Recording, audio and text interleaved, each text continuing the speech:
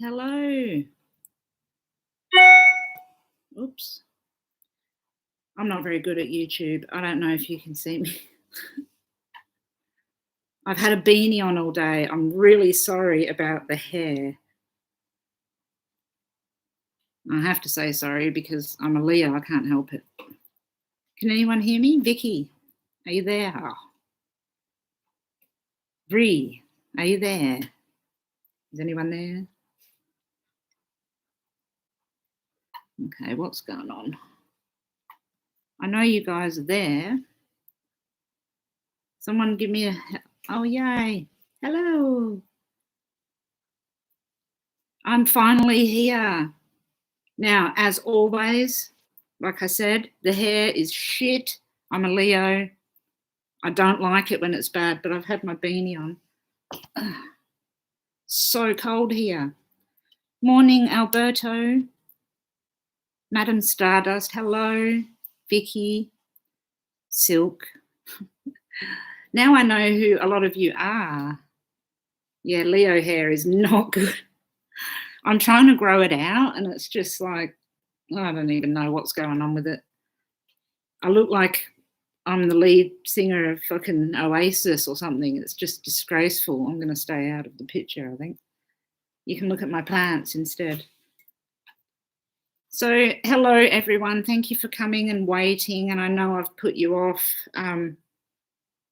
endlessly. I think it seems to be the thing I bloody do best is tell people to please wait and I'll come a different time. But I don't know about you guys, but it has been a full-on few weeks. I don't usually feel anything from an eclipse, but I tell you what, that eclipse that we had was absolutely shocking. Crypto Zoo, oh, thank you. I love crypto. That's my thing. I'm very Uranian and I do really enjoy crypto. So I've got my coffee. Can you hear me okay? I know Mercury and Saturn went retrograde on the 24th or 25th, I think, as well. Man, it's made me feel like shit. I'll just say it straight out. I feel bloody shocking. I'm finding it really... Oh, good, you can hear me. I'm finding it hard to read charts. I've been struggling. This is really weird. I've been reading charts for what? 30 over 30 years. Shit, I'm old. Hi, Daffodil. Thank you for joining. Hi, Scout. Yay. Hello. Good evening. Huge hugs from New York. I love New York. Oh, man, I've got to go there one day. I feel like I belong in New York. I belong there. Anyway, so I've been doing charts and notes and everything. And half the time I'm just sitting here like, what the fuck's going on? I can't figure it out. Everyone's struggling. It hit your daughter hard and your son, but you feel better. Crypto Zoo, are you a Gemini by any chance, or do you have a lot of Gemini in your chart? I've found that people with heavy Gemini and heavy Virgo, or I say heavy because there's a couple of planets usually in there, but if you're a Gemini or a Virgo, it seems you can have the moon there or the sun or rising. Leo, do you know, we have a shit ton of Leos in this group. That's interesting. I've been struggling. I'm a Leo. Gemini and Mercury seem to get this buzz and they're like, or getting a headache. Flower Child, hello. Gemini. I think the eclipse gave a bit of a boost to some people and other people it just hit like a bloody ton of bricks. It's shocking. It hit my hair like a fucking ton of bricks, that's for sure. Look at it, it's terrible. No, it wasn't your chart. I did have a good look at your charts. It's good fun to look at, but not good fun to look at. You're like, What do you mean, good fun? I really enjoyed looking at everyone's charts, and I'm going to get into it. I absolutely will talk about all of these charts and answer any questions. The eclipse was, hi Danny, Aries with Gemini ascendant. So you might have got a bit of a kick out of the eclipse. It was on. I'm putting this on. I can't deal with it. Now I look like a thug. Okay. When was it? What day is it? The 29th. Oh shit, I don't know. It was a couple of nights ago. The moon was massive. There was a giant ring around it. It was like, whoa, it was spectacular to look at. Shit to feel.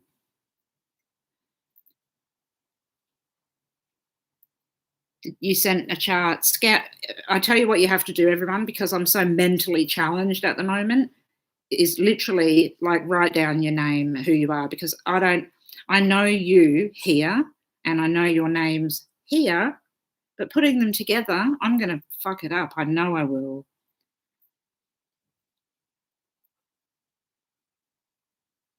I have a tendency to crack people up. I don't know whether it's the accent.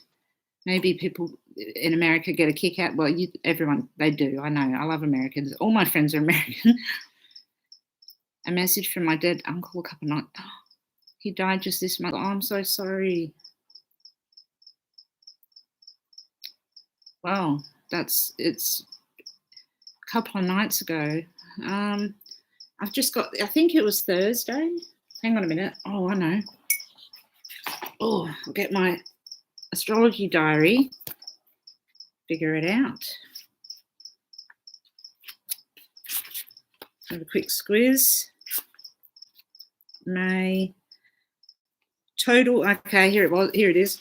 Wednesday the 26th, we had a total lunar eclipse and supermoon in Sagittarius. So the reason I didn't even know it was in Sagittarius, I didn't want to look. I was like, I'm not fucking looking at the charts and what's going on. I don't even want to know because I just want to lay down and go to sleep. My illnesses have flared up and my back's killing me, and I don't know whether everyone else feels like that. It's just crappy. What does it say in here? Be prepared to consider an adventure in a new light. What, life? That's a fucking adventure at the moment, isn't it? You may be ready to leave past circumstances behind. Like an oath. But you must be clear about your options. You know, what would be really nice sometimes if astrology just straight out gave you the answer, not gave you a riddle that you have to work out first. But anyway, let me read. Yeah, Silk, please tell us. I'm going to get my glass. I can't see shit. Hang on. Sorry, you're looking at a drain pipe. I'm like the worst ever YouTuber. It's not my thing. Well, it is my thing. I love talking to everyone, but no.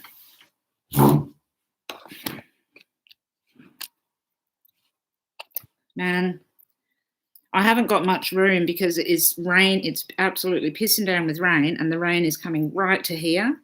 So I apologise that you're looking at a drain pipe. I can't help it. We'll have to keep that there. All right, let me read. Moon in Saggy, on the road again. Oh, man, my moon's in Saggy. I wish so much I was on the road.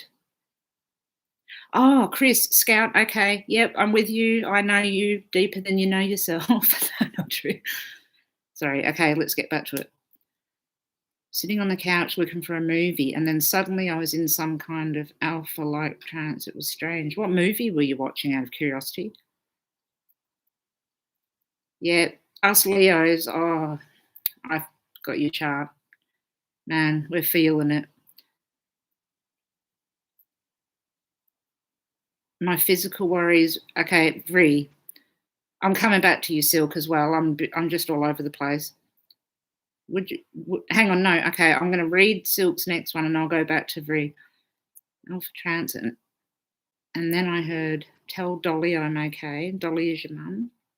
He's been taking his death this month very hard. I'm so sorry that you and your mum lost him. Death is the worst. I mean, it's actually not, death is the release and it's the best, but here on earth, it's not nice. You didn't tell her at first because you thought maybe, no, you don't, we don't imagine things like that.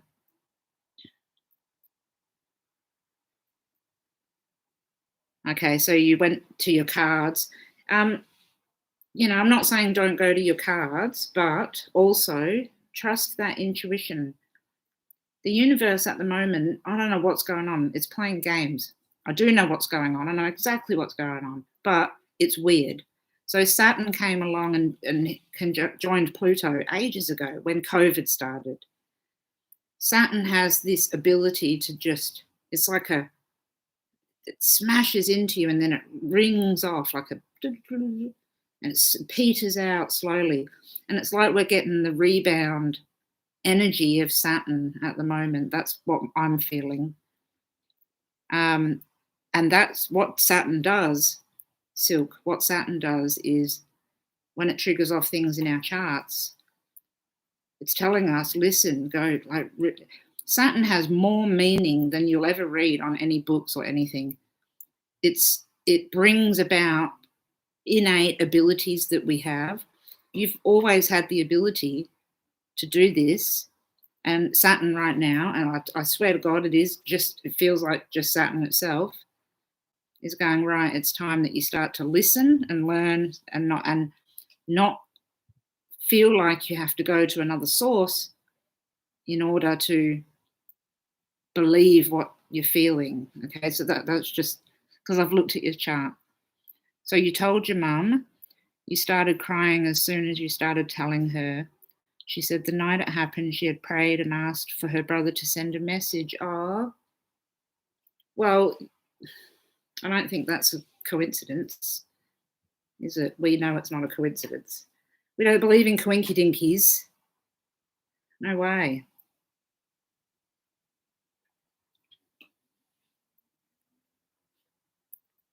I think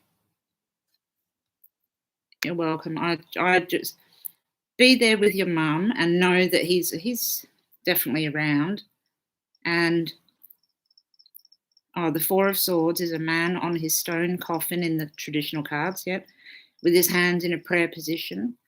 And in your modern deck, it was a woman in a meditative trance with the sun coming in around her head. Whoa, I love your deck. That's the one I've seen it, haven't I? I'm sure I've seen it. Well, you don't need your deck to tell you that he's there because you know it deep in here and he will come and talk to you. Look, I have not visions, nothing like that. How do you explain it? I have feelings that come in suddenly like that as well. And I've questioned them for years. And then I realized that, there's got to be something in an ability to be able to read the stars. So something may come through. For me, personally, I know a lot of people can just intuitively understand everything. And all the messages from every universe comes to them. But for me, I just get the odd one and I've really got to listen to it hard. So I recommend, trusting that is actually happening and it's not just something in your imagination. I mean, you would imagine different things, that to come in and you to feel like you're in a trance state. There's a reason for that. And that's the message that you got. So, okay, let me go up a little. That's right. Death is so sad for the living. Would your physical worries, Vree, I'm just reading yours, prelude you from looking at a chart for the forum? No, I'm still going to, I'm going to read and I can read still. And when I get going, it all comes out. It's just the initial getting it out. It's like, what am I looking at? And my overall health is just stuffed, Vree, so don't worry about that. I have days where I can't get out of bed, but then I have to work as well. I've got to push myself, and I found with us Leos, we have to push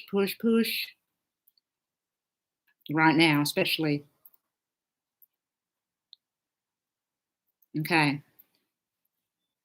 Will the group have some time to go over a last seen timed chart? Definitely. The only problem is that I can't. Oh, I can get it on my phone. Yes, I'll do that. Okay, let me read back up a little bit.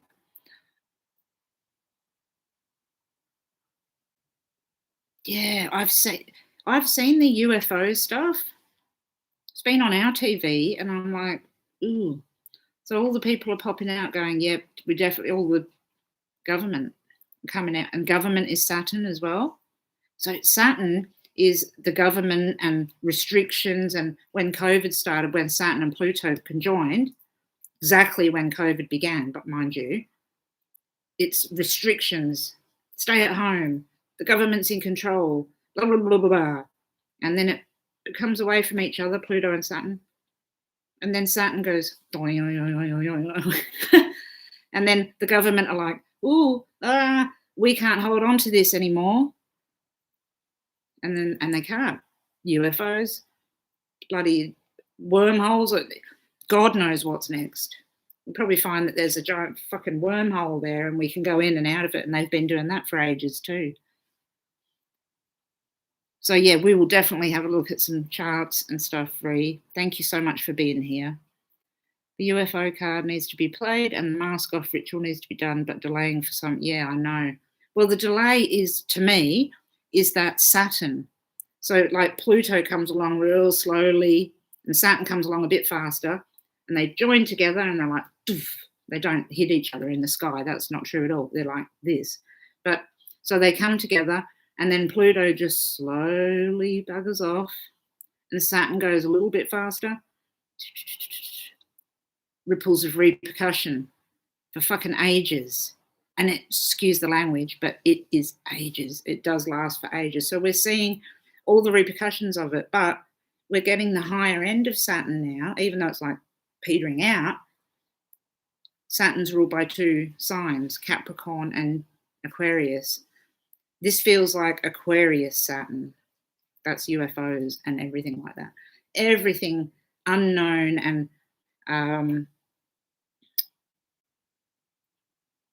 completely different to what we know is going on. Silk, you're welcome. And for everyone loves each other. And I never get horrible people on my channel or anything. It's just lovely. It's a lovely group. Okay, Bree, let's see. A gentleman who was found in a wooded. Okay, what I'll do, I'm going to go back and read that. Okay, Bree, you can keep writing by all means, because I can just scroll back and have a look. But I don't want to get sidetracked right this second with another map. But hang on. I found the area he was located in by authorities, and it's a Saturn area on scribble maps. Bloody hell. Of course it is. My girlfriend's daughter ran away, and I did a map, and the Saturn line was ruling, and she was exactly there. She went to the house and then went to a park and completely stayed on the line. It's just insane. Now I want to have a look at the map and the chart, but okay, Bree, keep going, please. I'm going to read it in a minute, but I just wanted to talk a little bit. What did I want to talk about? Okay, I've written on here, and this is pretty much, that's all right, Bree. Of course, we'll definitely look at it. 100% will veer back around. I just want to cover a couple of the things that I had here, and I've written down, like, discuss the way we feel at the moment because of this isolation and COVID. Fucking COVID. I am sick of it. But there's this absolute split in how people feel, from feeling desperate and mentally unwell to having this really big feeling of hope and change. It's so Saturnian. It's that thing. It's ruled by two. It's Capricorn, which is this sort of desperation, unraveling of what's going on mentally, it feels like. And then Aquarius rule type thing, where it's like hope for the future. So we've got some hope that things are changing and we're learning more about things, i.e. the UFOs and whatnot. But what's happening is we're in this like time pause, and it's weird, to say the least. So a lot of people are going through really bad times, and then a lot of other people are like, this is actually pretty cool. I don't have to go and talk to that person. I can get whatever I want online. It's allowing certain things to happen that's not too bad. Susan H. Hello. Thank you for being here. The isolation for some is just overwhelming, and for some it's okay. Oh my goodness, your father passed from COVID. I'm so sorry, Susan. I'm just going to use your YouTube names, and I know that I'm probably not, I think Suzanne, I think that actually is it Suzanne or Susan? Anyway, look, I'm never going to get it all right, but I am so sorry that your father passed away from COVID. Can I ask a question, if you don't mind? Did he die of COVID, or did he die of a COVID-related illness? Suzanne. Ah, Suzanne. Yes. I thought it was Suzanne. You have all of his duties. That's very Saturnian, isn't it? It's so Saturn again. When my dad died a couple of years ago, I'm going to show you the charts for that one day. If you haven't seen them, they're just crazy. When my dad died, his transiting chart and progress chart looked exactly like my mother's natal chart, and then it reflected what was going on with my IC and my MC. And he passed away over where I lived in Queensland, not at home in Perth where he was supposed to. And oh my goodness, it was the hardest thing ever. And that is the reason why I'm here, is to help my mum. So I have also been going through Saturnian duties, and I have to say, Suzanne, now I'm not saying bad things with my words, but sometimes it might be a little bit scary, but this can last a little while, and you're probably prepared for that, but just maybe be really prepared for the fact that this could go on for a little bit. It changes us when something happens like this, and we lose our parent and we have to step up and take over and whatnot. It changes you, and it changes the direction of our life. So I'm really with you, Suzanne. I know exactly how you feel. Not from COVID, but my dad passed away from cancer. It's not nice at all. It's horrible. And Saturn is responsible. It's always fucking responsible for everything. It sucks. He had pneumonia complicated by COVID, but contacted COVID the second time in hospital. Oh.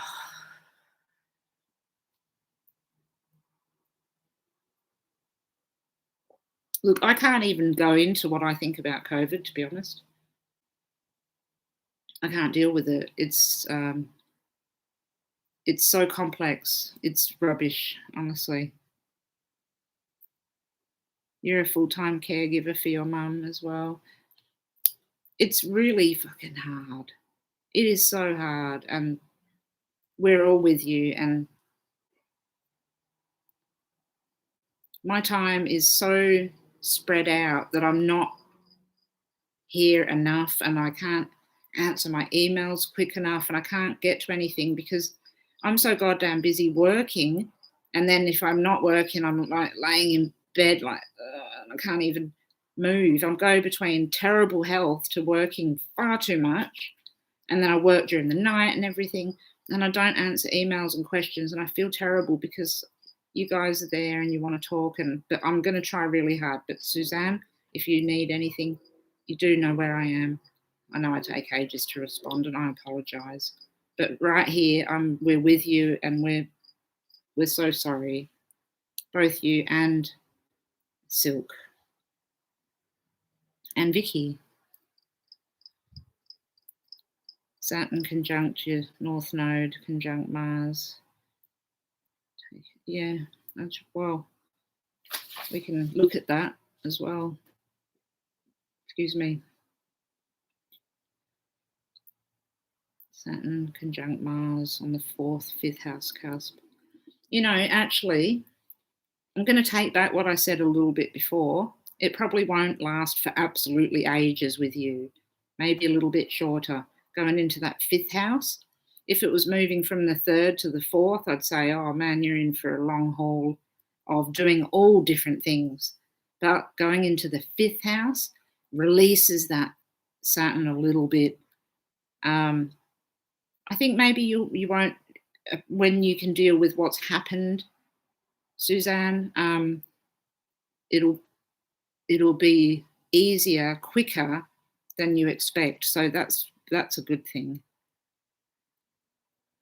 Hi, Emily. Good morning.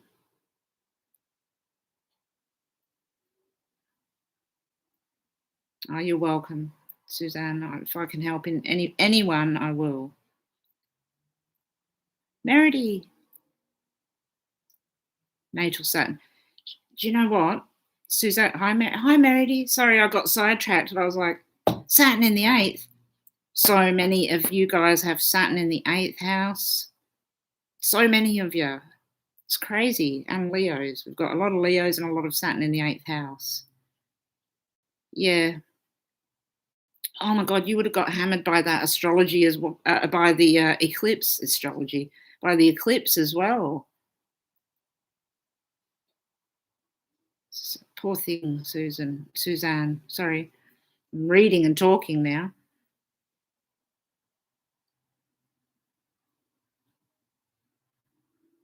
Okay, you're talking to each other. That's good. All right. Meredy, hi. Thank you for popping in. I was thinking about you yesterday for so long. And I was thinking, oh, I have to talk to Meredy because I think, Meredy, tell me, has something happened? Just something real little? If you're there, Meredy, everyone, Meredy McFalls, if you can see her, she's typed up there. She's my lovely friend. Please have a look around at. No, that sounded way too enthusiastic. Sorry, Meredy, I apologise. Oh, you're going to send me a message? I bloody knew you would. I knew you would. Yep, I thought something had happened. Fuck, I knew it. I was sitting there yesterday, I'm like, the McFalls. If you haven't seen the McFalls case, it's not a case. This is Meredy, and she's a person. It's not a case. It is a crime. Someone murdered Meredy's husband's parents, Jerry and Susan McFalls. Sorry, I always do that. Sorry, Mayor. Have a look. Have a look at the YouTubes and that. Spread it around the YouTube true crime community. Get it out there so we can get that into the light. But as I thought yesterday, I felt like something had happened, and perhaps it has. Meredy has said that she's going to message me, so we won't talk about it too much. You need my magic hands. Ooh, get my magic hands with my magic pen that I can't write shit with.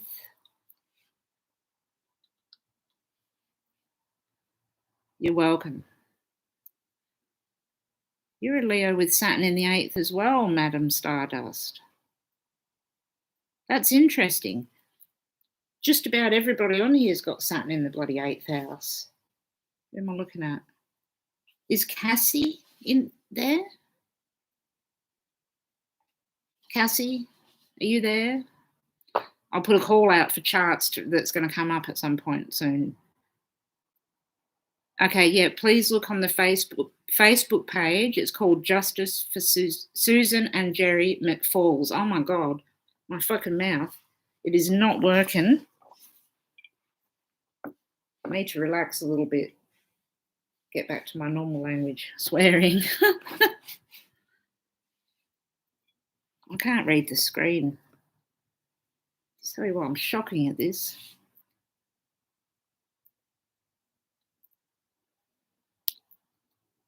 Yeah, it is an astrologer placement. You're right. Saturn in the 8th. Mine's in the 9th house, which also bodes well for astrology, apparently. So, yes, if you haven't joined it and you're on Facebook, please go to the Justice for Susan and Jerry McFalls page and like it and follow it. And there's some videos, and I haven't really made my stuff public. I just work with Meredy. Sometimes I just work with the family, and sometimes it's just best not to put things on YouTube, I think. Oh, Mer, thank you so much. Oh, you're like the sweetest person ever. If you're not friends with Meredy, you should be friends with Meredy. Do you like my mug? No, you can post whatever you like, Scout. That's all right. I didn't even see a link. But you're welcome. Post whatever. I'm not like those people that are like, don't put your link on. I'm going to get all my mods to kick you out. Go for it. Meredy, thank you so much. I just love you. You know that. And I'll look at your message and, oh, shit. Sorry. I've got myoclonic jerks. Sometimes I'm like, it's ridiculous. Crypto Zoo, you need your chart looked at. You don't know what house you're in. Me either. Hardly ever. How can we do, hang on. Have you got a real name? Did you give me your chart? You'll be able to find Vicky. She's really good. She'll give you her email probably. 9th house of divination, yes. I've got a lot in my, I have a stellium of planets in Cancer in my 9th house.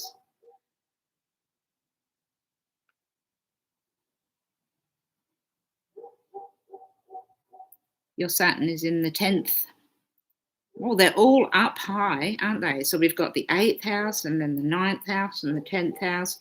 Very elevated, which is nice. You're not an oddball. Just means that you know what you're heading towards in life. Well, you will at some point. You might go, what? No, I don't. But you will at some point. At some point. I could tell you if I had your chart in front of me. But I need to know whose names are who, because maybe I do have your chart. So hang on, is Cassie there? Cassie. KNJ, Fruit Loop. Did she say that she was there? No.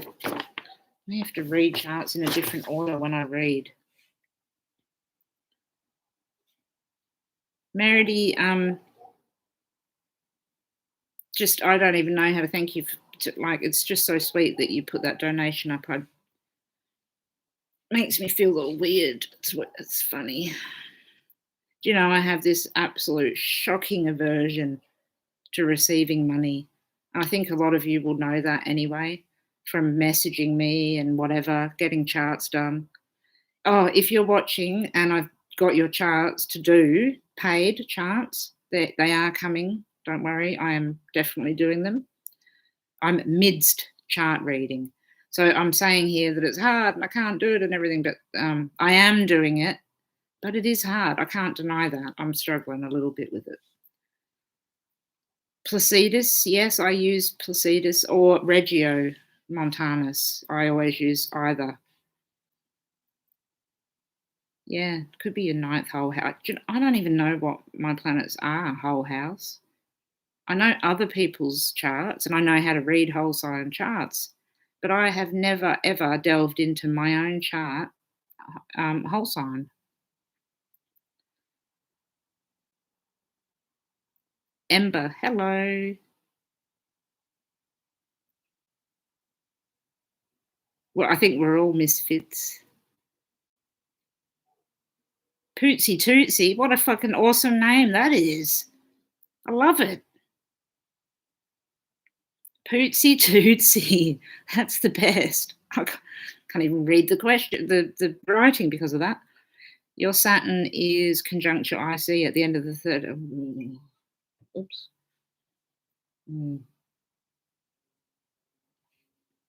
You must have a bloody hard time sometimes with things. I have I've had Saturn hit my IC, which pushed me literally out of my house in Queensland over to here. Yeah, it's not a fantastic aspect. I can't lie, but I'll tell you what, it's fucking life changing. There's something about it. It's really important that you have that aspect. Actually, it's really karmic, and I hate that word. Always say that I hate it, but I really do. It's a shocking word. But the general consensus of what karma means to me represents is Saturn. So when it hits the IC or is on the IC, there's something really important that has to be done, and you can't stop it. It's like a freight train. So life would just, I imagine your life would just unfold itself like boom, boom, boom. I can picture it. Okay, let's start to get a little bit more now that we're talking. I was going to talk about some cases, but we can talk about that later. I'm going to have a cigarette. Please join me if you smoke. If you don't, I know it gives you cancer and all the rest of it, but, you know, fucking Saturn's just taking me out. I have to smoke. Okay, is this off topic, or could you talk about Mars in Cancer, since it is right now and you've had this and always have had terrible housing? Okay, let's talk about that. My Mars is in Virgo. Just have to go to mine because I'm a Leo, and that's what you do when you're a Leo. It's like immediately, so where's mine in comparison to that? Where is Mars in your chart? Pristerius. I'll never learn it again the way that I did last time. But whereabouts is it? Tracy? Yes. Vicky? Smoke time. Yay. Scout? Yep. Siggy. But you can't go past a bloody cigarette and a cup of coffee. You just can't. Unless I've had a glass of wine and a joint in my hand. That's the only thing that possibly surpasses a coffee and a cigarette.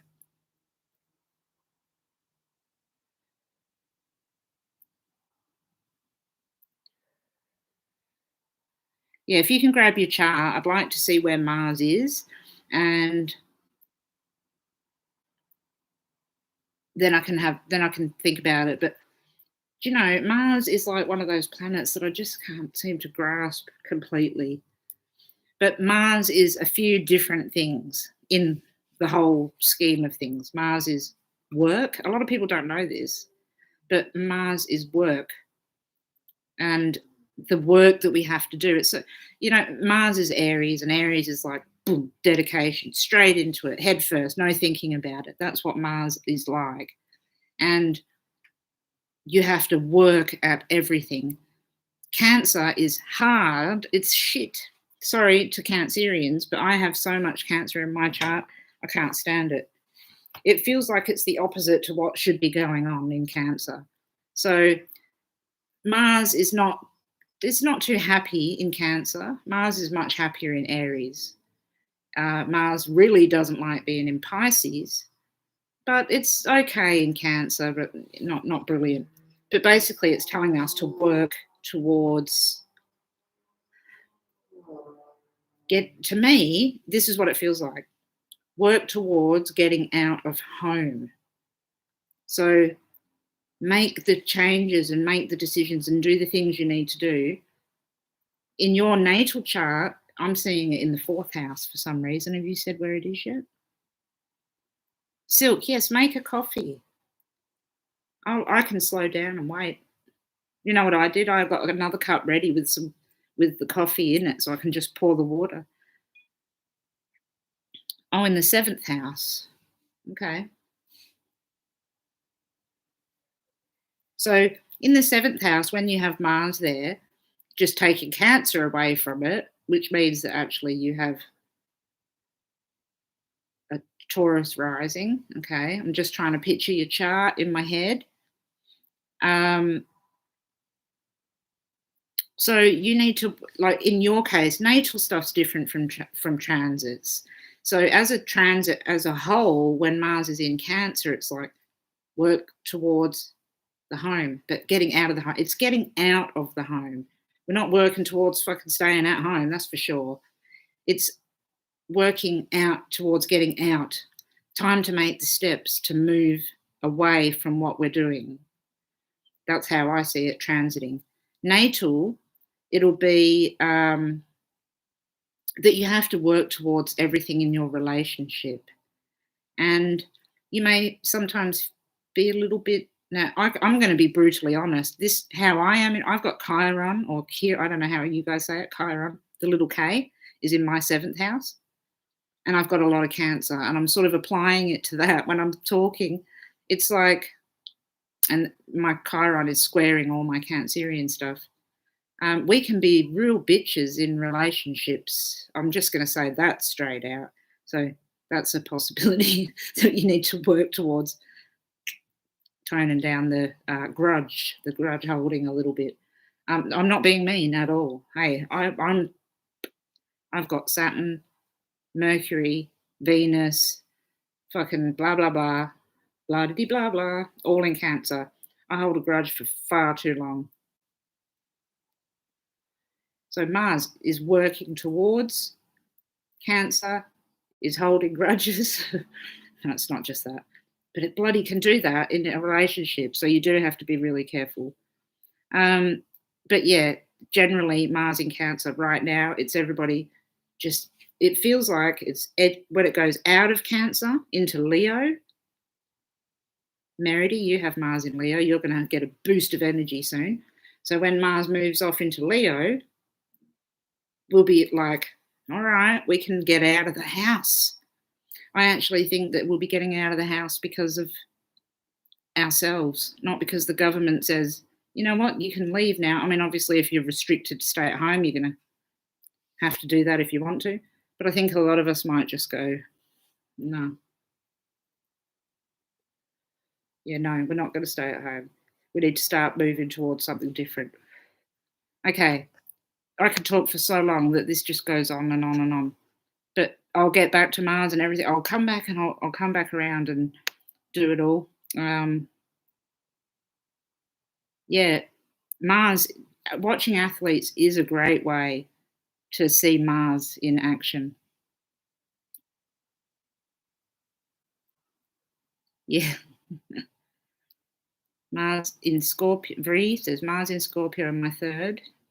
Dignified, happily, and makes my 8th and 9th glimmer with power, bam, zoom, and it's a riot at times, I bet. Yes, you're fun, I can see that. Oh, Meredith, thank you for saying that. I do work for free. I pretty much do most things for free unless it's a paid chart. And then I have a fear of being paid, and combined with my health and my work and everything, I'm shocking, absolutely shocking. Donations for me are probably the only way that I can deal with life, I think. Thank you, Meredy. I really appreciate that. And everyone who's just joined, if you haven't joined the Facebook page, Justice for Jerry and Susan McFalls, please do so. Meredy's in the chat right now, and she's the daughter-in-law of Jerry and Susan. So please go to that page if you haven't already.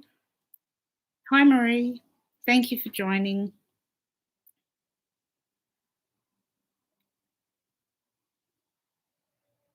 Uranus is in your 11th. Oh, no wonder you enjoy groups.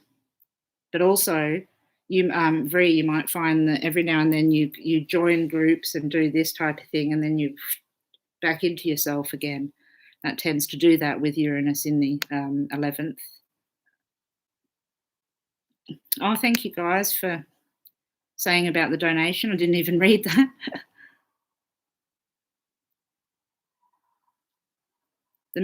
What is the question for the McFalls? Well, it's just who murdered them, basically. They were both murdered, and it was so long ago, and we have no answers. Oh, I saw Ginger in there, did I? Ginger, hello. Thank you so much for joining. I had about 3 puffs of my cigarette again. I know, I need another myself. No, we don't want 2 of me. Fucking hell, believe me. You do not want 2 of me. I think the whole world would implode. No, it wouldn't. I'm only joking. That was a Leo joke. That's not smoke. That's air. It's so cold here. It's ridiculous. Could it be that the US is a cancer country? I've never had a problem in Amsterdam for 5 years, and that city is born in Cancer as well. There's a vast difference between Amsterdam and bloody America, isn't there? I've looked at a lot of national charts, and I look at America's all the time because I'm waiting for the Pluto return. Yeah, I think the USA has that chart is something that you need to look. It almost rules the entire world. I think the effect of the Pluto return that you're going to have in 2022, we're all going to feel it. So it's really oops, I couldn't put that on then. Hang on. Oh, okay, all right, retracted this, all right. Yeah, USA version. I can try to put on my accent, y'all. Oh no, I've got a headache too, Joe. I have a shocking headache at the moment. I've had one ever since the eclipse, and I don't even feel eclipses usually. I don't know what the hell happened with this one. 3.5 years ago it was when the McFalls were murdered. Fucking hell, that is way too long. You just woke up and you're in Southern California. Let me think about that. So you slept till lunchtime, you lucky bugger. I'm trying to show this. Facebook. There we go. Now it lets me. It didn't want to show it before. So, okay. Let's get into some stuff.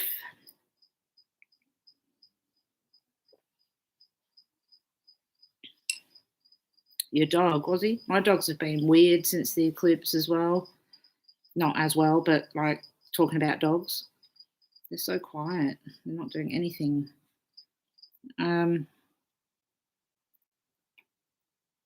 Just going to read up a little bit, make sure I haven't missed anything. I don't want to miss people. An assistant with Jupiter in my second. Oh, that's a bloody good idea. Do you know, I don't know if I could get an assistant. I don't think I would. I don't know if I would trust anybody enough to read or do what to do it the way I do, which is terrible. That's something that I need to learn to let go of. And as we move into that, what do we let go of thing? Vicky, are you there, my darling? Oh, thank you, Vree. It's horrible. I don't know if anyone's ever had myoclonic jerks, but it's just something that happens deep within my neck, and I'm like, jump forward. It's horrible. It's like an electric shock. I have Uranus on the ascendant. This is exactly what that feels like. It's like I get an electric shock all the time, and my entire body goes, and not in a good way, not in a dancing way. Vicky, what do you pursue and what do you let go? I should try reflexology. You know, I haven't had anything done to me for a long, long time, and my body feels stiff and tight. Anyway,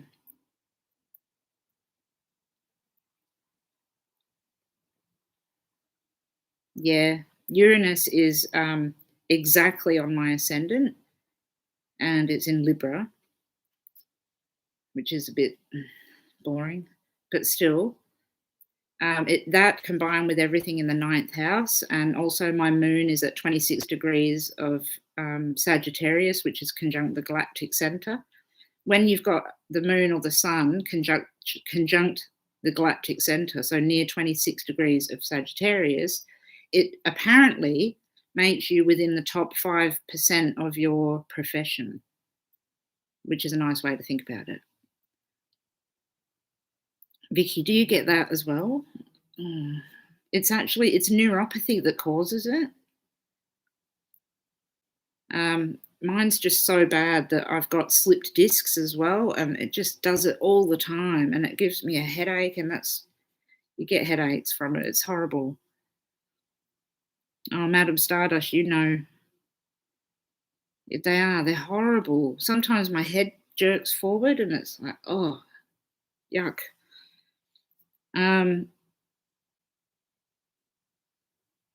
August 18th. Oh no, you're definitely a Leo. There'd be no cusp situation there at all. You will be a Leo, no doubt. Oh, you've got neuropathy. Oh, because of diabetes. Okay. Oh, that's interesting because I'm looking at your chart. So, everyone, I'm having a look at Vicky's chart. Do you mind, Vicky, that I talk about it like that? Michi de Queen, hello. That's who I wanted to say hello to. You've been watching my videos. I appreciate it so much. Thank you. Thank you very much for saying that about my astrology. It is pretty cool going through the videos, especially when the crimes come back around and we go, oh, I've seen that. It surprises me sometimes. And with the cases that are going on at the moment, it's all coming out. Okay, Vicky, you don't mind. You're an open book. All right. So you have Cancer. Do you know your placements, like basically that you're a Cancer rising? And that you're a Leo sun, we know that, and that your moon is in Pisces in the 9th house? I'll pose those questions so I don't go over things that are just, I wanted to say that, if you don't know the big three, as people say it, it's Pisces, Cancer, and Leo, which I'm sure you probably know. You do. Okay, cool. So that Cancer rising, first of all, shows us that your moon is ruling you, okay? The moon is the ruler of your chart.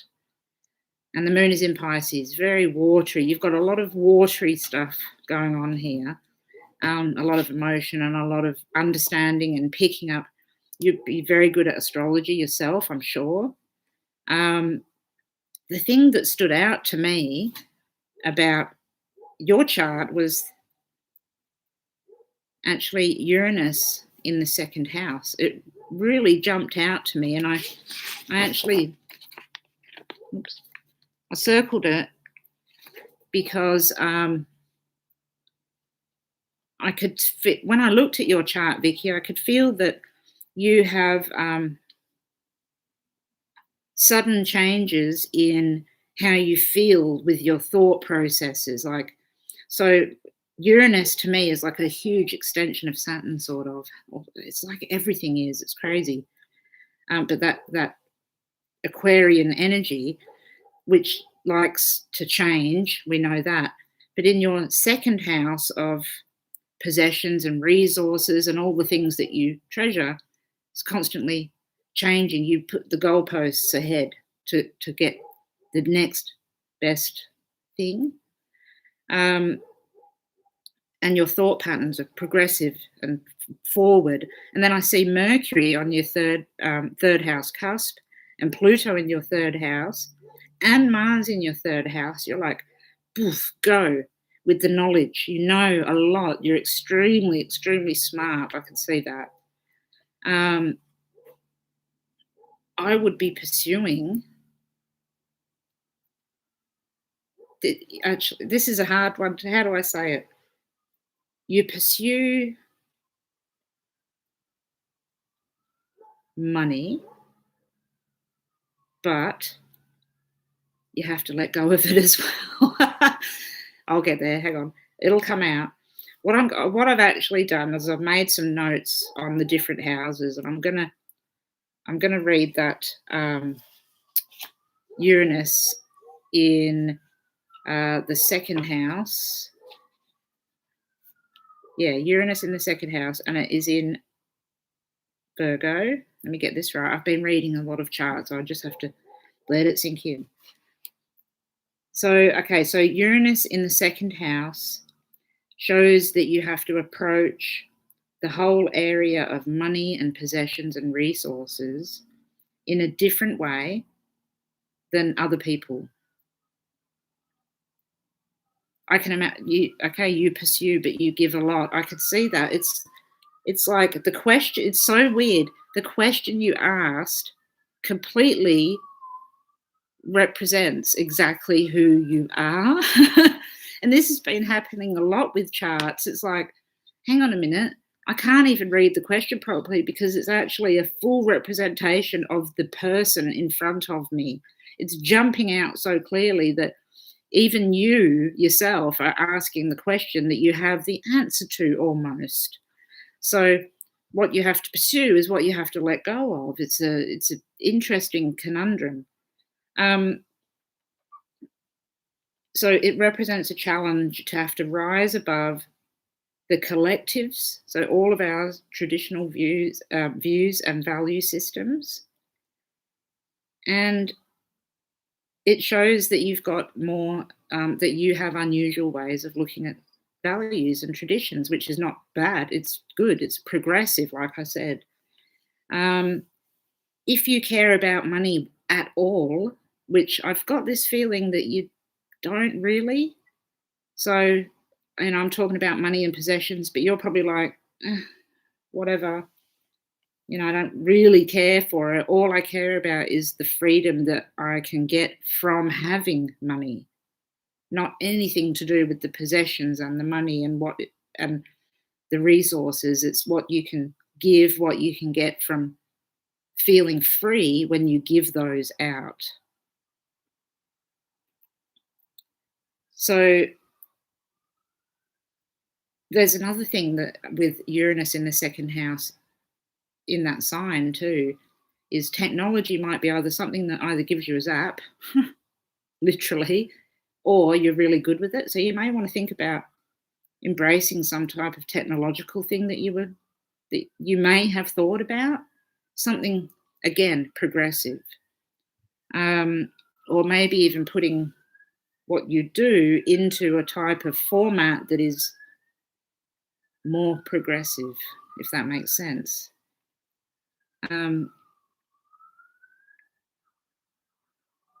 Yeah, money is for other people. Okay.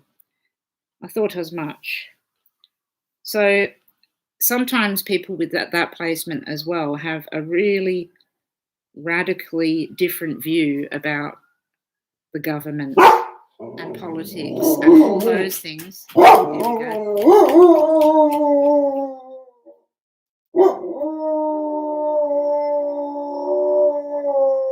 Smudge.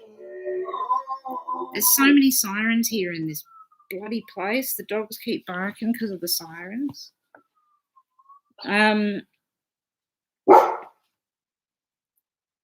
Yeah, like it's like you would have a different idea of how to do things. This COVID thing must be driving you insane, Vicky, because in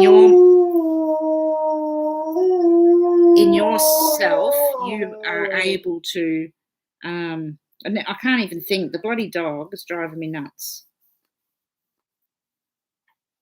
You can understand things on a different level, like distribution of wealth, distribution of anything is something that you can see easily. So being trapped and isolated probably actually doesn't bother you that much. No, maybe it would. It bothers you, but because you can see an outcome, I think, I'm sure you know what I mean. You can see an outcome. Others' opinions. That's an interesting one because I actually think that I wrote that down.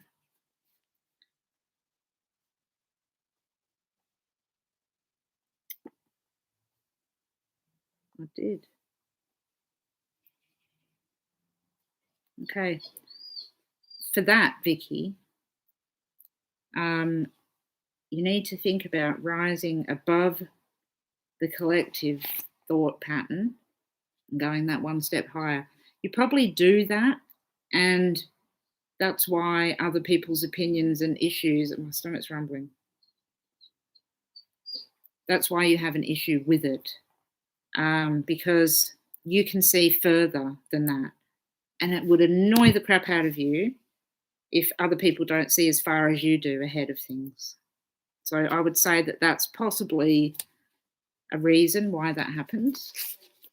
Hi, Lady Rainstar. Hello, thank you for coming, and you're welcome. I just wish that I could have done the live last week, but I couldn't. But anyway, here I am. And thank you for everyone who was talking about chronic illness because, it's bad. It's raining so much, and Smudge is just sitting on the middle of the lawn like a bloody idiot.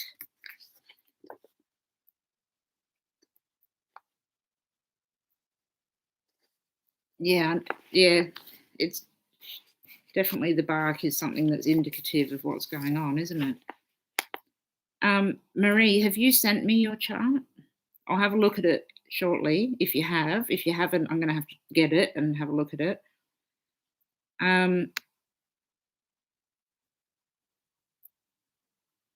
Yeah, the government would bother you. I could see that. Look, this government, everything that's going on at the moment, and that we're under the thumb, and you persons with these planets in the second house, and there's more than one. Everyone's got a whole bunch of second house activity going on. Our value, my stomach's going off.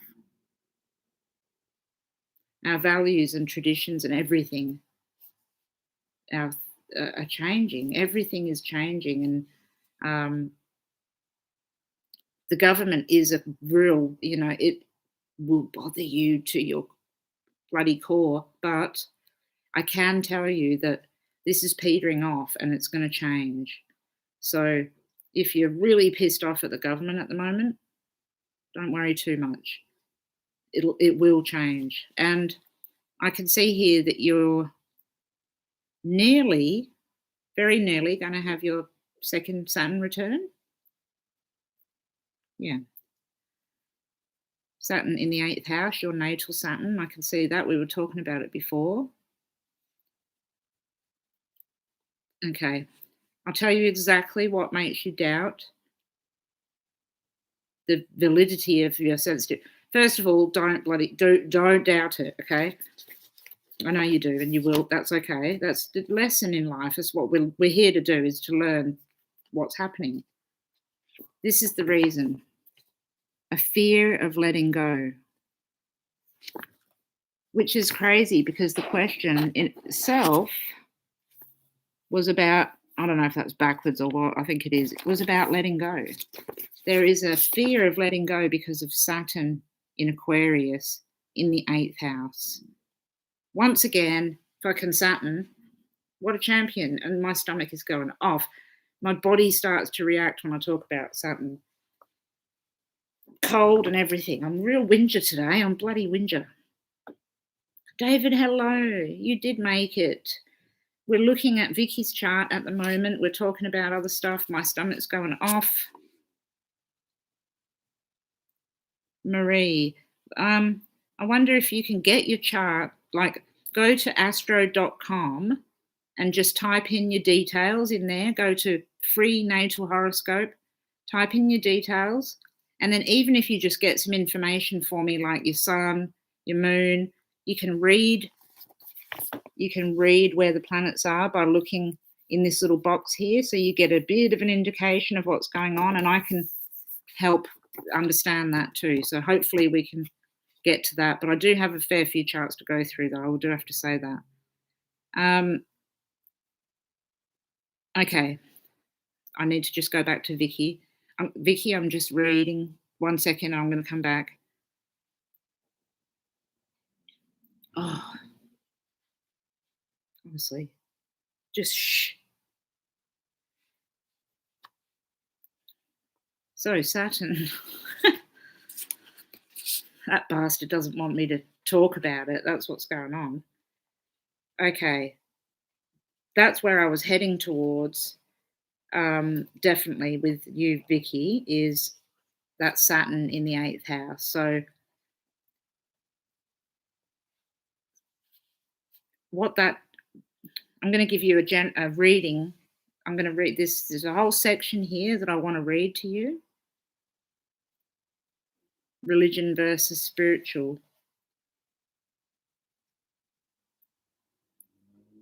Let's read this and see what this says. So Vicky, this is, well, everybody, this is Saturn in the 8th house, but Vicky, especially right now, the fear of letting go is especially strong when Saturn is in Aquarius. So Saturn in the 8th house gives apprehensions and difficulties in the area of joint resources. Two things. Hi, Erica T. Wish I worked at a vape shop. That'd be more fun than my job. So that's this, there's a split there. And Saturn it's always two things. Capricorn, Smudge is telling me that that's the truth. Capricorn, Aquarius. 1, 2. Is it religious? Is it spiritual? Now, the reason why you're saying that as well is that moon, the ruler of your chart, my stomach won't stop and she won't stop. Obviously, this is an important thing that I'm discussing, but seriously, it actually is. So please shut up, Smudge. I hope you guys talking is cool and you don't need me because I'm trying to keep up, but I really want to read. I really want to read Vicky. So we need to. Okay, not me myself. I think the focal point for your chart, Vicky, is that moon. The moon in Pisces in the 9th house. That's going to give you a really good indication of what's going to happen with you. Now, you're going to have the biggest transit of your life soon. Transiting Neptune is at 22 degrees of Pisces, and your moon is at 23 degrees of Pisces. So within the year, Vicky, Neptune's going to come along. I'm sure you probably know the date. It's going to come along and hit your moon natally. So Neptune will hit your moon in the 9th house. That will absolutely show you one way or the other. It's both, Dal.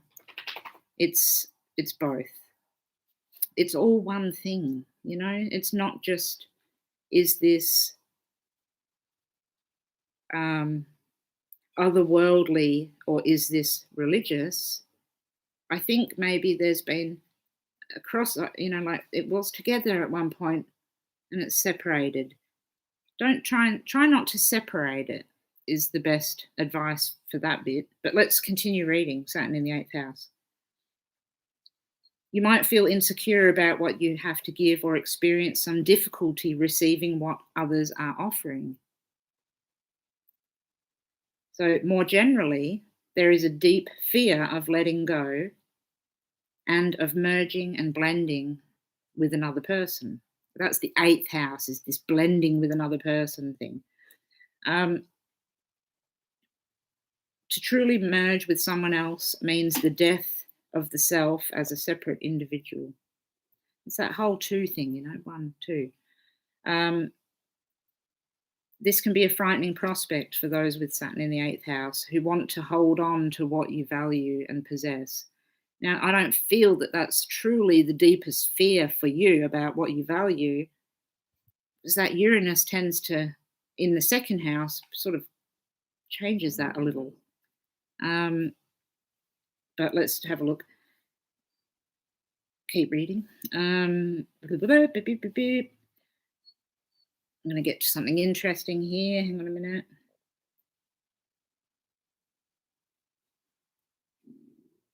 Oh, my stomach is going off. This is talking. I've talked about relationships in here, and I don't know why. Vicky, would that be pertinent to you? Do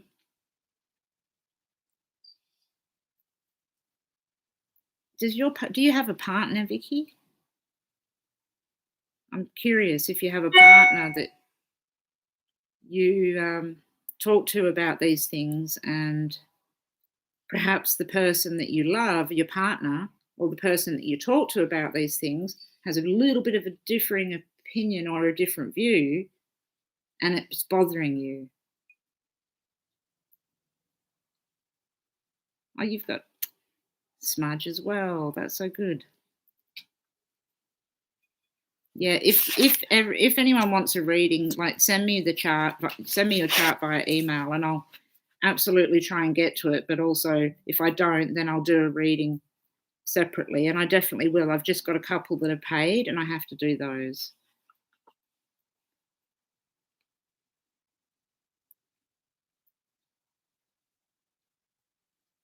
Read, yeah.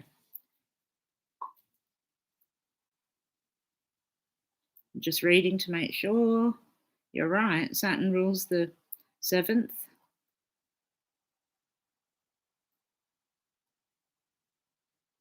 Transiting the 7th, yes. It's really good that everybody else has got their thoughts as well. Okay. So you live with mum now and you look after mum full time. So that moon is so pertinent. Have you been looking after mum for a little while now? I've got a feeling that perhaps next year things may change a little bit. I feel like you can't pursue and let go of what you need to while looking after mum. Now, that doesn't mean don't look after mum, for God's sake. No, not at all. 4 years. Okay, sorry, I read that. What am I thinking? You said 4 years. So you've lived with mum for more than 4 years. Michi, of course I'll read your chart. I'd love to. Okay, so that was probably a good thing, the relationship. I'm just going to be completely honest. There's no point lying. And no point sugarcoating it. It was probably the best thing you could have done was to leave. I get the impression with your chart here that though next year it'll be time to go and leave mum's, because that Neptune is going to join your moon, and then you will, this two-way thinking that you have, that you're not sure if you need to embrace the spirit and go that way or stick with what you're doing, is going to change and go into one, and you'll know exactly what's going on. You started helping with your dad back in 2007. That's a long time, my love. Let me have a look at that. I want to see why you've gone through that for so long.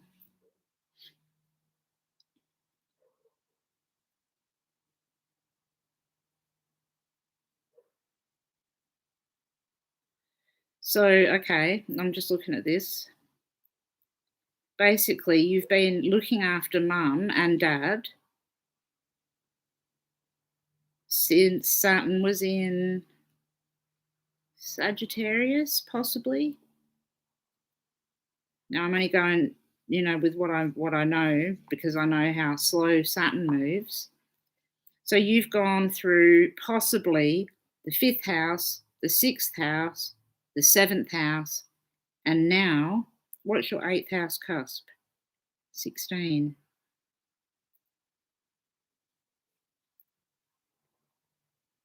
Okay. Transiting Saturn is on the cusp of your 8th house. It's 3 degrees away as well. So when Saturn reaches your when you have your Saturn return, actually before that, you're going to have a barrage of things happen, okay? I can see it now. It's coming back to me. My magic hands are working. Suzanne, I was just thinking about that, what her progressed Saturn is. I've only got the transiting Saturn, but her progressed would be, I'll come back to whatever I was saying. I'm sorry, but that caught my attention because I was thinking exactly that, the progressed Saturn.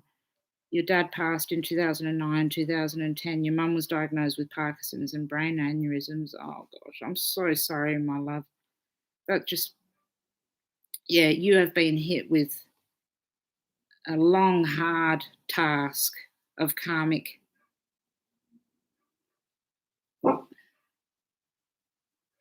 debt. And that's what it is.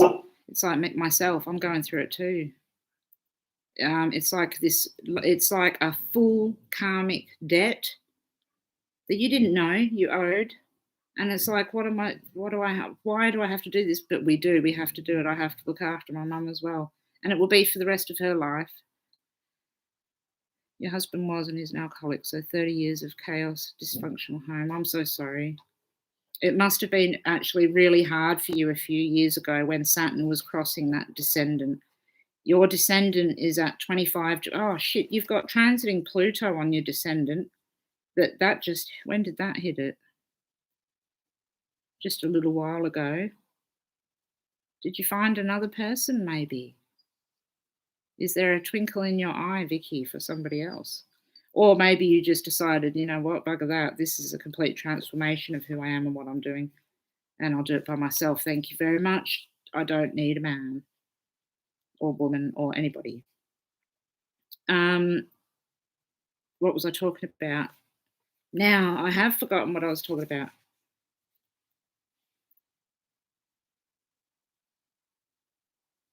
I lost it. I saw that Pluto and Saturn, and now my head's thumping as well.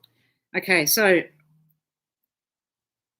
Saturn is going, okay, yep, it's going to hit your 8th house. You know this, I'm sure. Saturn will hit your 8th house. Your natal Saturn. This is ridiculous. It's the middle of the night. I'm not hungry. Your natal Saturn, and then you'll have a Saturn return, as you know. And roughly when Saturn returns, Neptune will hit that moon.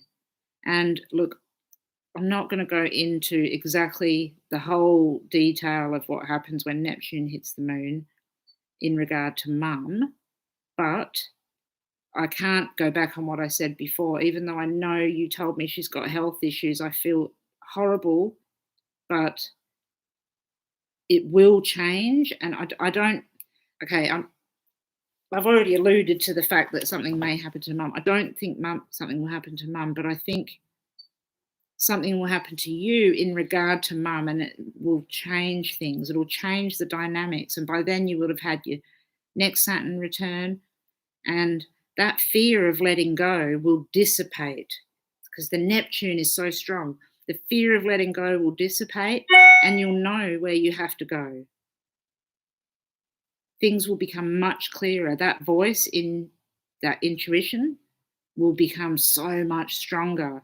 Like, hold on really tight because it will, in the stomach again, it'll hit you like a ton of bricks. You're trying to figure out now what's going on. Like, am I getting a message? Am I feeling this? There'll be no doubt soon. Time-wise, I give it before your Saturn return, when Saturn hits the 8th house, that fear of letting go will become a mover. It'll push you to do something else. So I'm going to read a little bit more about Saturn in the 8th house because I will look at where your progressed Saturn is as well. That's where I was. I'm going to go back to that. But for now, I'm going to look at Saturn just in the 8th house when you're born. Now, I know a lot of you have Saturn in the 8th house, so this will apply to other people as well. But this is just for Vicky at the moment. She has Saturn in Aquarius in her 8th house natally. So generally, there's a hesitation to probe beneath the surface of life, and yet this is what's needed for greater maturity and understanding. So, okay, she's progressing to the point where things will change. Okay, yep. We don't need to talk about that on here, because I think that you understand that something will happen. But time-wise, do you look at your transits? Vicky, do you look at your transits all the time? Do you know when Saturn is going to hit your 8th house cusp, and then your Saturn, and then when Neptune will hit your moon? If you don't, I can tell you those. Okay.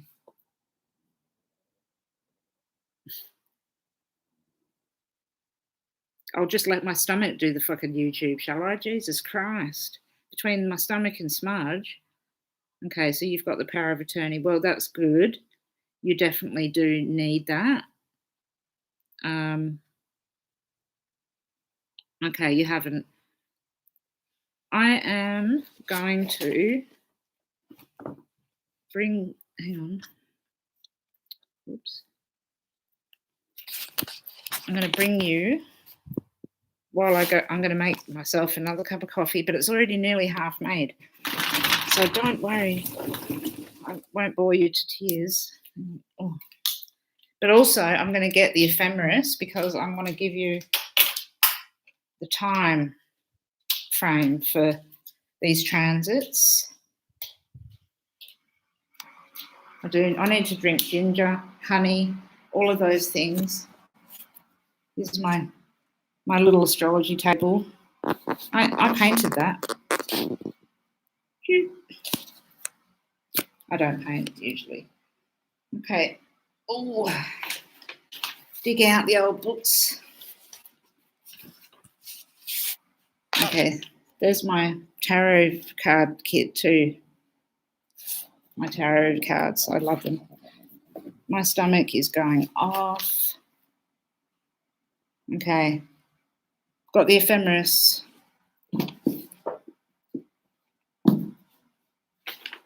Okay, we only need the little one.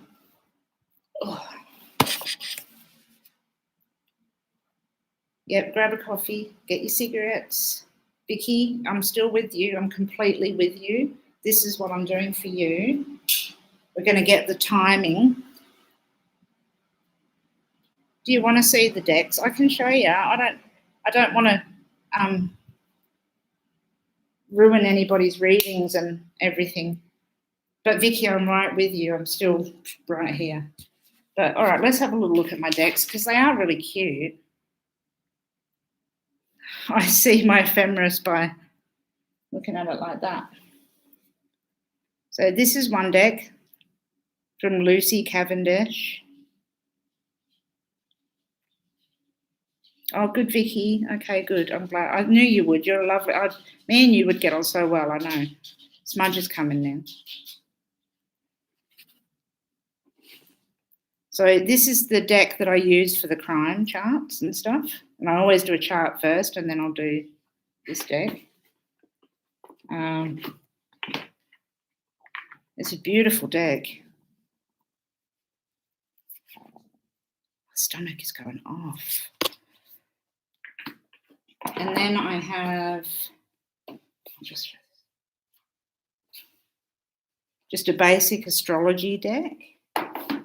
And then I have this beautiful astrological oracle. Now, I don't use them all that much, but there's my books, a couple of my books. I have about 1 million notebooks that say forensics on it. Or articles. Tons of those. So, yeah, they're my tarot decks. They're really lovely. Smudgy, come on, baby. Smudge just has to be a part of this. Yes, a shadow deck. You used Dark Mirror. Oh, I haven't seen that. Okay. Oops. The Ephemeris. My Ephemerises don't have a front cover for some reason. I don't know what the hell happened to them. Oops. And you're right, this is a lovely live. So this one starts in 2016 because I think I ripped it in half. If everyone doesn't have an ephemeris, I highly recommend getting it until the year 2050. Bear with me while I just grab some milk. I love using the deck for the crime stuff. It's good.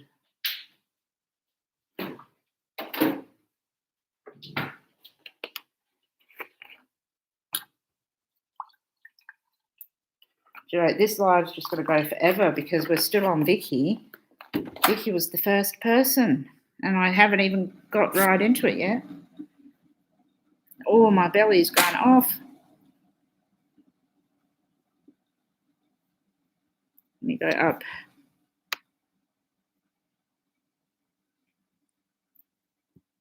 Okay, I haven't missed anything. All good. So, Vicky, what I'm thinking... No, you didn't miss much, Erica, honestly. You just missed me talking a bunch of shit, basically. Vicky, me and you need to have a chat about stuff because I reckon we would get on really, really well. Although I think I'd get on well with everybody in here because you're all so lovely. But Vicky especially, we've got a lot of things mirroring in our chart, and I have a lot to say to you, but I think, and I will keep going here, but I think that I'll be able to tell you a whole lot more if we were talking one-on-one. All right. So we need to connect better than Instagram because I don't go on Instagram ever. I know, we wouldn't stop talking. It would be a worry, wouldn't it? I thought that too. I thought I'd love to talk to Vicky, but you know what? We'll never fucking stop. We would just talk forever and ever and ever. But it's the same with everyone, really. You know, with us astrologers and me and you, I think we would both talk to everybody. Yeah, I know you've got questions. Thank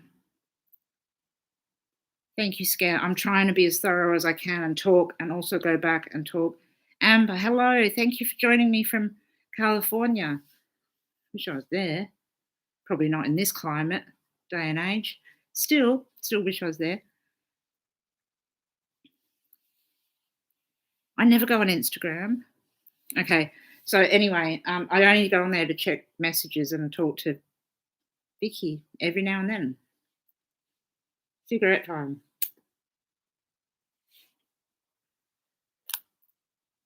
My planet smug.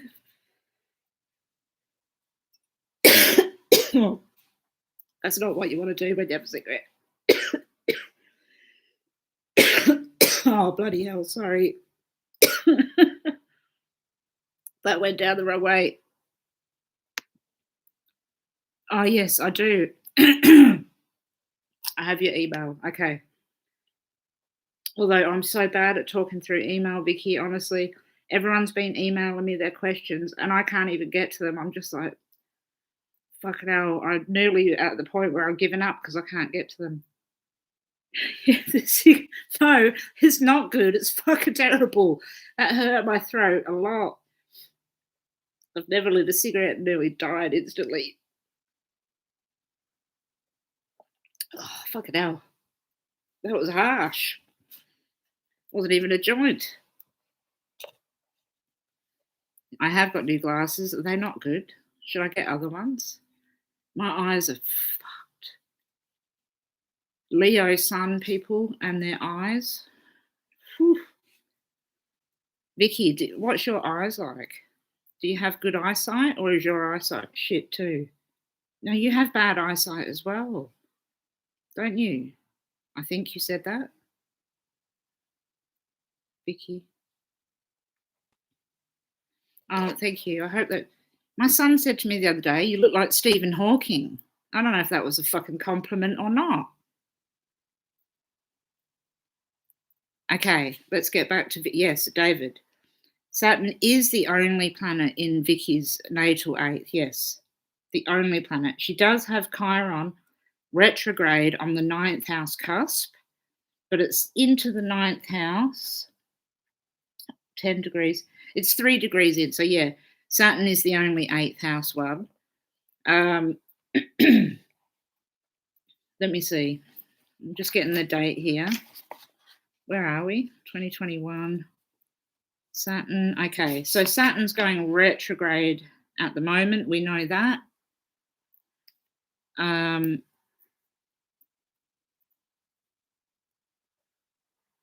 it's not a compliment, is it? Little son of a bitch he is. Retrograde all the way back to... Oh, fuck me. Sorry. Saturn goes retrograde. I haven't even looked at this. All the way... No, it's not a compliment, is it? That little bastard, I'm going to punch him in the face. He's a big bastard. He's like 6 foot tall. Telling me I look like Stephen Hawking. It's not my fault I'm all crunched over with glasses. So Saturn goes all the way back to 6 degrees of Aquarius before it moves forward. Motherfucker. Oh. That calls for a sip of the coffee and a drag of the cigarette. Oh, my Lord. But I just realised because of that fucking Saturn's going to do a bunch of my things and then go across my ascendant. No, not my ascendant. What am I talking about? It'll square my ascendant. Anyway, whatever. I'll deal with that later. So then it goes forward and we're looking for 13 degrees. So Vicky's 9th house cusp, 8th house cusp. Oh, no, what am I talking about? It's 16. 16 Aquarius, and Saturn is now at 13 of Aquarius. So we move forward. It hits 16. So it hits your 8th house cusp, transiting Saturn on, I've got to get it exact,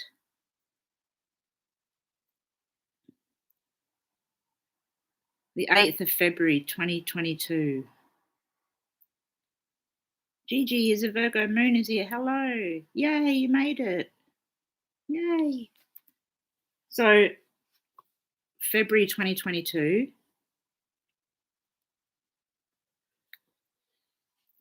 Now,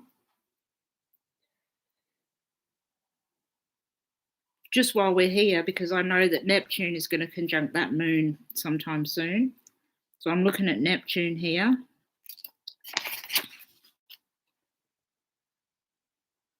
'23. Your moon is at 23 Pisces 17. So I need to look for 23 Pisces 17 for Neptune. And that will be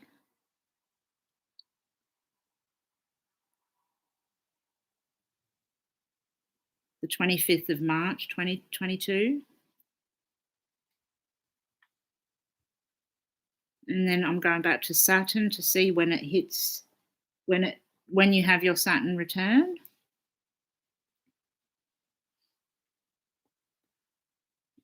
The same week.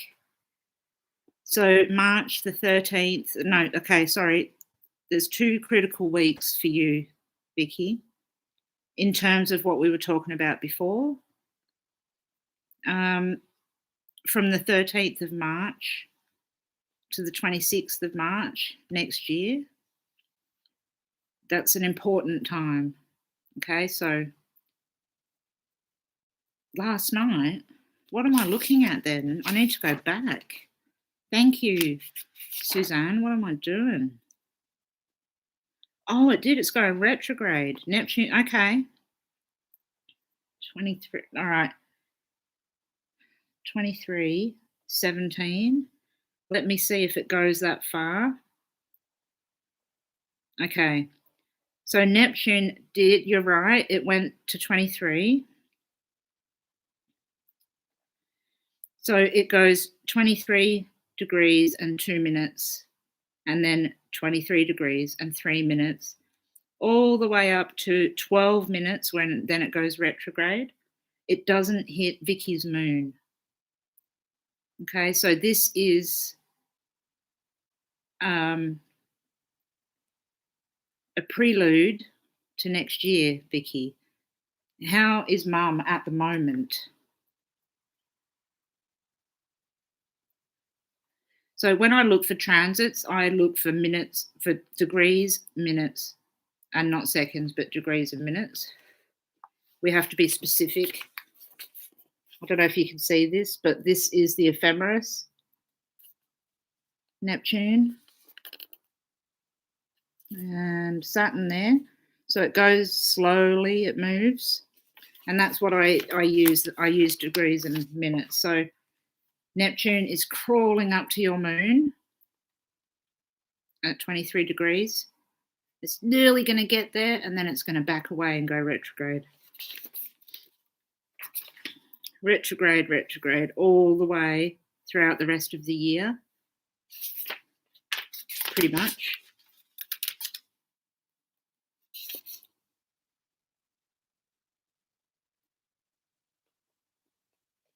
And then goes direct when? First week of December. It is very significant, actually. That's pretty intense. No walking, wheelchair bound, a lot of care. I'm sorry, Vicky. So I get the impression from looking at this, reading what you've said then, that Mum is really very, very dependent on you at the moment. You know, we can see that. You've said that. But I think you may find that in the next few days, it's going to get a little hard, but it'll get a little better. And then next year in March, there'll be a turn of some type. So, but I'll talk to you about those dates. Now, you know, I think this Saturn issue that we have going on right now, and we have a Saturn issue big time. And then the combination of your Saturn and how it's moving. The fear of letting go for yourself is closely tied in with the fear of being by yourself. So your natal Saturn is opposite your natal Sun, and so that is, there's a pull between the two, being yourself, being who you are, needing to do what you need to do, and not being relied upon by the parent. So Saturn is an amazing planet. Honestly, I will bitch and moan about that planet, but we would not move if it wasn't for Saturn. So there are a lot of benefits to it, but there are a lot of things that are just fucking hard. So I do focus a little bit on the hard things because they're really, really hard. It's not just like, oh, you're going to have a little issue.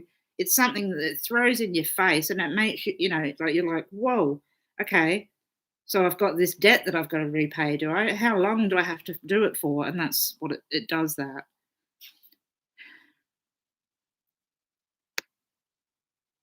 Yeah, and Neptune is also medication as well. So that's right. There could be a change in medication. There could be a stabilization with change in medication as well. That's definitely something that's there. No, Vicky, that doesn't sound bad at all. That's exactly what you need to be thinking about. It's not selfish to be thinking about yourself and to be you and not to be the person that everybody else just relies on. Meredy, I will absolutely message you. Mwah, thank you so much for coming in. I love you so much. I'm right with you. I knew something was happening, so I will talk to you really soon. I can't wait to read what it is.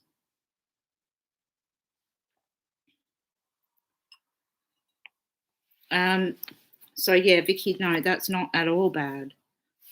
It's exactly what your chart is asking and the answer to it as well, which I know is confusing and ironic, but it's true. Moon with Neptune is sensitive about many aspects of life. It is. And what it does, it's in the 9th house of religion and spirituality and higher education and all those 9th house things. So you're very sensitive to everything everyone puts out, Vicky. Yeah, you're like a mirror as well. See, you have the Sun and Venus in the 1st house. So you've got that strong 1st house too, which is very reflective. Where's your natal Neptune? Guess what? Everyone who doesn't know, Vicky, your natal Neptune is in the 4th house. So I think David's probably going to be interested to hear that. Natal Neptune is squaring your Sun. Okay, let me get a grasp on this one. I didn't look at that too well. So focused on that 9th house and that moon and that transiting Neptune in the 9th house that I really didn't look too much at Neptune natally in the 4th house. I'll read something about that.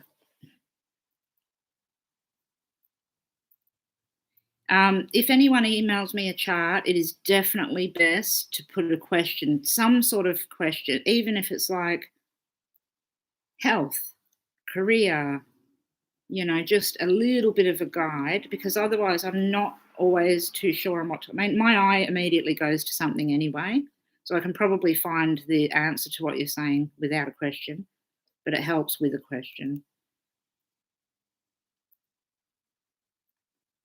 Yeah. So, Vicky, okay. It's not what you did in earlier years.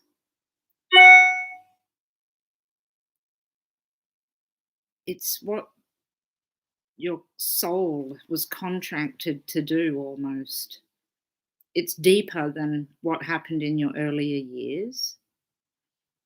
But that's not saying that that's not representative of what happened. There's definitely possibly some things that did happen.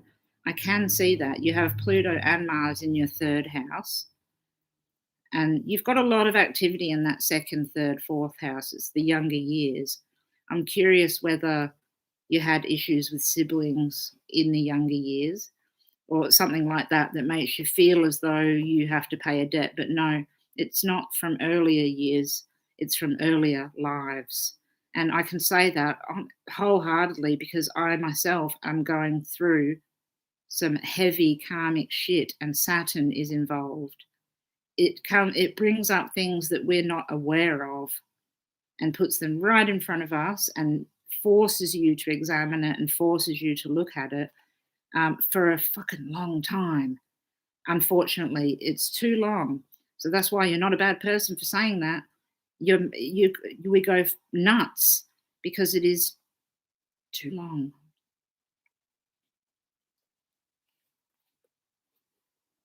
I can see the shining lights.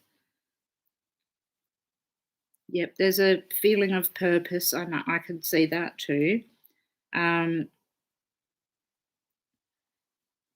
thing with Saturn in the 8th house as well, Vicky, is people that have that placement tend to try to maintain like rigid control over yourself and can even be frightened by death and things like that as well.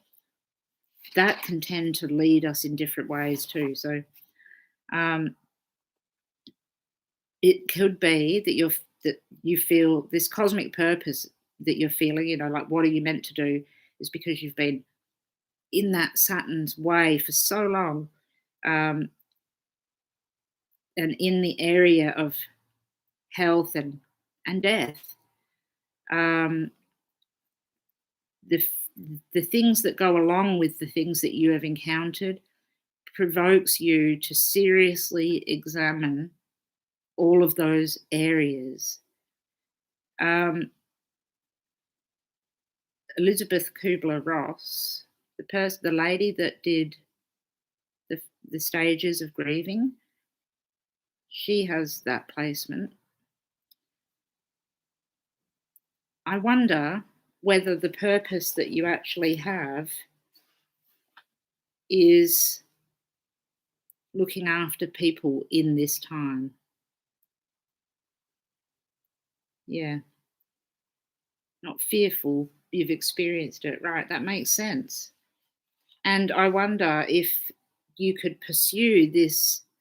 It's not astrological. I can see that it's not an astrological thing.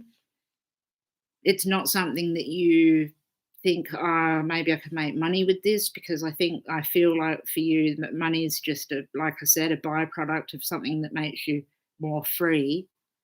I actually think that you're going to be really experiencing a lot soon in yourself that's going to help clear things up in that area.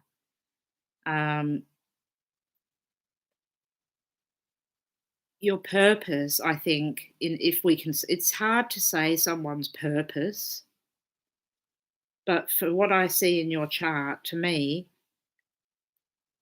your purpose is caring for others, but in a different way, like I said before.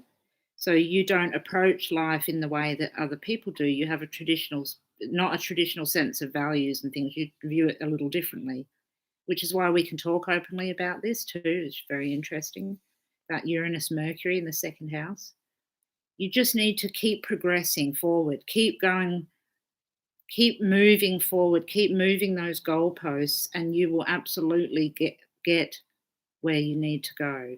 It's just going to happen by itself, though. It'll unfold and unfurl by itself. I'm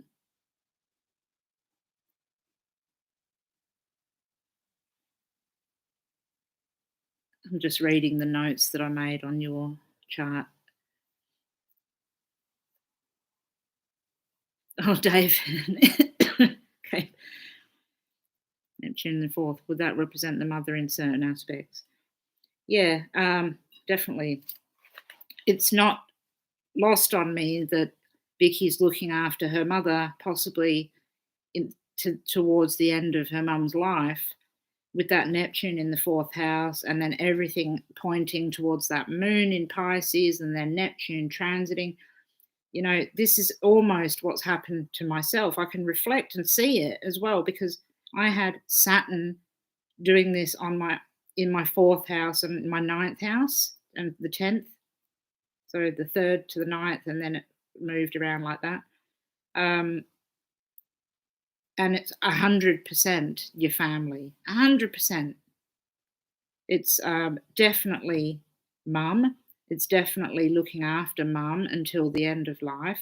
It's definitely all very pointed towards that. What it also is, when you have Neptune in the fourth house, Vicky, you can understand things that people can't understand. The fourth house is the depths of anything. Neptune is like a radar, and it can see very clearly what's going on.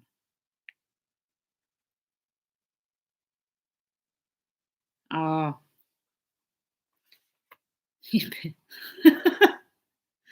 I'm not laughing, but that is so typical of your chart.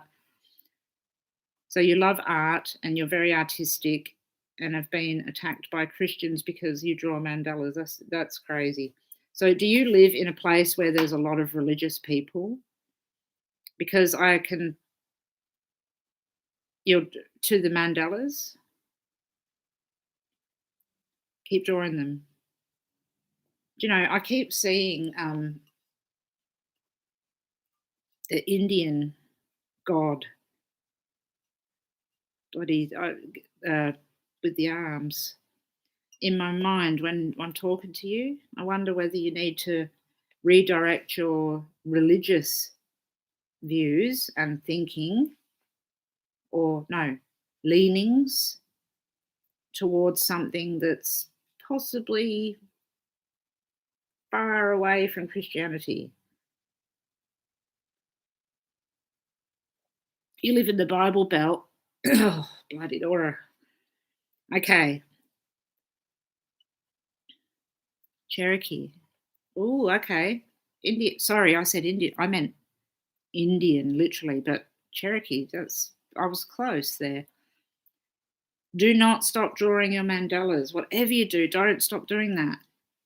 Fuck the Christians. I'm sorry. I love everybody. If you're Christian, I love you, and I have, I don't care.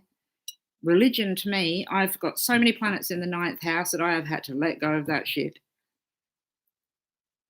You need to try and let it go, babe. Let them go. You're going to probably move, right? When you can. I think if you've been thinking about it, you should do it. Keep that in mind. That place is probably not very good for you. If you can't block out the mentality of that, then the only thing in my mind is get away from it. Because it's like 20 against 1, there's too many of them.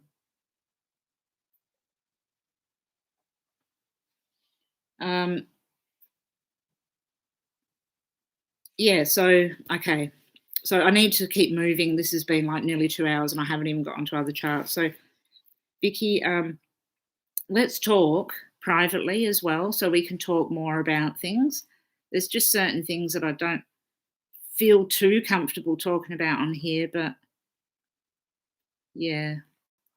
And you will. Okay, so look, I'll just be straight out and give you a straight answer to not your question really, but what's going to happen is by next March, you'll be able to move along and go forward. And yeah, and with the kids, time for you to be a mum and a person and live your life. And there's nothing wrong with that. Don't feel bad. You've done absolutely brilliantly. You're a wonderful person. You have helped your mum. You can't do anything better than helping a parent, in my mind, till the end of their life. So you should be so happy with yourself, and you have done exactly what you need to do. The universe is going to give you the gift of moving on afterwards. That's what it does. And Saturn will do that. That's that movement. That's why I'm timing it with that. Because Saturn just drives all these things. So you will have that opportunity to move forward. It is coming soon.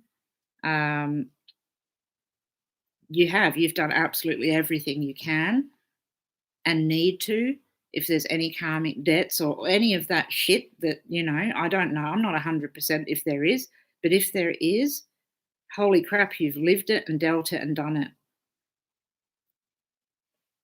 You should, if we don't believe in ourselves and do what we need to do, then who else is, we have to.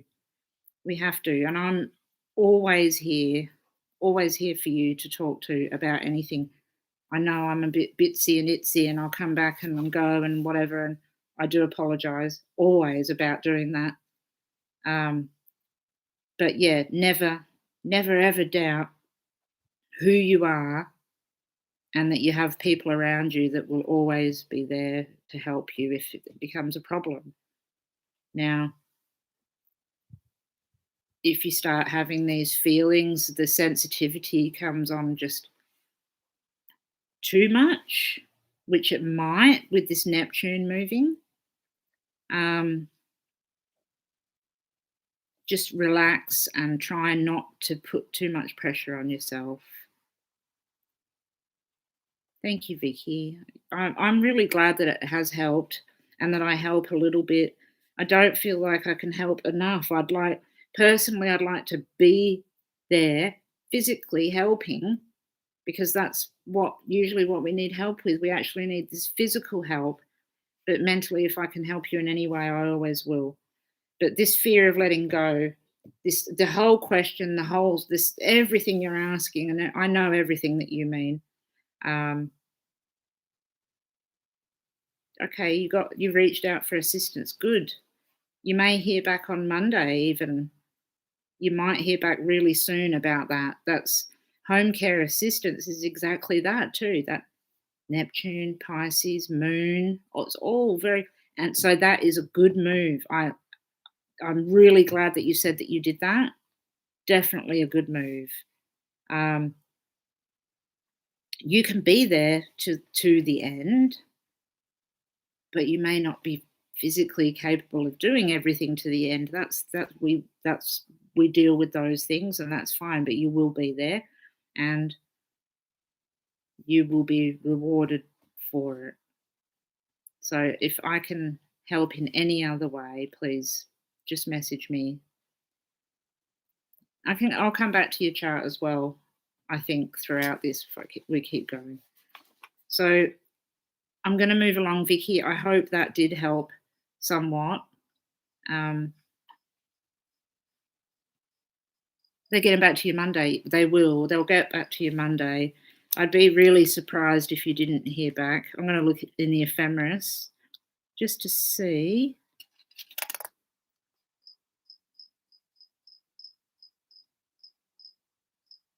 Monday. Yeah, if it's not Monday, it'd be. Hang on. Okay, if it's not Monday, they're not going to call at all, and you'll have to ring them back. Okay, if they don't call you on Monday, they probably won't call on Tuesday or Wednesday either, so call them on Thursday. You call them back, okay? Yeah, the crickets have started. Okay, so, all right, let's move along. Vicky, you're just so sweet. I can't wait to talk to you outside of this setting. Mars in Cancer, home assistance. Yeah, there's another one too. There we go, Mars in Cancer. And that's in Vicky's 12th house. It's hidden at the moment, but it will pop up when it's at 25 degrees. It'll pop into the light. No, I'm intrigued now. What am I looking at? Am I on the wrong month or what? What month is it? Holy crap.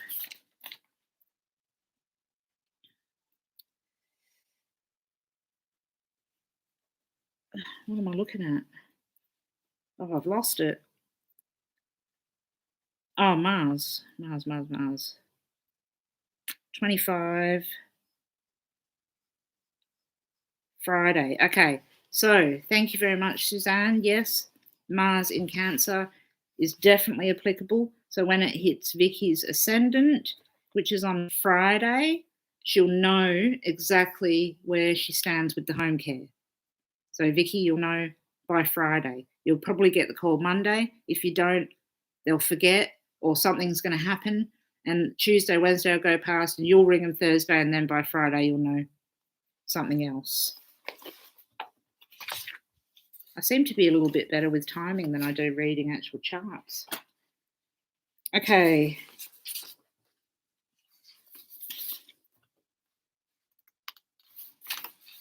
Luann? Silk?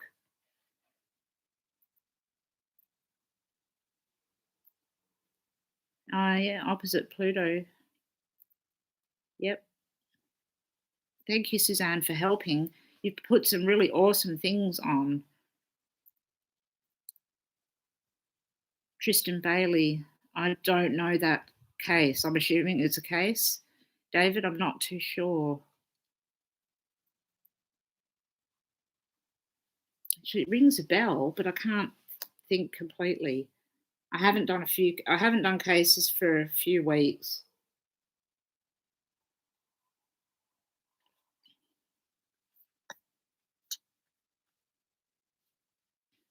Oh, no, you're great, Suzanne. I love it. That's awesome. Thank you. Silk, Luann, you're okay. Do you mind if I read on the live? I mean, I have to ask. There's personal things, so it's important that I ask what's going on. Ask everyone if it's okay to ask what's going on. Oh, David, I did see that one. No, I haven't had a look into it, but I absolutely will. I need to get stuck right into a couple of crimes, actually. Justin Evans, I want to do him, and Tristan. I'll write that down. Thank you for coming. Thank you for coming so much. See you. I really appreciate it. Okay, Silk. Pencil sketches. Hello. Oh, that's an interesting one. Okay. Charging him as an adult at that age. That'll be reflective in his chart. Okay. So the first thing I want to say for Silk is the sun is representative of the eyes. Okay. The eyes are completely the sun in our chart. Yes, if anyone wants charts read, preferably just send a chart to my email because I've got so many to try and read and I've only read one. I don't know if I'm going to get to them, to be honest, but I'll do another live, I'm sure, and we can move on. But I'll also do private charts too. If you want to just ask questions like afterwards, if you know your chart, then please just write some information down. Okay, so Silk, sorry, I'm just coming back to you. So what you have, I'm going to show you this. This is your chart. Okay, I've got some notes here. You've got a big stellium up here.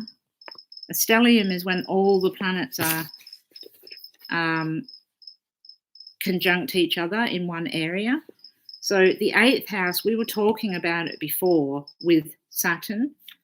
And the 8th house it's a very full-on house actually, but to have this huge stellium of planets in there, I'm seeing that this is where I need to look for the eyes. So we're looking for timing. Okay, so I'm going to read a little bit of what you said, that your eyes are not getting much better, that they're getting worse, and the treatment doesn't seem to be doing the job. There's a threat to all different areas of life and a death in the family. I'm really sorry that you've gone through that. I really, really am. It's just so hard at the moment. But just hold on tight, Silk. You'll be okay.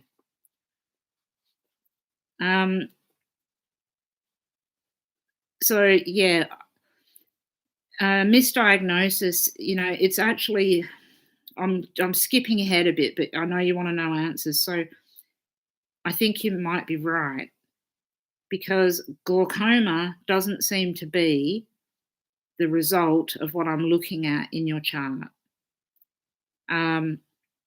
You've got the Pluto conjunct the Sun, right? So that's this. It's really heavy. That's the pressure and everything in your eyes.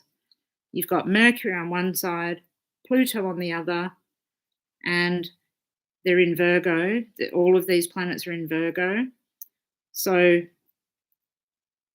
when we talk about areas of the body, the head, top of the head is Aries, moves down to Taurus, Gemini, Cancer, Leo, Virgos around the legs area.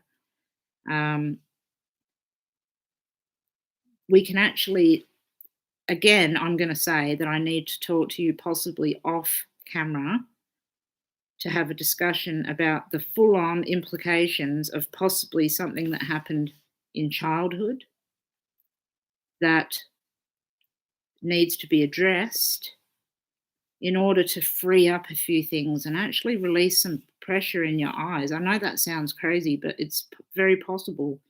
So I do want to talk to you a little bit more in depth, but I'll keep going. Don't worry. Her Neptune is in Scorpio, Vicky, in the 10th house. Now, okay, so could it be medication related? Silk, why don't I show the chart? Where's your south node and north node? Oh, Neptune is you're right, it's very tightly conjunct your south node. Okay. So Neptune's at 19 degrees. Uranus and Pluto are at 19 and 18. They're forming a sextile. So we've got an aspect between Neptune, Uranus, Pluto. The sun's at 11 degrees. So again, there's a sextile there as well. So you've got a real strong, a whole bunch of planets that are aspecting that Neptune. So I'm really glad that that was brought up. Vicky, thank you. So I'm just going to show this chart for Vicky and for David and for you, Silk. But if you don't mind, actually, I'll ask. Sorry, I'm just going to show it. Silk, is it okay if I show your whole chart here on the camera?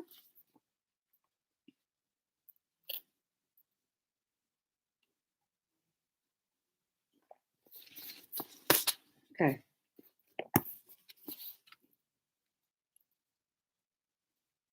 So sorry about my notes, but I'm going to just sort of pop that there. And I make notes everywhere. So I've scribbled all over this chart, and then I make notes on my paper as well. So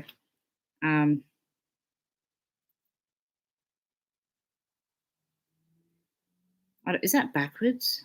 Fucking is backwards too. Jesus, I'm the worst at this shit, honestly. Okay, so where are we? Capricorn rising. Capricorn rising. Taurus moon. Whole bunch of shit in Virgo.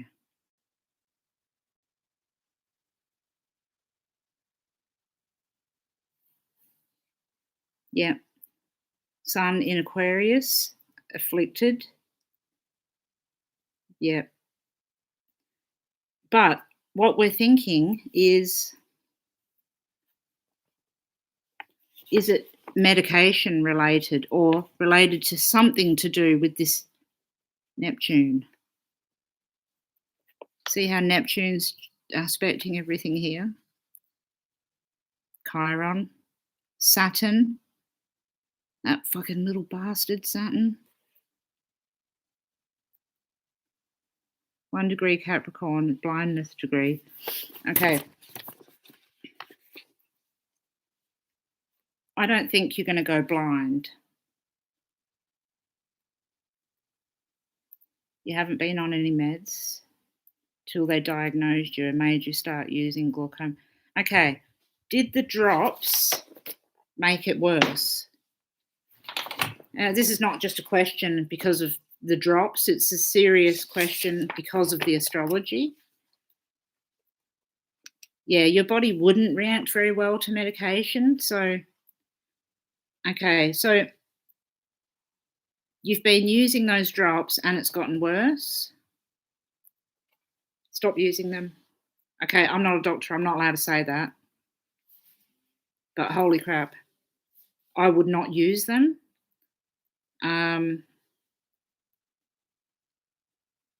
Why did they? Yeah, I agree, David. I think the current treatment is the problem.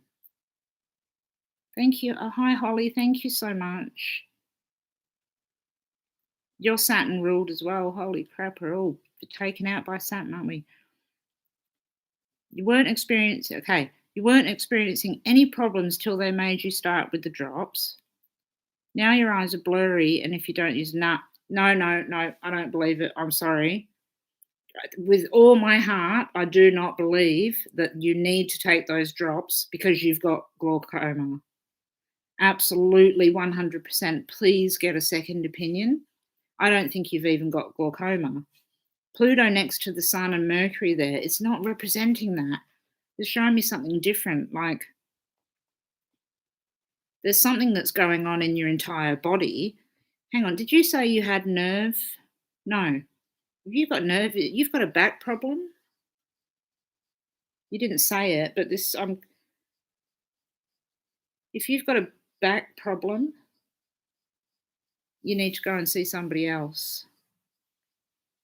Dark Rose. You haven't got a back problem? Neck. Yeah, neck, back. That's what I meant. All one thing. You've got neck problems. Do you get Dark Rose? Hello, thank you for joining. Thank you so much for being on my live. Okay. Thank you, Suzanne, for looking for the fixed stars.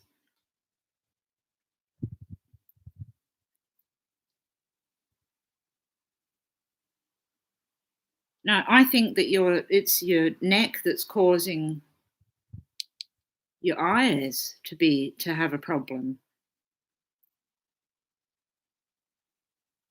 Yeah.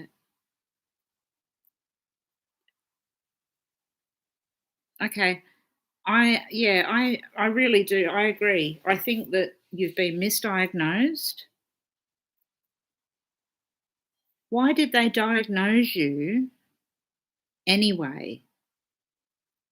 But yeah, I'm seeing that too. Nerve pressure. It's like something going on here, and so your neck might not hurt, but there's a nerve that's affecting just every now and then. Probably not even enough to go to the doctors. What did you do? No, I don't believe it. No, no. I believe you 100%. I do not think for 1 second that you have glaucoma. I don't believe it. No, I don't think your chart shows blindness. No, not at all. I mean, we've got some hairy looking degree areas. I agree. So you have some markers, okay? So there's some markers for the eyes, but it's just for the eyes and the optic nerve. It's not for blindness.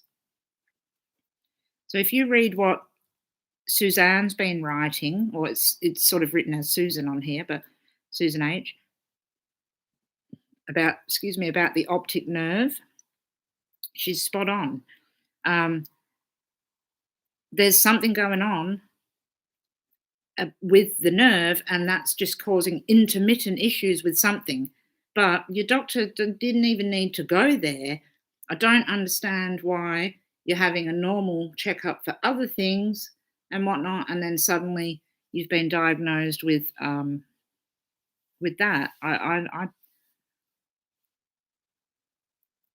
You cancelled the laser surgery. Good. No, don't let them do anything to your eyes. Yeah, please, no, definitely don't. Look, I've seen charts with people that are blind, and I've seen charts with people that have terrible eye issues, and I can see that like I said, there's markers for areas where the eyes are of concern, but it feels like that it's like they've made it a concern. Nerves were missing at the back of the eye.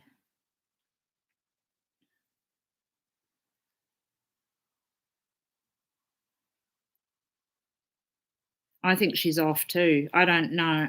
That doesn't feel right. So I'm with you in that it doesn't feel right. It feels there's something, maybe there's something underlying going on with you, but I do not feel that that's the glaucoma, and glaucoma drops in your eyes are not going to make you feel any better. So please don't. Please stop the drops, even just if you stop them. I'm so glad that you stopped the surgery. I would not be getting surgery in my eyes. No way. I wouldn't trust them to do it even. If you was gradually going blind and you'd had glaucoma or myopathy or one of those things that were so bad, then yeah, I'd say surgery, but no way. No, no, no, no, no. Okay, I need to read back up. Someone asked me a quick question. Yeah, especially not during Mercury retrograde. Oh my God. Did they diagnose you during a Mercury retrograde? If they did, then they're just completely off the wall. Holly, can I ask a question that's really important? Of course you can. Just give me 2 seconds and I will answer it. No, it wasn't during the Mercury retrograde. It's bizarre. I would have thought it was. The surgery was scheduled during Mercury retrograde. Don't have surgery. Yeah, just don't do it. You can't mess with your eyes. And I don't want to see the end result being Pluto conjunct the Sun. So what I saw immediately was this, the Sun and Pluto there. And it's like, oh, this is heavier than glaucoma, but that's bloody surgery and everything. The whole thing screamed out, it's too heavy. I don't like it. So it's almost like that you know, this point in time is too heavy. The discussion about your eyes, again, the chart's reflecting exactly what we're discussing, which is good. But I'm really happy that you cancelled it. Susan, do you agree? Where are those fixed stars in her chart? Are they conjunct the Sun or? Yep, I agree. I'd go to a female specialist. I'd change a specialist. I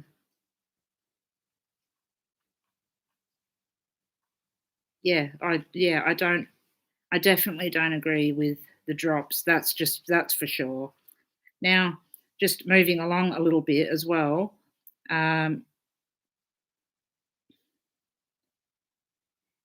What you want to know is if things are going to take a turn for the better. That's the most important thing in this whole discussion, really, around the 7-degree Sun.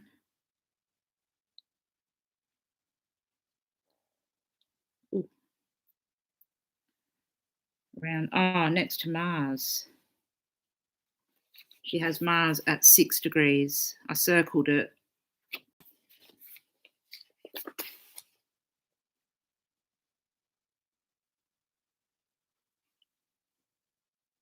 Okay, I'm going to read. Holly, I'll be with you in 2 seconds. I want to read more of this. So, what I'm looking at, Silk, for you as well, is the transits. So we want to know when things are going to get better. Now, I had a quick look at your progressions actually, and your progressed Sun is in Scorpio at the moment, 5 degrees of Scorpio, is squaring your moon and squaring Mars. So at the moment, things are especially difficult for you, and I understand. But when that progressed Sun moves a little, so next year, we're talking next year here, but next year, eye health, a change in overall health, and lots of different things going on next year. Also a change in the direction that you want to go in. Thank you, Scout. So definitely next year is going to be way, way better for you. I got caught up I can't look at those comments about COVID and magnets. I'm getting drawn into them like a magnet. So let me look here. So next year, the progressed Sun and the progressed Moon and the progressed Mars is all going to move out of this pattern that it's in, and things are going to start to change for you.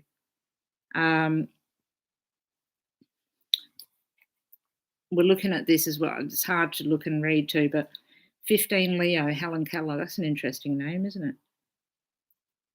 The 8th house cusp is 12 Leo. So that's not really, no, I don't see blindness. I mean, thank you so much for showing that, Suzanne, but I do not think for 1 minute that Silk is going to go blind.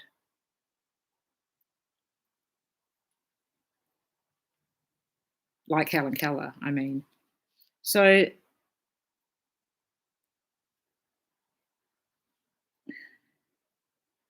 next year is looking better.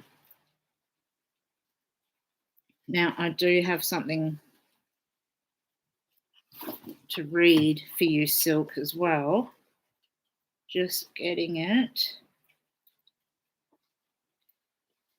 So overall, there's so many things going on. I understand that. Let me read your question, sorry. Oh, geez, my back, it's not great. Do you think there could be a circulation issue causing damage in the optical nerve? Is that a thing? Because if it is, then yes, I actually do think that. I was going to say it before, but I thought that doesn't even make sense. Mercury is circulation, legs, everything, legs and arms.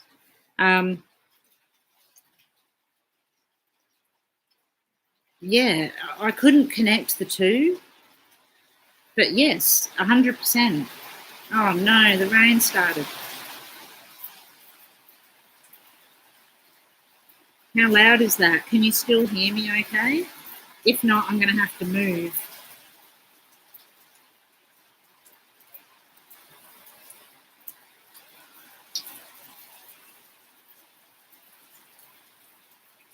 Arthritis as well.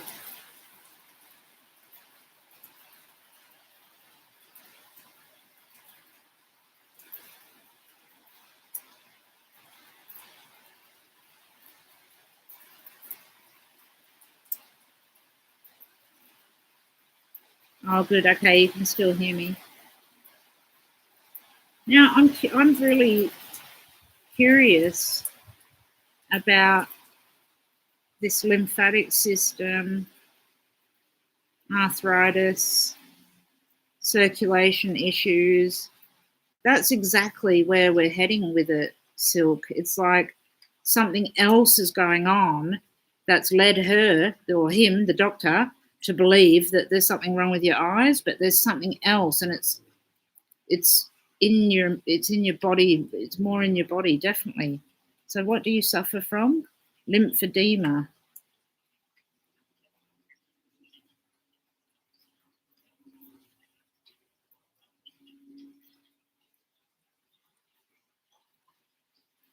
Okay.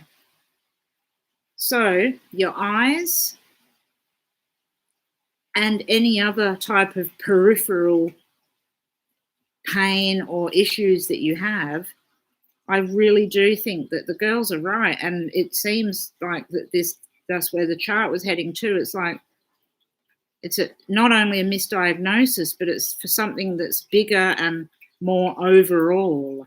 And then when we put it close to that Mercury as well, so we've got the sun, which is your eyes, we've got Pluto, which is something pretty full on, and then Mercury, which is the system that we're talking about. Yeah, the storm's gone already. This place is crap for storms. With all of that stuff, it's your entire body. So I wonder if Vicky can help with that. I'm leaning towards Vicky because she's got some issues as well and has had issues and understands it. Susan H, yeah, Edgar. Oh my God, I love Edgar Casey. His Camp for Pax, yep. Edgar Casey has an answer for everything.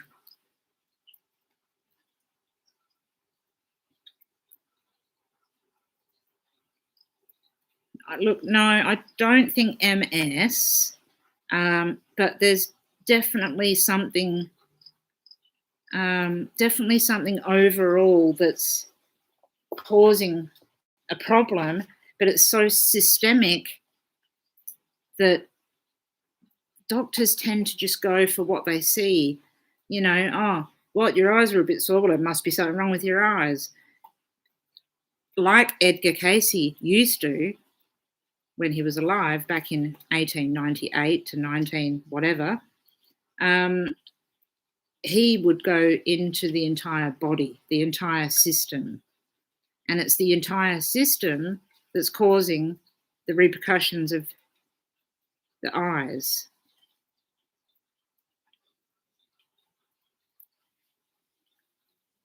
You notice changes in your body sensations over the last year or so that made you think it was nerve or lymph issue. Nerve is what I'm getting. And that Mercury and Pluto and Sun is very nervy, if that makes sense. Mercury is of nervous disposition quite often. But yeah, it's definitely something systemic. No, maybe that's not the right word. Systemic comes from if you have a virus or something like that. It's not that. This is more long term, that's gradually happened. But 100% Silk, you definitely need to get a second opinion. Please get a second opinion. I don't think you're going to go blind. I don't think any of that's going to happen. And I think that if they diagnose with what's actually going wrong, then perhaps it'll be a whole lot better. Lymphedema specialist, get a lymph massage, and that's a really good idea, Silk. Vicky is really good at astrology and very good at understanding what's going on. So please definitely listen to Vicky when she's talking about that. I agree. I would go and do anything else rather than go back to that doctor that you saw that told you that. Anything else. So please, please don't. Please stop using the drops. I mean, I don't even care. The doctors can sue me, whatever. In my opinion, only, you should not use those drops. Sorry, Vicky is VR Grimes. Vicky, VR Grimes, VR is the one talking about lymphedema specialist and a massage. I completely agree. Or a natural therapist or somebody like that, but someone really good. Actually, you know what? Iridologist as well. You should go and see an iridologist. They actually look at your eyeballs and figure out what's going on. I too, if it were me, would not use those drops. I think you'll find that you'll start seeing heaps better if you stop using the drops, just simply doing that. And then when you go back to your doctor, you can be like, the drops made me have bad eyes. My eyes don't even hurt. I'm not putting these drops in. I definitely wouldn't do it. Yeah, I would go again. I would definitely go and see somebody again. Yeah, and I had one of those tests for my nervous system the other day.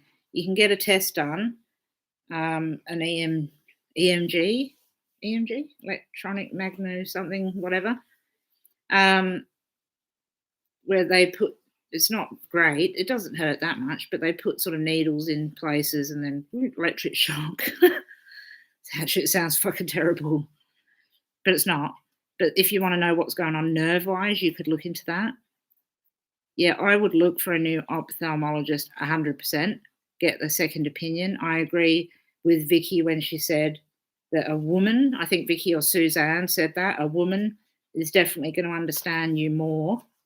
But I would, what I would be doing right this moment and over the next few days is stopping those drops.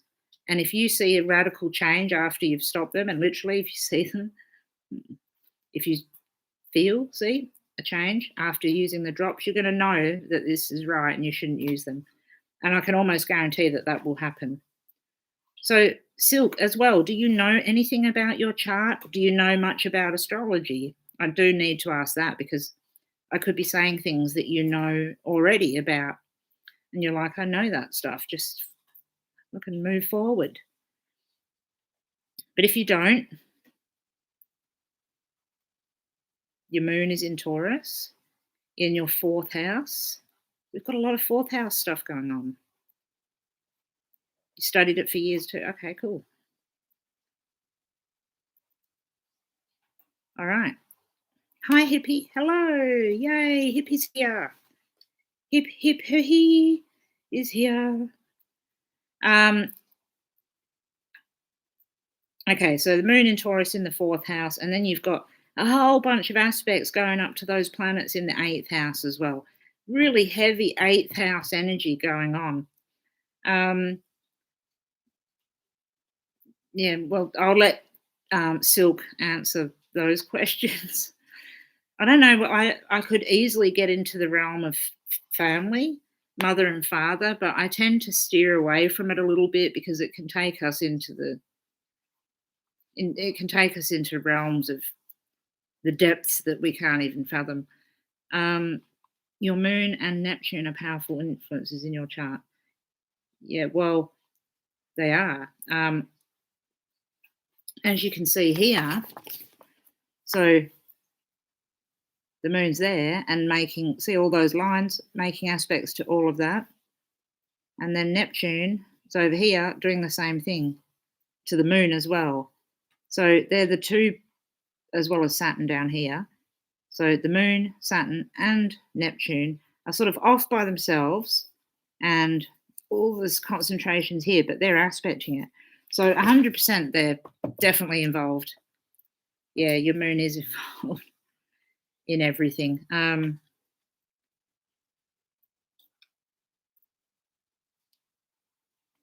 So you're okay. Your father's been passed away for a long time.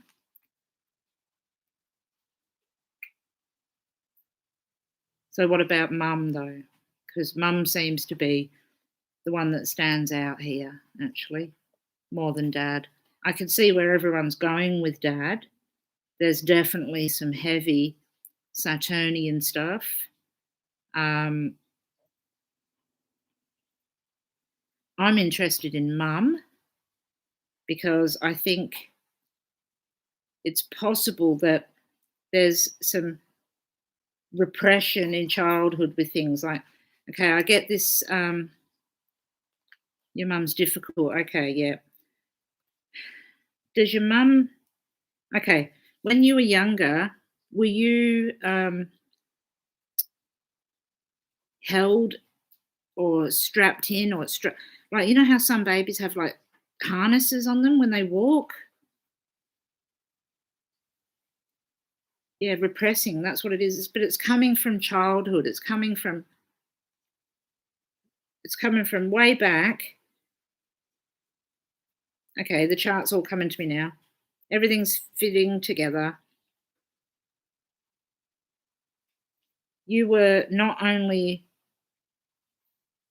yeah, if you asked your mum, I think you'd be surprised at the answer to that, Silk, that you were, even as, okay, so this is what happens when we're smothered by mum and when there's this repression that you speak of.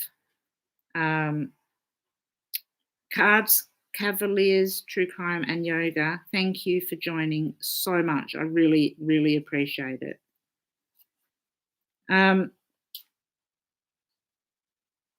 Dominating and has a bad temper. Yeah, well, does she invade most parts of your life? I've gone off a tangent now, but I do need to ask. See, when we're looking here and the moon, look at the moon with all these lines going to all these planets, all these aspects, shows me that in childhood, way back, there's that repression which starts with swaddling a baby really tight. It literally starts with that. Yeah, you need her to back off. So that's what it does. As a baby, they swaddle us like this. And it's like, oh, Jesus Christ, let me breathe. Then when we get a little bit older, they pop us on a rope or whatever, or in a car seat with straps, and everything with straps, and we're all like, ugh, can't even be who I am. You know, I know everyone has to do that for safety issues, but sometimes parents take it a bit far. It's almost like that. And then as we get older, they invade every part of our life when they're domineering like that, and when the chart sort of reflects that. Yeah. So when the moon's in the fourth house, like it is there, just like when we were talking about Vicky, no, Luann, sorry, when we were talking, no, hang on, what the hell? Why have I written Luann over there? We're talking about Luann. Vicky, when we were talking about Vicky, I'll get it right, we were talking about Neptune in the fourth house. Hi, Leisha. Yes, yeah, I know you are. Sorry, darling. I did know that. I had your name written over there, and then I had your name written here, and I was like, no. Vicky, what I meant was when we were talking about Vicky's chart, she has Neptune in the fourth house. So it's like this need to look after her parent to the end. Now, because it's the end of the matter, the end of life, the beginning of life, the end of life, everything, the fourth house is. When you have the moon in there, which is mum, that's looking after mum as well. So although Neptune was Vicky's and it's a different area, the moon is yours, and that is, again, I hate using the word, it sucks, but there's like a karmic tinge to it. When we use that fourth house, when things are in the fourth house, it's like, man, there's no avoiding it. So yes, you do have to continue on and help her, but you know, at 78, I don't like her chances of changing very much. So I think you need to just, yeah. I'm just reading. Thank you, Cryptos. It just comes out. I can't help it. Yeah, you can't walk away. I mean, you just can't do that. It's impossible. You know, there's no way you're walking away. You love your mum. You know, that's not going to happen. But yeah, mum won't change. No. Yeah, she can't change at 78, Dale. There's just no changing somebody when they've got a static chart. You know, she's done what she needs to do, her life, for her mission as such. And at the end, it's very hard to change that, you know. I'll put my email address up so other people can look at this while I'm talking to Silk. There we go. So anyway, I'm just going back to timing for Silk. So, okay, we're not going to change mum at this point in time, and you'll be looking after mum until you can't look after mum anymore. And that's okay. We know that, you know, it's not anything you don't know. And it's okay to do that. But also it's okay to not want to do that. And it's okay to think that you're doing too much. And it's okay to be a little bit selfish. And it's okay to be annoyed at her. So that's okay. When you're dealing with somebody 24/7 or virtually 24/7, you're going to get in each other's way. So, you know, that's inevitable. But other issues that you have, yeah, I can see you put up with a lot.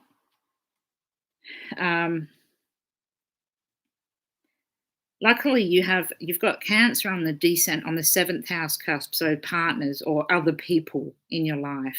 So she's the other person in your life, pretty much, not your partner. I get that. You've got, Jupiter and Mars in your 7th house there. Jupiter in the 7th house, especially in a day chart like yours is a day chart, born during the day, is very lucky. So it brings about good fortune in areas that you are dealing with other people. So,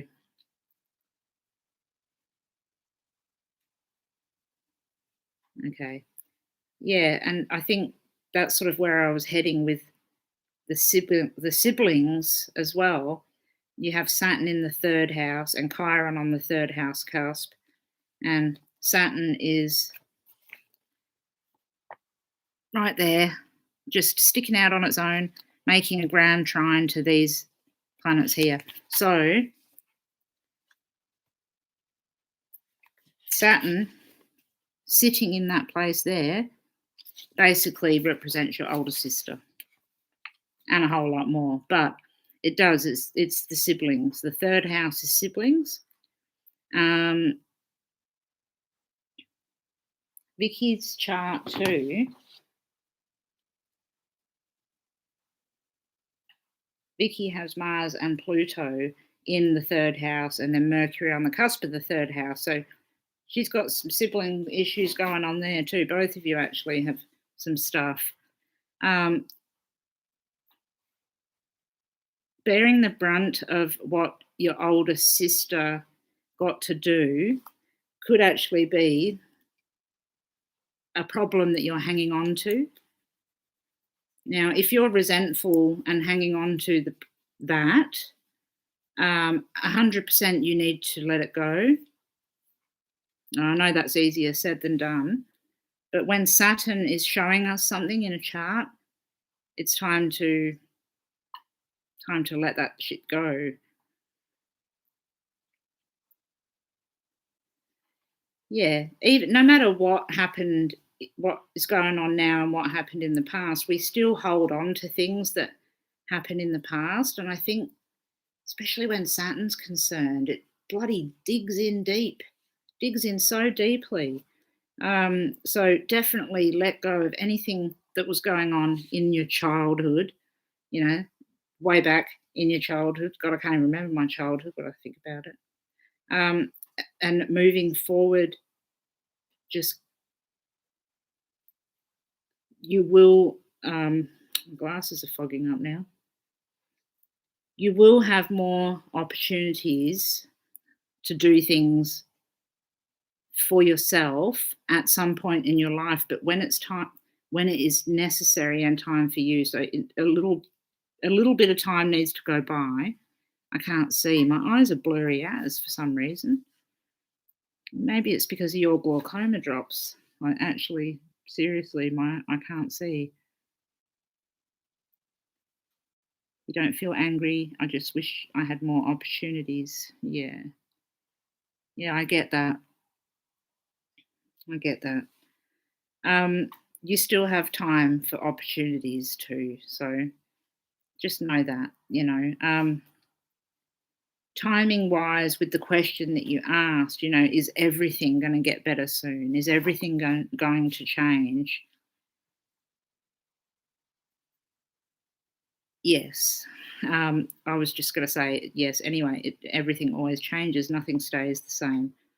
But what I'm looking at here again is Saturn. I'm always looking at Saturn, and I'm looking at transiting Saturn.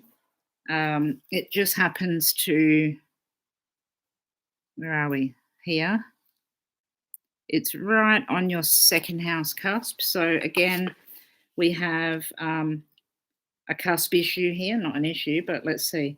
Second house, 12 degrees of Aquarius, and Saturn is at 13. So it just passed it, just moved into your second house. Okay. So Silk, probably more recently, you've been feeling the need to be to change your personal situation. So everything's getting more desperate's not a good word, but it's the word that comes to mind. Maybe a little more desperate in order to do something different, do something for yourself. So that will happen. Transiting Saturn is in your second house. It's just moved in there. So it's giving you the opportunity to reevaluate everything that you have and that you do in order to move on for the next thing that's coming along. So definitely change is coming up quicker than health-wise with mum and everything like that. That's slower. With your eyes, just stop using the drops definitely, and see another ophthalmologist, because that will change quickly.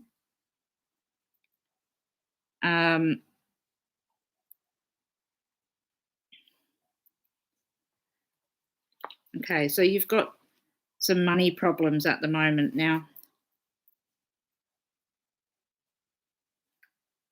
Jupiter is actually in your second house, transiting your second house, which brings luck money-wise. Now you're probably thinking, what are you talking about? I don't have any luck money-wise. But what I imagine is that it's in fluctuations. Perhaps you have a bit of money and then you don't, and then you have a bit of money and then you don't. So it could be like that.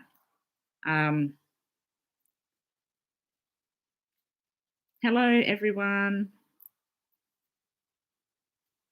All my lovely guests are my moderators, I think. Everyone helps me out here. It's great. Yeah, we have a couple of Saturn return people, don't we, David? There's a few of them. So monetarily,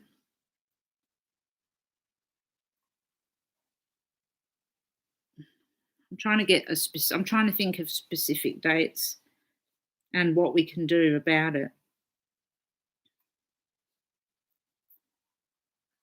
See, the ruler of your second house, the second house is money, and the ruler of the second house cusp is Saturn, which is sitting on the third house cusp.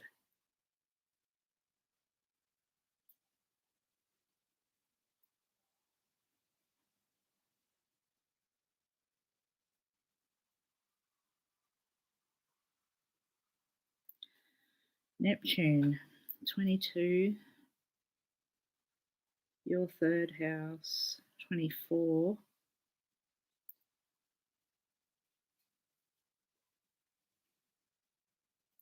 Okay, sorry, I was just looking at it because I think probably around April of next year, you're going to see an opportunity for a big dramatic change, a big change.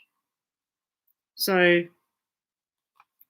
your eyes are going to be well and truly sorted out by then. In fact, your eyes are like something to sort out quickly.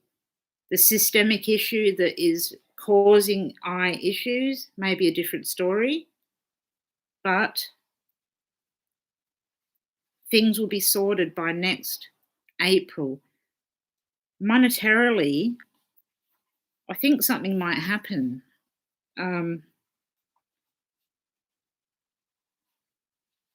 Just get a date.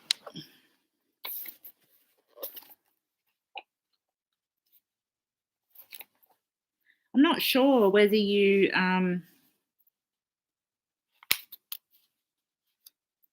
will have an opportunity to get money from the government, but that's what I can see here.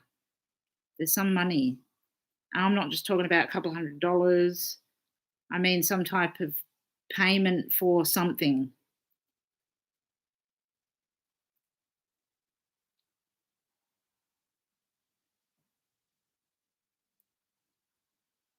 Oh, David, you suffered on your Saturn return too.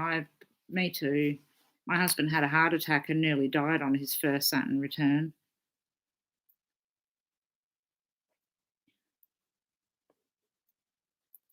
Yeah, okay, you need the fees.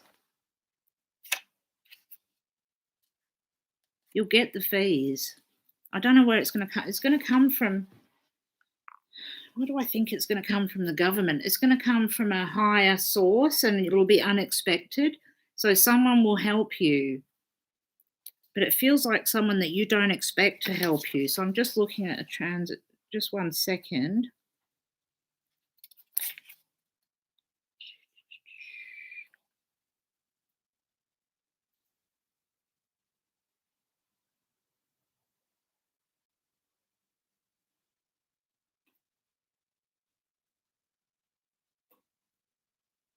6.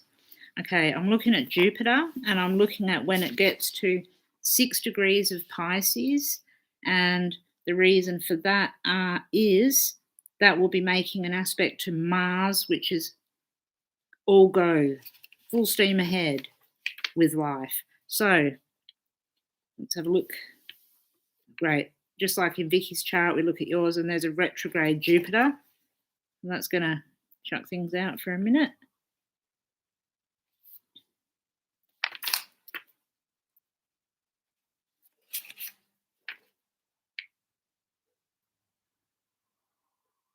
Okay, this money thing that I was looking at seems to be a bit later than I thought. You're going to need money for your fees earlier than that.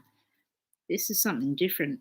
This is like a big influx of money, but through a partner or an ex-partner.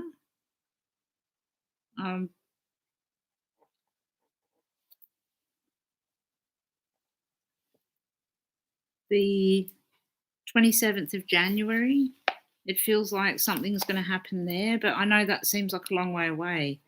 But just keep that in mind, the 22nd of January. Hi, Charlie from Canada. I love Canada. Or when I was a kid, I used to call it Canada.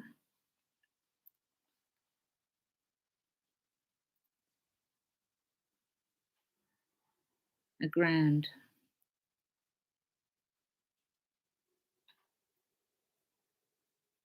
You can't wait until January of next year to get your money for your course. So there has to be a small amount of money earlier, and then something that's going to happen that you are driven to do, that you, or a partner or somebody that's a bit closer will help you out financially. But it seems like someone's going to help you out financially with the course to do what you need to do as well. If not, you need to try really hard to get that money, because then that will give you the opportunity to move on as well. So if it's only $1,000, maybe we could do something to try and help raise some funds for you. I'd like to try and help do that if I can.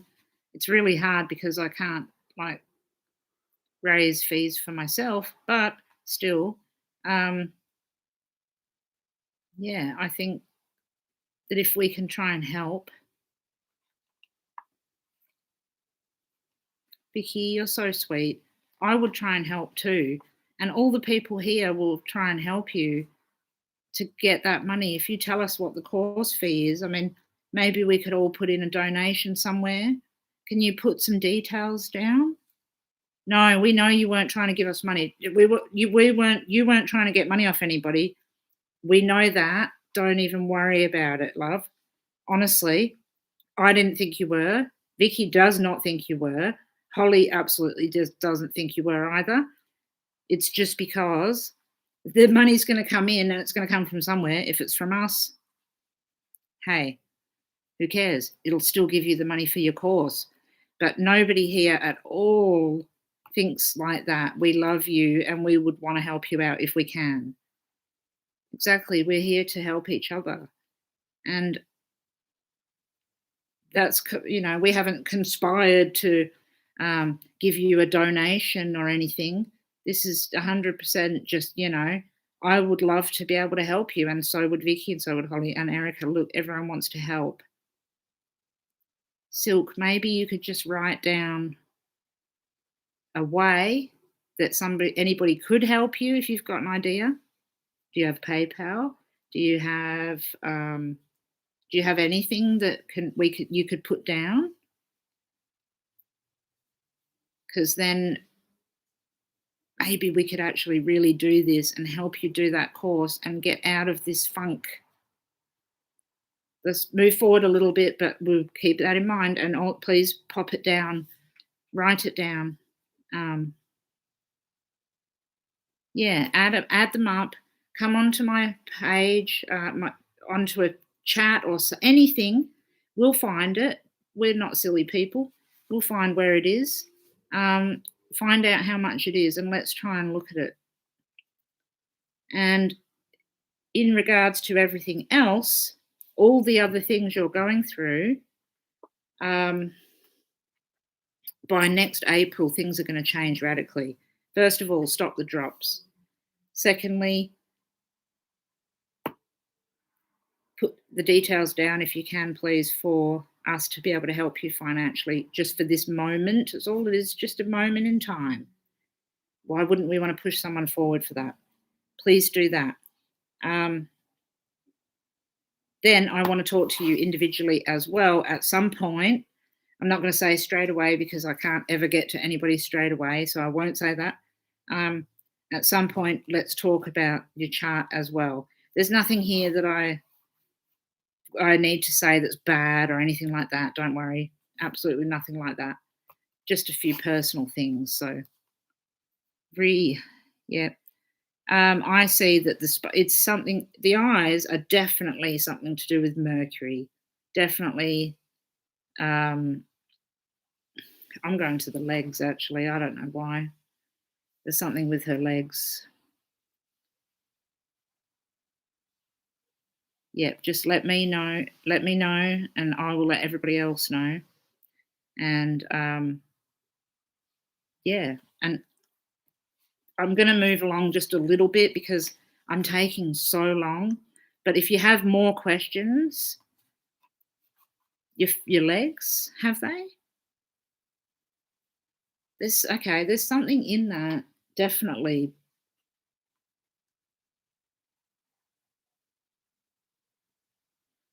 That's the thing about Saturn, David. It tries to kill you and then it saves you in the same fucking breath. It's a nightmare. Lymphedema starts in the legs. Yeah, definitely look into the legs. But my legs are really hurting right now. I've got sharp pains going from my legs up to my neck, and I feel like I'm going to spew, vomit. Okay, I'll just grab a hold of myself for a minute.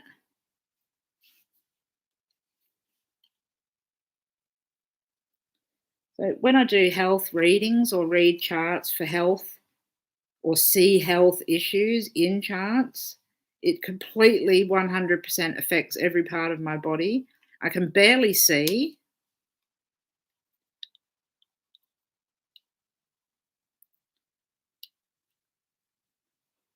Now, it could possibly be my own neuropathy that's making me not see, but I don't think so.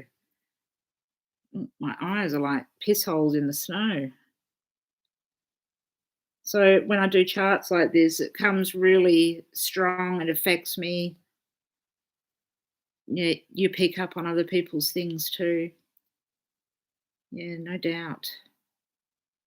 Capricorn rising, Saturn was all in your first house, reflecting everybody. Oh, you would have had a tough couple of months, I think, Silk, actually, for that. You blame it on Neptune. Blame it on Saturn. It's fucking always Saturn. No, it is Neptune. I just blame Saturn for everything. But no, you're right. It is Neptune. And the first house is like a mirror. It represents what we reflect and what we see as well. So that's also what I look at. Neptune, the first house, and the moon. My feed stopped. Did it? Oh, it's back. Okay. Thank God for that. Shining bearable. Oh, I love you. I need to read what you've said back up there. You're such a lovely person. I can tell just from your name. It's on David's end. I always look at your name, Shining Bearable, and go, oh, what a lovely person. Yeah, that's right. Don't be afraid to take money. I'm just reading back a little bit. Silk, I have a loaded 12th house and nobody likes me. That's not true. That's just the 12th house speaking.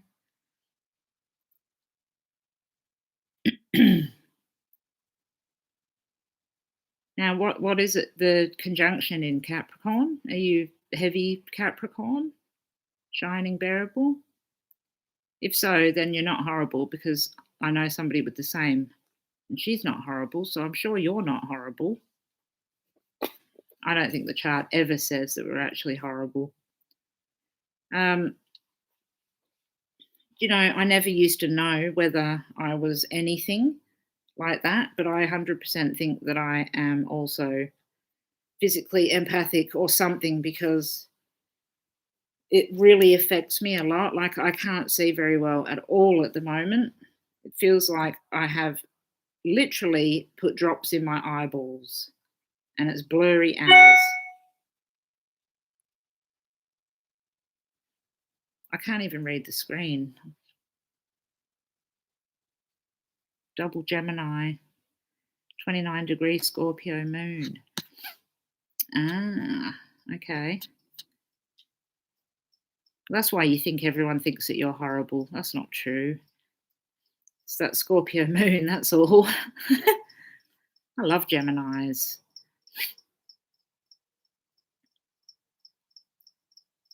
Yep, second opinion, definitely. Katie Widdell. I hope we are your people. We're pretty good people here. Oh, I'm freezing now. Okay, who's got fucking frostbite? Which one of you bastards has got frostbite? Okay.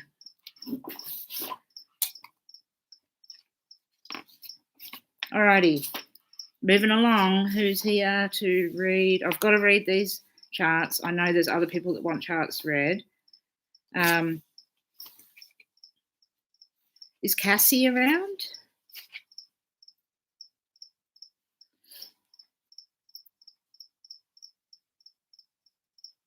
Oh, let me check the battery here. Oh my god, my battery's gonna die.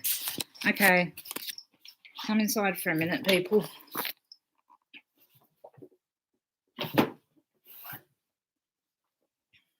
I've got to plug you in.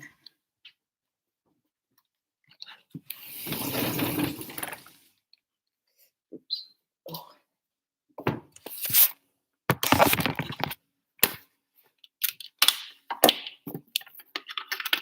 I didn't think that this battery would last that long. Jeez. It's bloody late. Okay.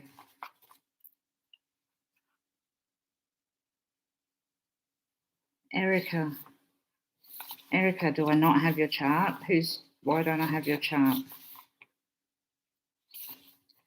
Because typically I've got all the people's charts that aren't here.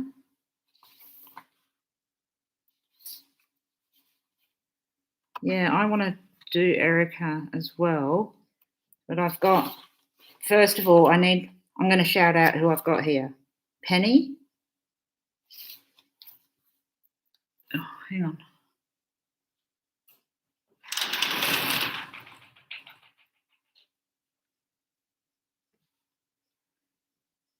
You emailed me, okay. Penny, no. Nina.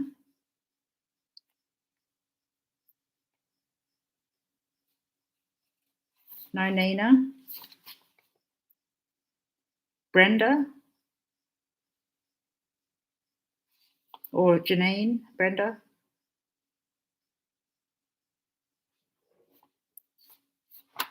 Aga. Okay, all right, Erica, I'm coming back to you. Okay, it's all right, I can go back to these. Okay, we're turning around. Give me 2 seconds.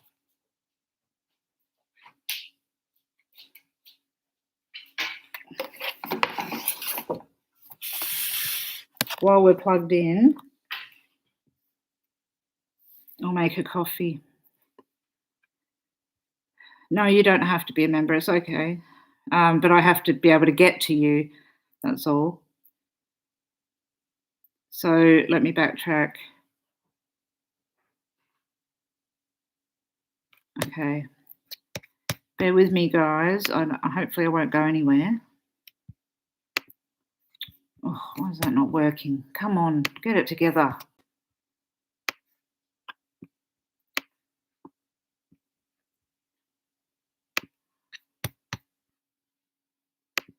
Oops. Okay, I'm getting emails while I'm on here, so just bear with me 1 second.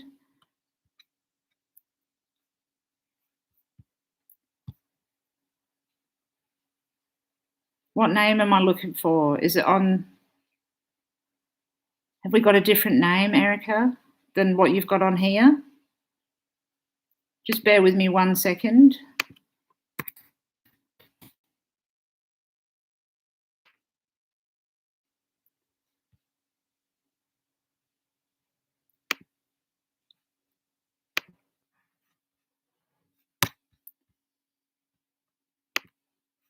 Okay, sorry about that. I have Erica. Who did David look? What? Hang on, I've missed something.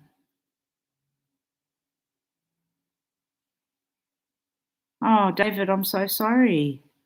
But also 106. Oh my gosh.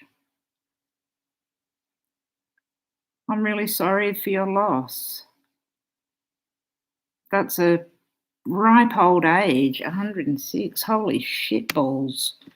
That is so, so old. What a lucky lady. Amazing. God, I hope I live till I'm 106. I've got the old laser beam in the eyeball again.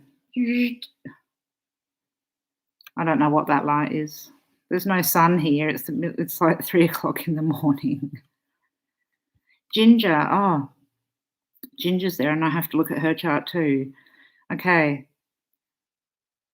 Brenda. Oh, okay. All right. I'll be with you in just a minute. I'm just having a quick look at this one.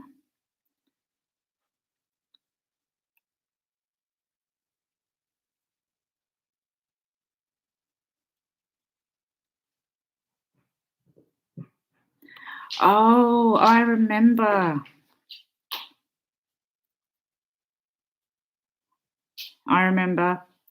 Erica. Oh, yeah, that baby will be cemented in there.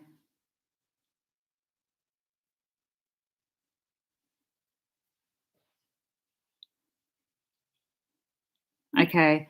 What I need to know, Erica, if I can,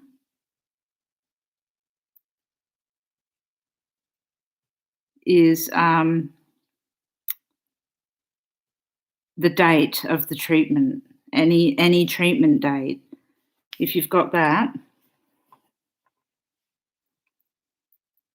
What is that?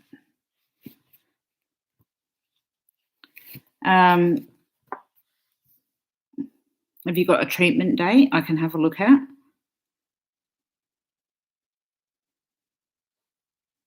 Because I'd really like to look at that and see if the glue is going to stick. It will. It will.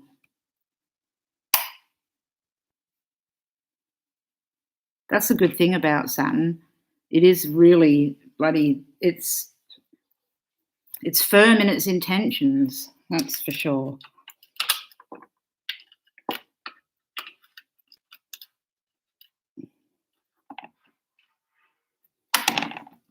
Coffee time.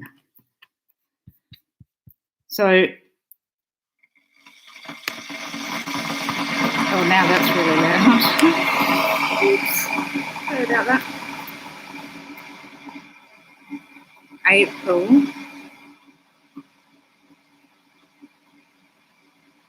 You go back at the end of June. Okay. You know what I would really like to do is I'd like to read that chart.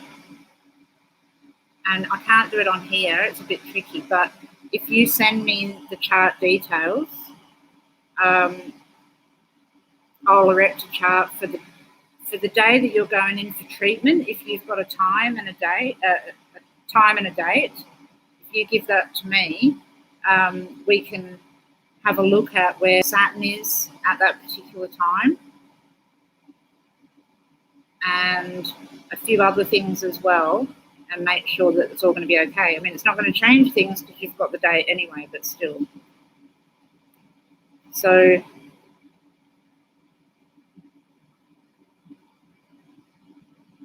right, you'll get your baby, my love. I'm sure you will. You will. We just need to time it. And there's actually more I can do, but I can't just do it on this live, but I can look into charts and see the best times to get pregnant as well, if that helps.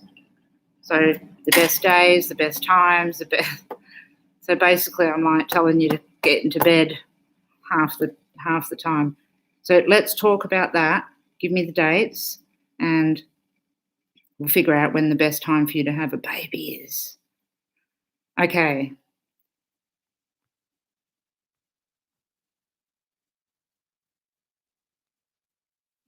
All right. Get these.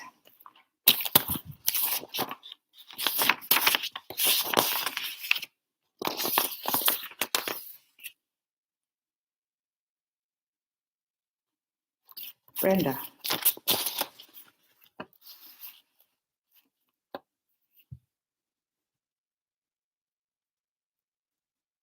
Yeah, I feel positive too. I think we're about the timing for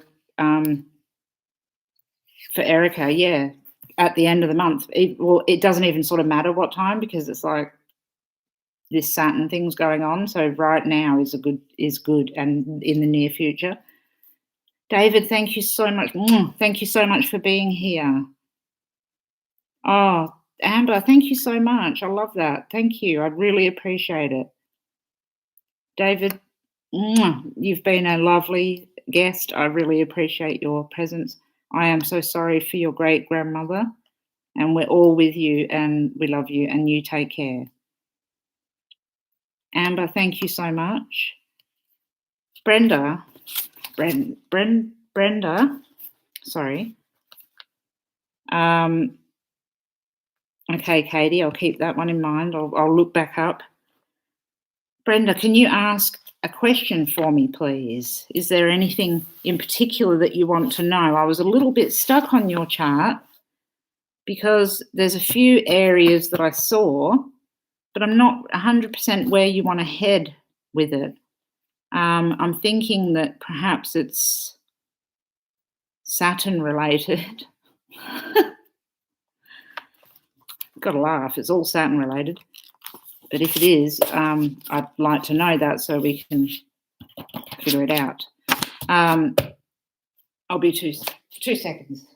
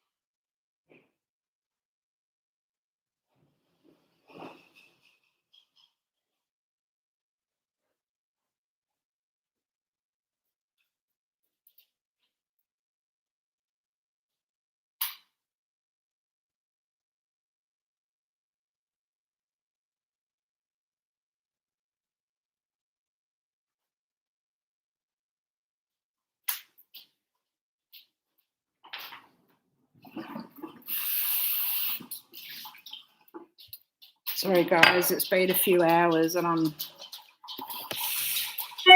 needing to move around. Oh, the blue light's back.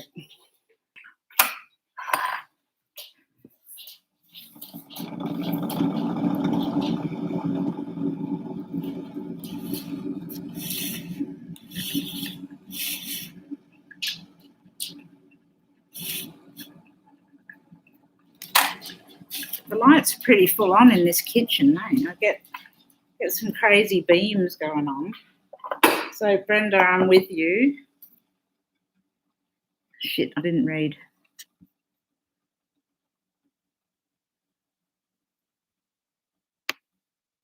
I am being beam-stalked.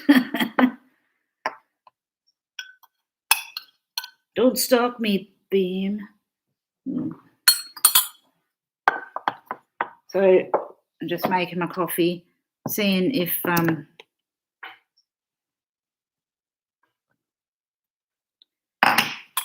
Brenda has a question.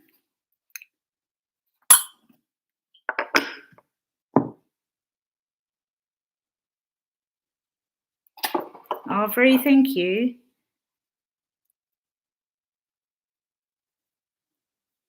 Okay. Tell you what I see. Do you really want to know?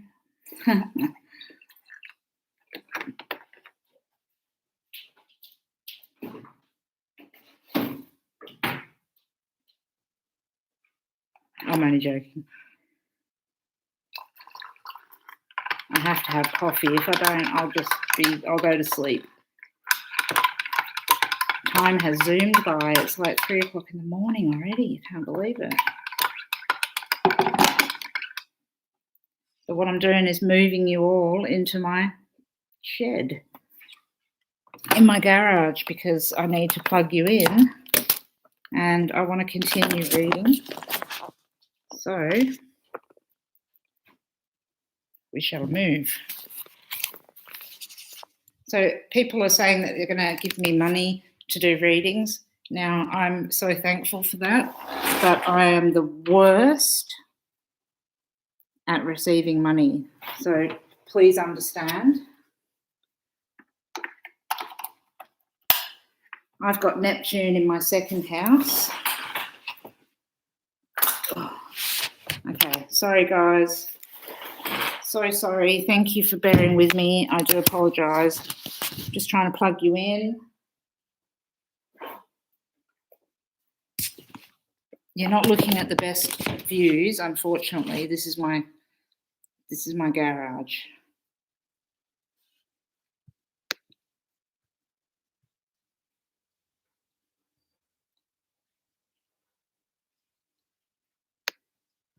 Well, Erica, what I was hoping to look for was the astro.com chart.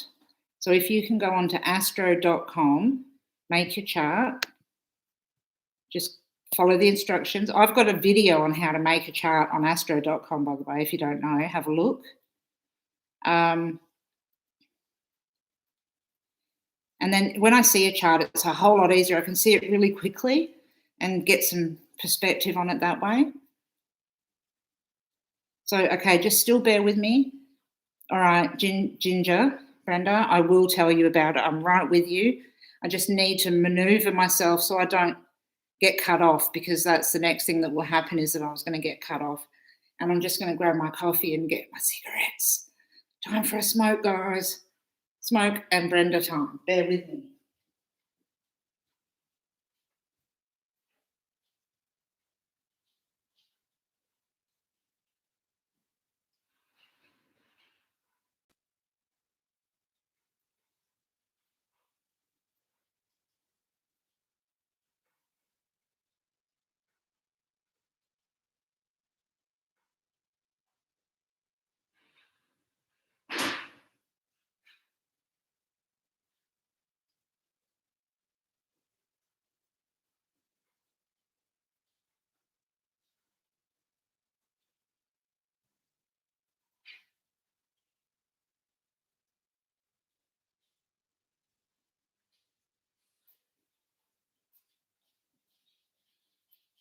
Okay, I don't know if I'm the only Leo, Sun, Sagittarius, Moon, Libra rising in the world, but does anybody else have those placements and end up walking around with just a shitload of stuff constantly?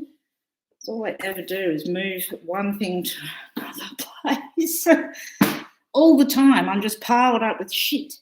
It's not my phone and my smokes and my coffee, it's some books and everything. I'm like, walking around like a bloody idiot trying to get everything put in place. Swear to Christ, I spend so much time messing around, more than I do actually reading. Oh, hang on. Here we go. There's Loki. Loki. And there's Smudge. Smudge, mum of Loki. There, I finally got to introduce Loki. All right. Oh, my God, Vicky, are you a junk lady as well? That is a perfect way to describe it. Fucking junk. 24/7. Man, I swear to God, I also go to bed and go to sleep and shit's just piled around me, and then I usually eat at night as well, so then there's like food all around my face as well. Shocking. Guys, are you going in or what? Roger, you go, come on. Good girl. Come on. Let's see where they do.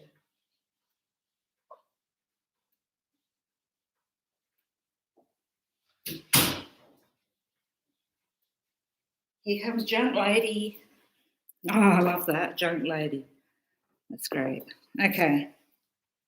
We're getting there, peoples. Just got to chuck my socks on. Oh, my God, Vicky, I swear to God, me and you are like one person. All I ever do is fucking swear at myself too. I'm like, absolute dickhead at times, I am. Okay. Certainly not graceful, that's for sure. You can't put grace in the same sentence as Kirsty and Vicky. Okay. Let's have a look-see here. Brenda, get myself a cigarette for this one. Oh, it's a tough one. No, not really. I'm only joking. It's not a tough one at all. Okay. So, what do you know? Let me see. You said you know nothing except you're a Scorpio. All right.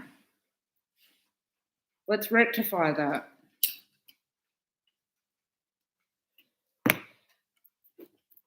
Let us rectify that. Okay. Oh, sorry, Brenda, Ginger. Can I show this chart on the screen? And can I just talk openly about things? I need to ask permission, even though we're doing this on a live and you knew that and everyone knew it, still I have to ask permission because, you know, I do want to show this, but I don't want to show it if it's too personal. So is that okay?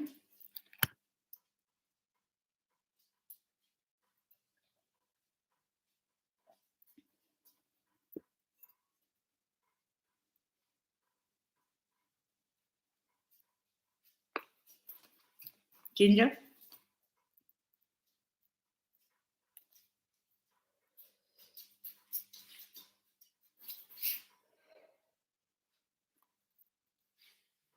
Oh, wait. I've got to get permission.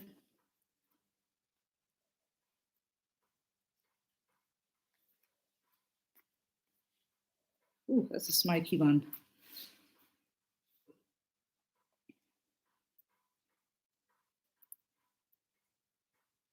Is it okay, Ginger, if Brenda, is it okay if I show this on the screen so I can show what I'm looking at?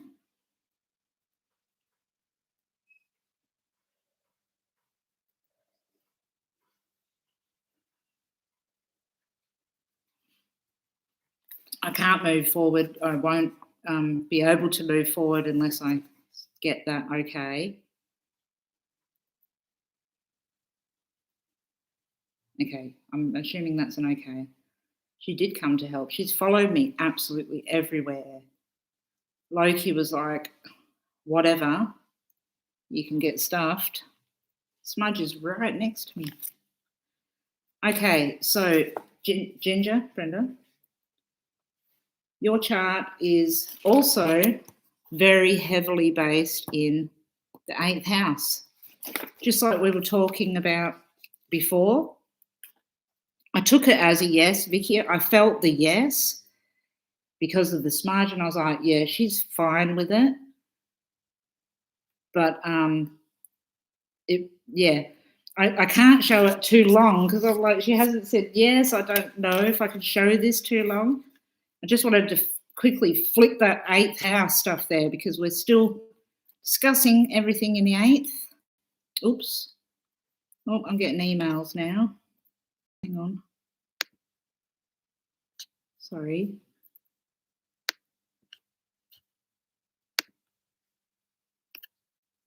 I hope I'm still... Can everyone hear me okay and see me all right? I'm not cutting in and out or anything, am I?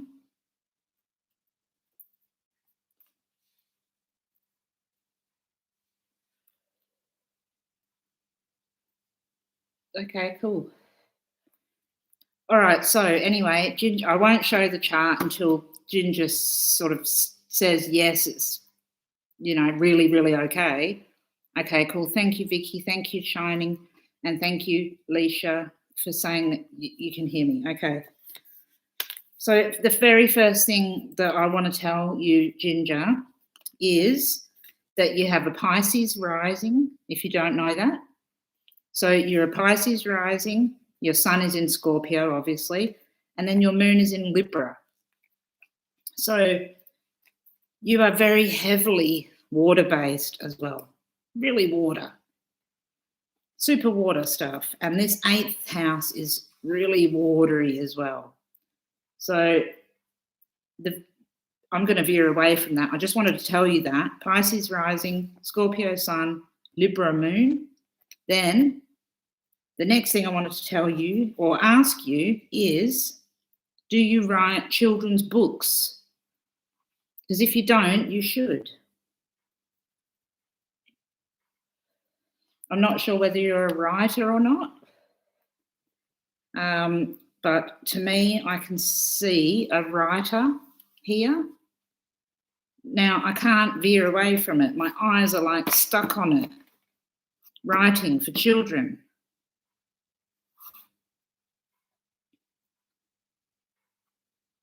You've got a big presence and the ability to be loud, okay? And even if you feel like in yourself you're not loud, which is very possible, your writing, if you write, especially for children, will come across extremely in their face, but in a good way. Now, I don't know why I'm going on to this area.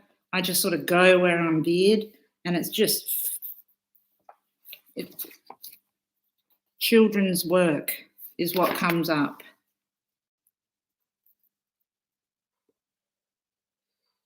Shining, you must have been really feeling it since Wednesday, I would imagine. I just have to chuck that in there. Gemini rising and Gemini sun. That eclipse would have just blown you out of the water, I would imagine. So, Brenda, also you have a big stellium of planets, which is... Oh, I'm sure you did. A stellium is when all the planets, not all of them, but when many planets are conjunct together, and you have Mercury conjunct the moon in Libra, and then the moon is actually conjunct the sun in Scorpio, just out of sign, and then the sun is conjunct Neptune,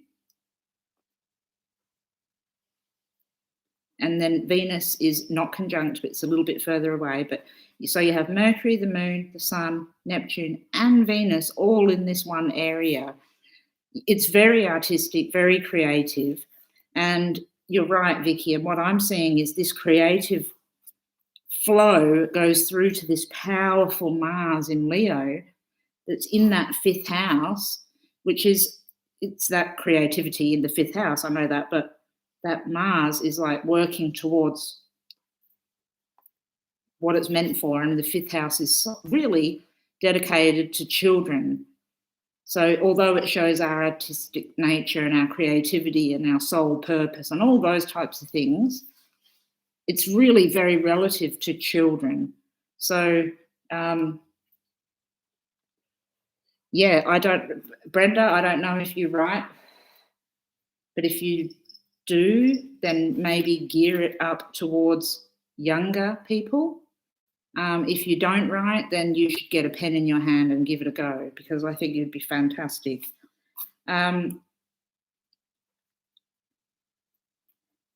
Transiting Saturn is in the 12th house, transiting Jupiter is in the 12th house. I'm giving a rundown because Vicky also knows a lot. All the girls do. I don't know who's left. Suzanne seems to be gone. Vicky, there's the chart.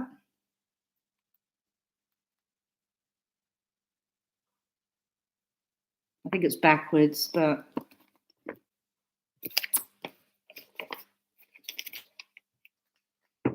yes, thank you so much, Vicky. I appreciate all your help so much. You're really fantastic at helping me.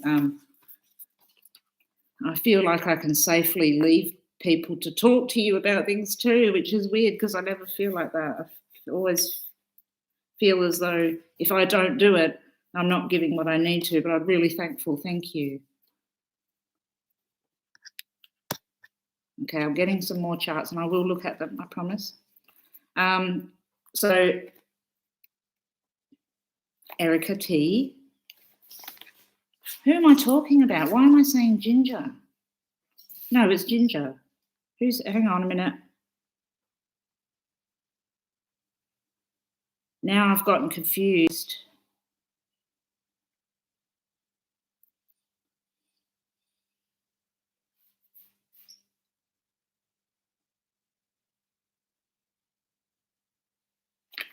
Who's Erica T then? Oh, the baby, of course. Sorry, guys. I'm not confused. It's still right. It's all good. Yes, I know. I thought you were Brenda. I'm like, oh, Erica. Erica's not Brenda. Erica's Erica. Erica's the baby. Erica's the one with the baby in her hand soon. I can see that bloody mile away. That's really clear. Okay, back to it. Ginger. Okay, so yeah, we've got I got so confused then. I've just fucked up everything. Okay, no, I didn't fuck it up. It's fine. I'm reading Brenda. The children's writer. Have you ever written anything?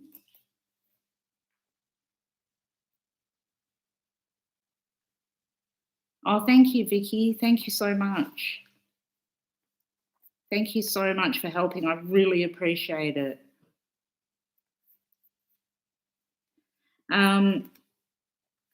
Okay, I had something that I was going to read for Brenda. Let's get this.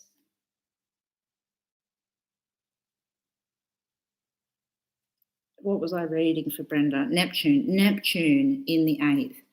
Now, okay, all right. You have thought about it? Okay, we're getting somewhere. All right.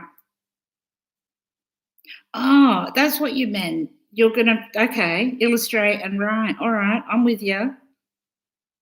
Oh, what a dickhead I am.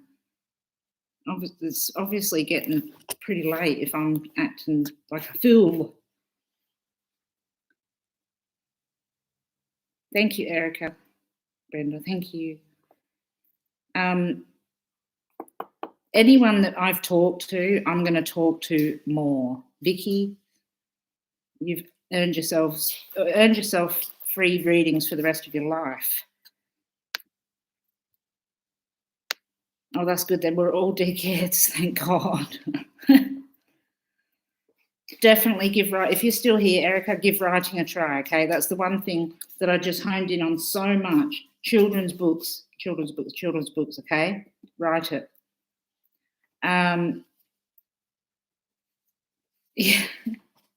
Dickheads unite. If you don't know how to read shit and you go crazy, join the club. Okay. Now,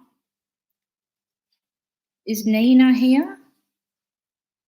Yeah, go have a baby, Erica. Go and have a bloody baby.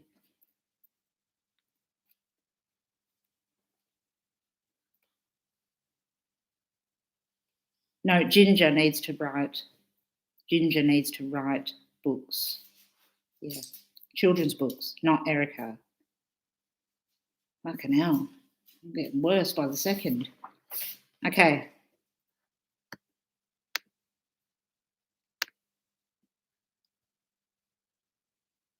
Well, it's definitely fun trying. You might just give that a go. Erica, you could give that a go. You never fucking know. Okay. Oh, hey, Silk. You are keeping me straight, Vicky. I'm fucking off the wall right now. I'm reading shit from other people's charts.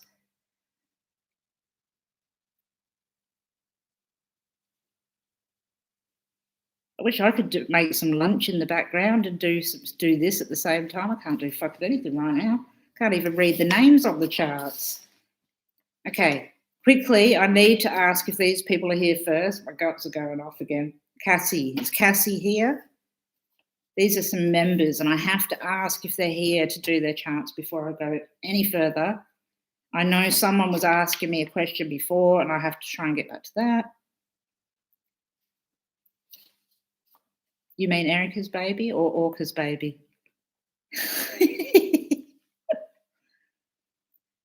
Jessie, did you give your chart to me? Are you Aga or Nina, or that's supposed to be Erica? I do have that book, yes, I definitely do, and I love it. You haven't given your chart? Okay. You're not Penny? No. You're not Aga, and you're not Nina, and you're not Cassie.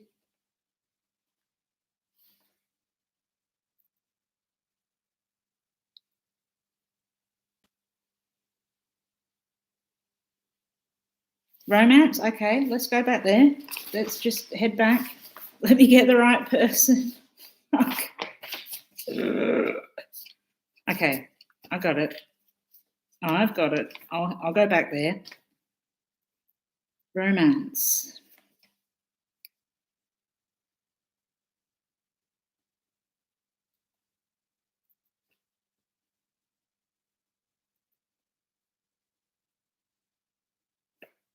I'm just looking, and I'm just looking at dates and stuff as well, because I like giving dates.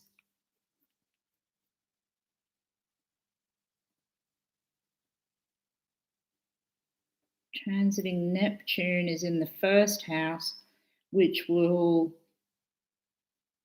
come to opposition to the 7th. No, that's already done that. And then we'll move down there and you know, I'm going to be straight out and say that no, actually, I don't see any romance or love or anything like that at this point in time. There's nothing really indicative of that in your chart. Now, that doesn't mean that it's like there's no love in your life at all, obviously. Of course, there's always love in our life. The 7th house itself represents that, but there's nothing particular really at this point in time. I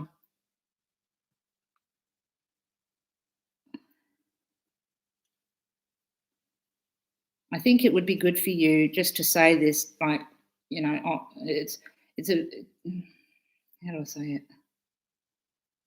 It's basic, but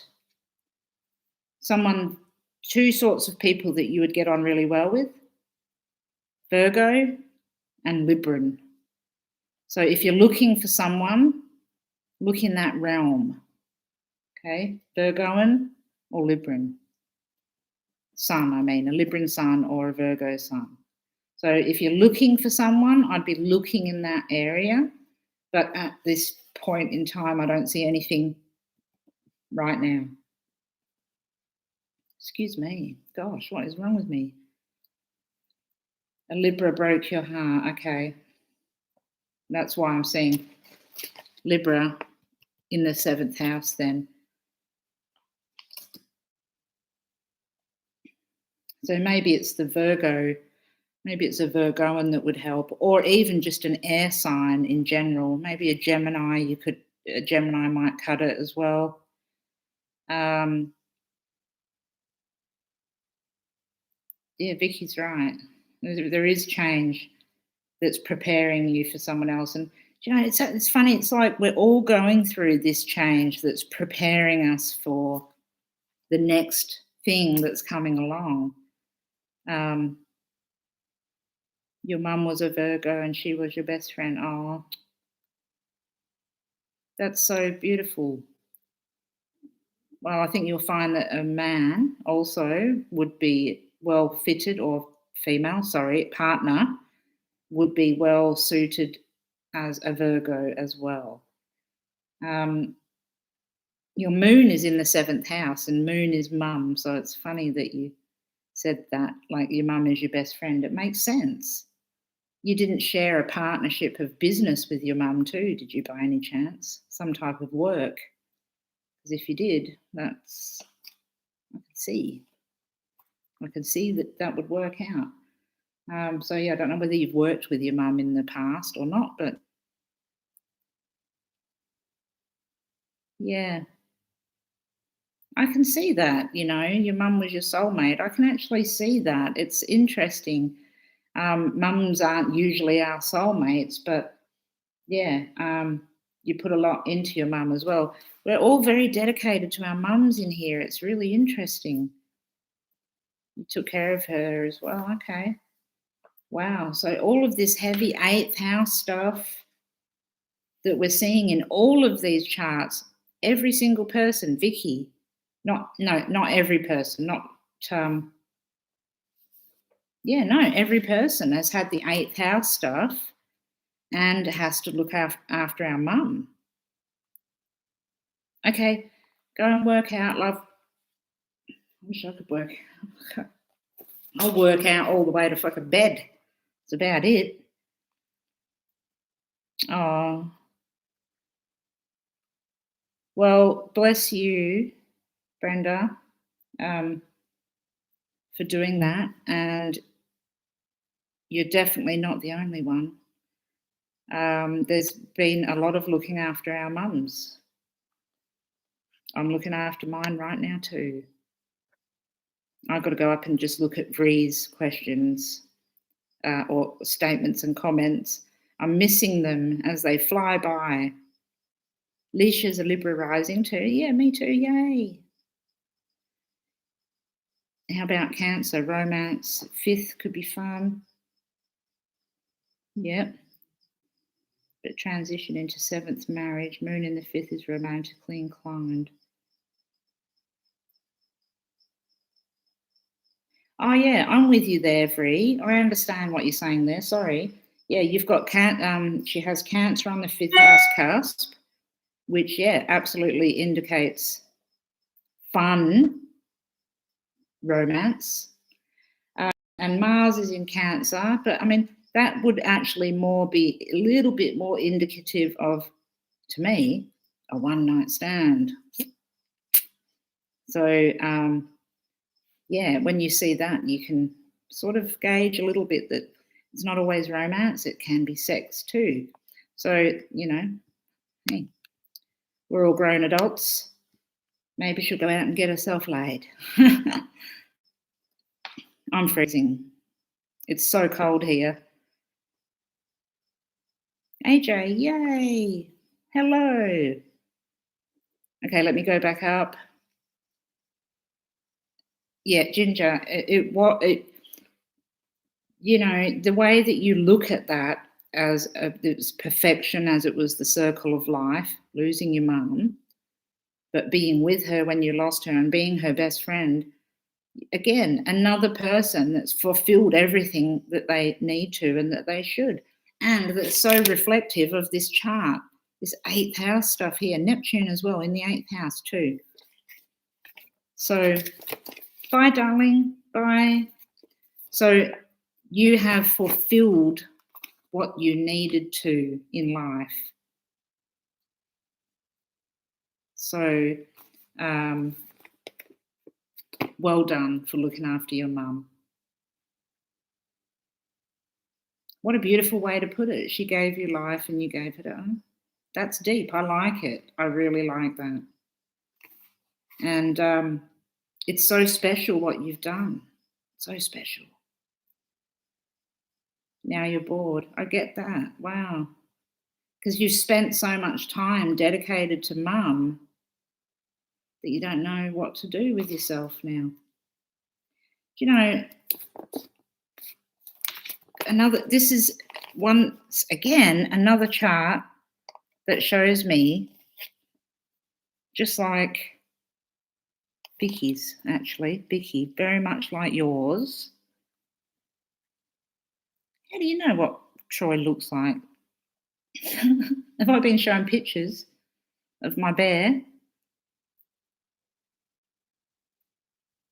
We've been married for so long, I don't even know what he looks like anymore.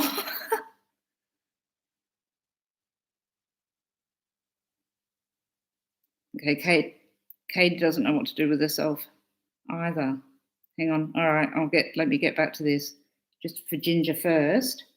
So just going back, Vicky, when we were looking at her chart, I'll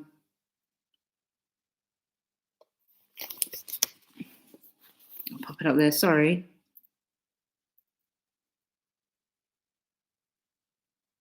Is that backwards or what? Am I mental thinking that that's going to be forwards when you're looking at it? No, it's not, is it? First house is over here. Oh, yeah, the video. What a dickhead I am.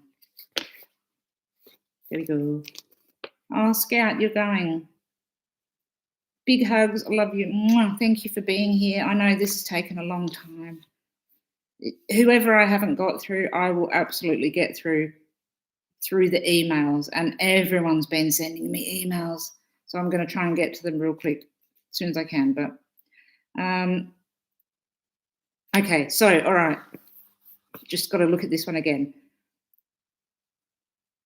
So when I was looking at Vicky's, I'll keep going back to Vicky, but when I was looking at Vicky's, I see that it's almost like a dedication to the afterlife, okay? So like not only helping your loved one go through the death, the process, but also then afterwards carrying on doing that for other people as well.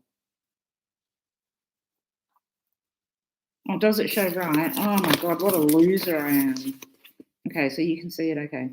All right, so what I'm seeing here is this T-square between Saturn and Mars going to Neptune in the 8th house.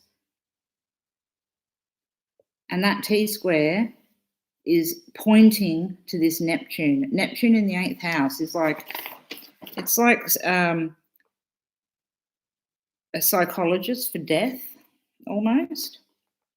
Like so experienced at death that you can take it that one step further. Oh, you've done. Ginger, thank you so much. That was so nice of you. And someone else gave me money back here. Who's this from? Katie, thank you so much. I will talk to you in a minute, Katie. I'm reading your things, but thank you. I really appreciate it. Ginger, thank you. You were a hospice volunteer, really? Holy shit. Are you shitting me? That is so clear. That's Vicky. Are you there? Do you think you could do that job? Hospice. That's the word I was looking for.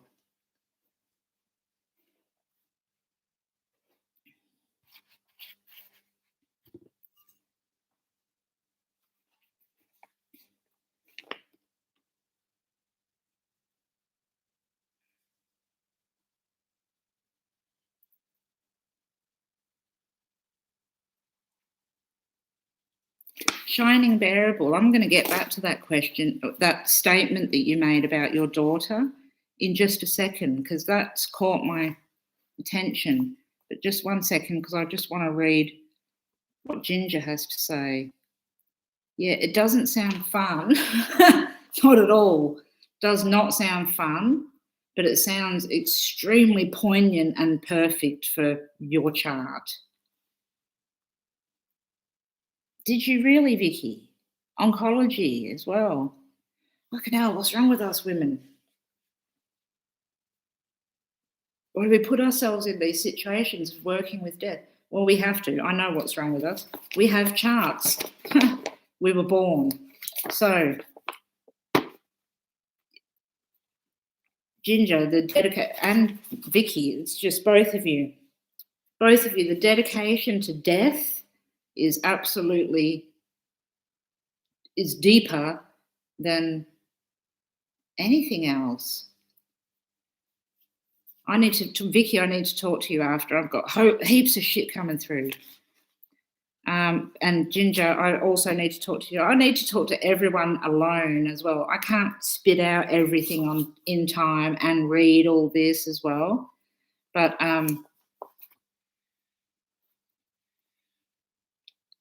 yeah, it is. It is helping people transition. You're right. It's not about death. It's just about change. That change of form. I mean, death is not the end. We know that. It's the change of form. Yeah, I've got a whole lot to say about that. Anyway, okay. Oh, I'm so glad you feel safe. You are so safe in here. Anything you say is safe and you're loved, and we are very nice people and just honest and everything. So you are very welcome in here. Okay, now quickly. So Ginger, I'd love to talk to you a little bit more about your chart. Again, another person who I'd like to talk to more. I just can't say enough in this short period of time while I'm talking to other people as well. But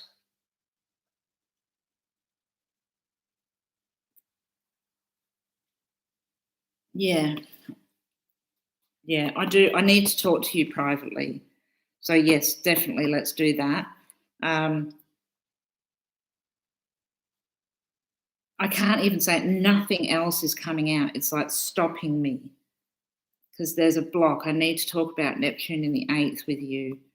Actually, you know what? I might even read a passage here that will be applicable to a few people too with Neptune in the 8th.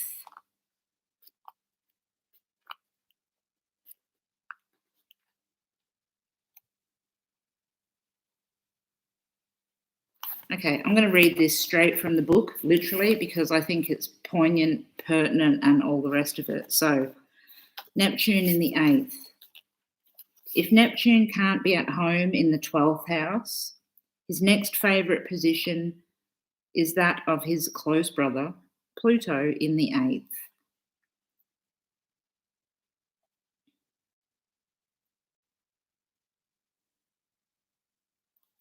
Thank you, Vicky. I hope that it does do that. I think it does it by itself without my personality attached. Thank God. Okay.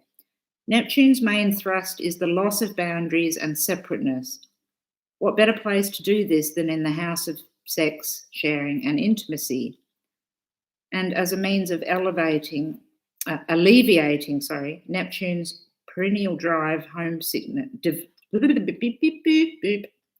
perennial divine homesickness. The 8th house association with death does the job quite well. Freud made us aware that many seemingly innocent things can be symbolic of our sexual drive and interests. We're going down the sexual path here. I don't like that. Anyway, I'll still read it. For instance, if you dream of smoking a cigar, is that really a cigar you're thinking of? Oh, God, the old snake in the trousers thing. Let's just skip ahead a bit.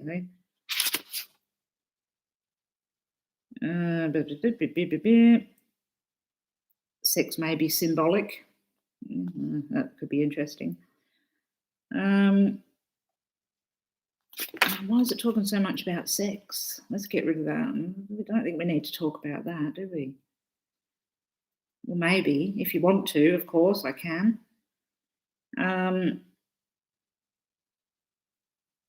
with Neptune in the 8th, physical intimacy is also a respite from loneliness, and much of the promiscuity and indiscretion associated with this placement may stem from this motive. Some may also feel that giving themselves sexually is a way. What the fuck? Why is this just talking about sex all the time? I don't like reading this, actually. It's not even right. Fucking trousers. Like, gross, isn't it? Sorry. Let me get it there.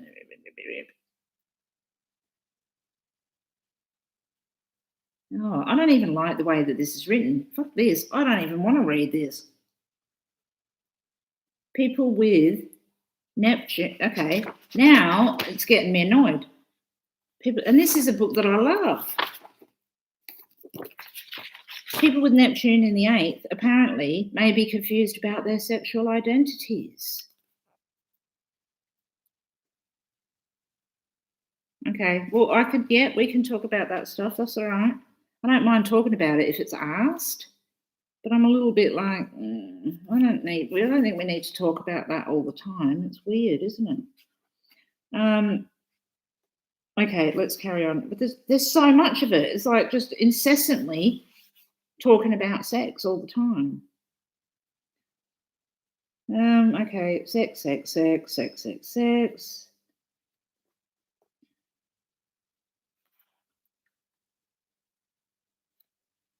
I must have been reading something different when I thought that this was appropriate. I know it's the 8th house, and sex is concerned with the 8th house, and it is, whatever. But okay, let me read. It must be poignant to you, so let's do that.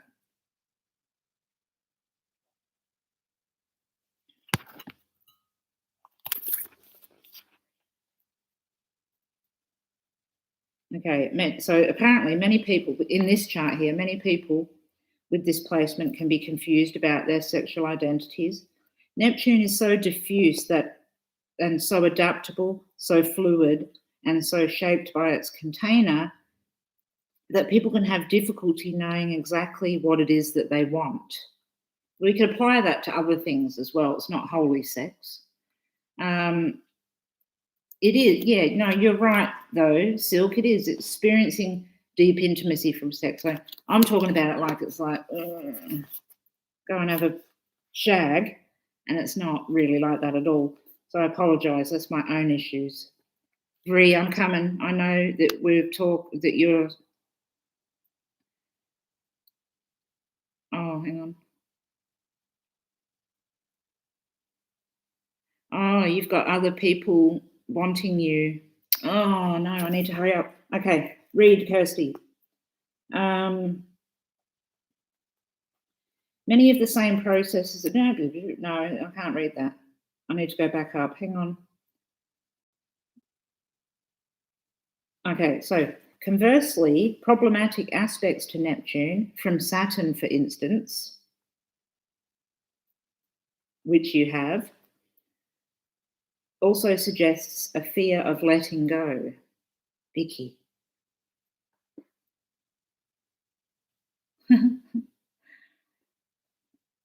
A tension between holding on to boundaries and losing them. Some may even feel the need to transcend their libidinal desires altogether for the sake of channeling these energies in other directions.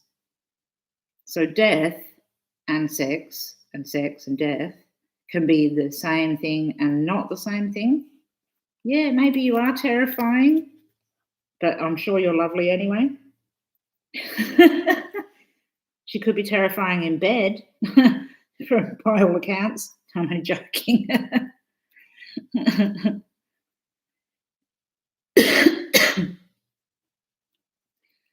Okay.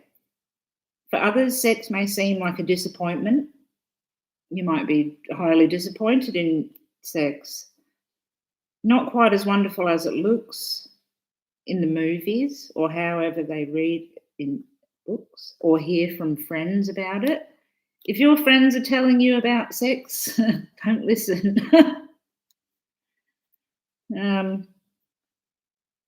Still, others may feel that their way of purification and redemption is through sacrificing a sexual relationship with someone to whom they are strongly attracted.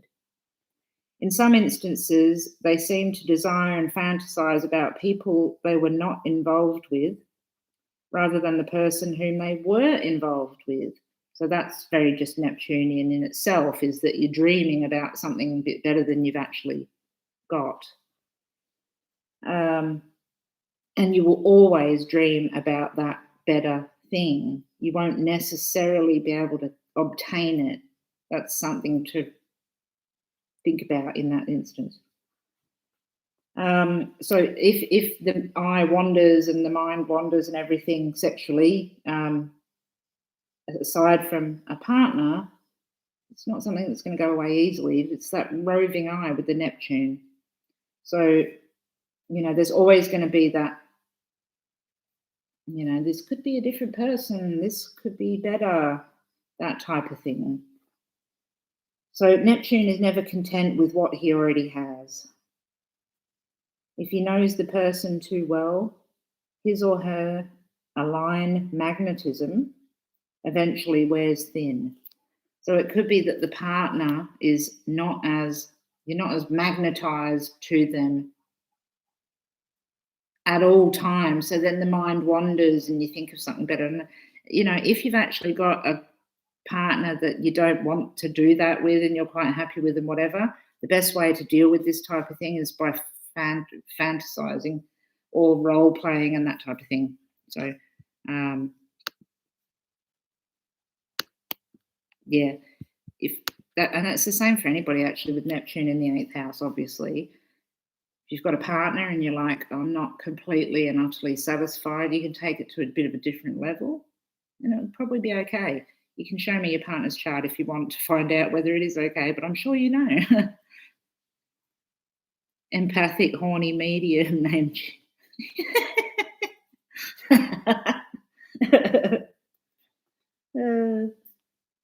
Okay. All right. Many of the same processes apply to the exchange of values between people. Often, Ginger may hope to gain material benefits from a partner. Ooh. But ultimately, what is acquired is usually of a much less tangible nature. Strange complications and deceptive circumstances can affect the whole area of the partner's money and joint finances. At times, they may be too influenced or even deceived by other people's values or envious about what others own. I didn't write it. This is him.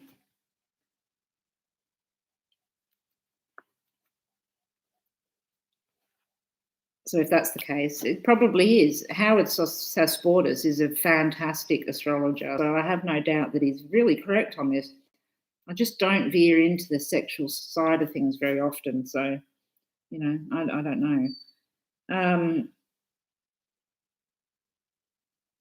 Or envy or anything like that. I never actually really look into relationships very much at all.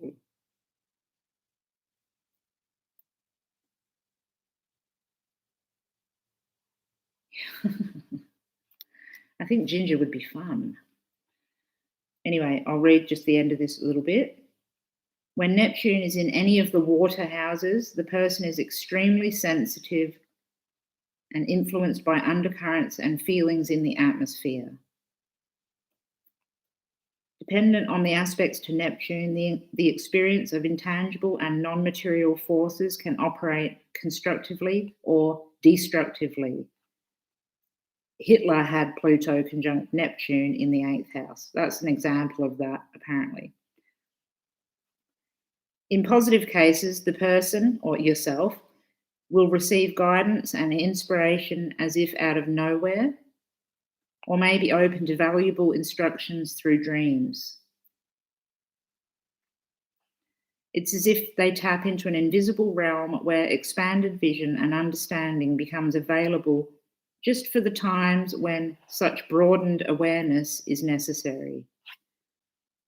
For this reason, they can also serve as sources of comfort and inspiration for others who are experiencing crisis. However, the psychic openness of this position can manifest in a less desirable way. In a few instances, people may feel that they're possessed or taken over by this feeling, which I just noticed there that you said you hadn't killed anybody yet. Don't get too possessed by that feeling. We don't want you to kill anybody. We want you to come back on this channel and talk to us here. We don't want to have to solve the crime that you did. So please don't commit one.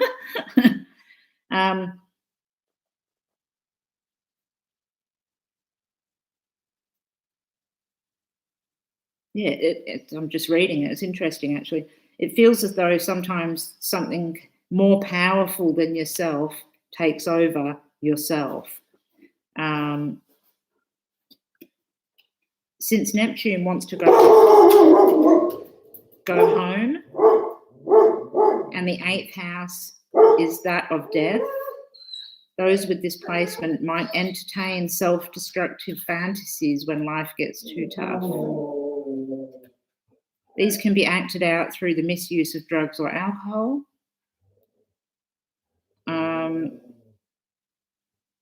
And then it goes on to talk about how Marilyn Monroe had the same thing. Not only the cause of death, but also the confusion and uncertainty around it is Pisces. That's to do with death. It's not to do with life, but it's to do with death. Still same thing. Unless Neptune has hard aspects from Saturn, which yours does, there is usually not a fear of death, since the desire to transcend boundaries is so strong. And then that in turn brings about an interest in the metaphysical or the occult. That was a long-ass-winded way to read fucking one paragraph, however long it was. But hopefully you got something out of that, that whole sexual thing. But I know that we need to go a little bit deeper into things. Good, I'm glad. Now that I know that you're geared that way with that part of the chart, I mean, not completely. Now that I know that you love having sex, oh my God, sorry. My sense of humour can go really, really bad, so I apologise. I'm really silly and I say silly things. Now that I know that, we can go down that pathway when I talk to you about it too. So, okay, Vri, I need to read what Vri says. Look to places of dollars, Scorpio in the 8th, that belongs to others. Could be a place to find that dreamy, lovey Neptune on the ascendant Venus in Scorpio. Vri, thank you so much for helping read and look at these charts. I really, really, really appreciate it. I really do. Thank you so much. Let's have another look. Was MM a Libra or an air sign? Who's MM? Oh, I've lost the plot now. I don't know who's who.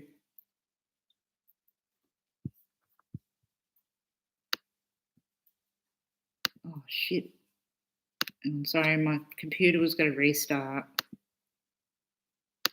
Okay, Marie, thank you for coming in. I'm sorry I've taken so long.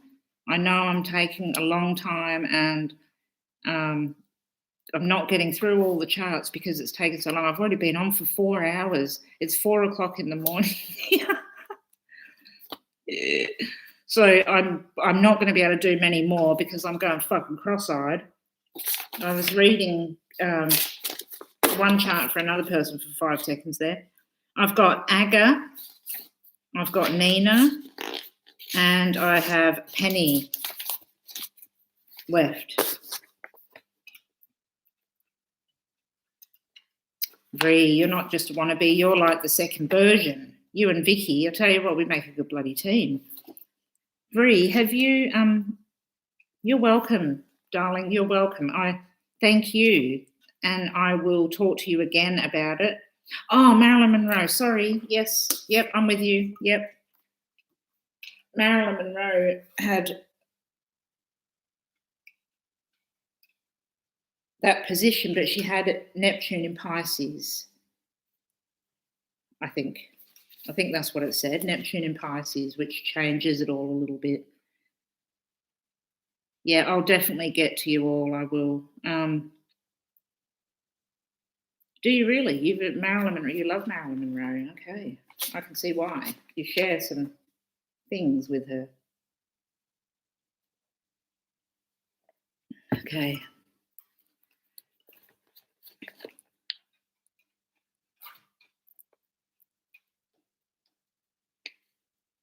Katie has got Marilyn as well. Katie, have I got your chart?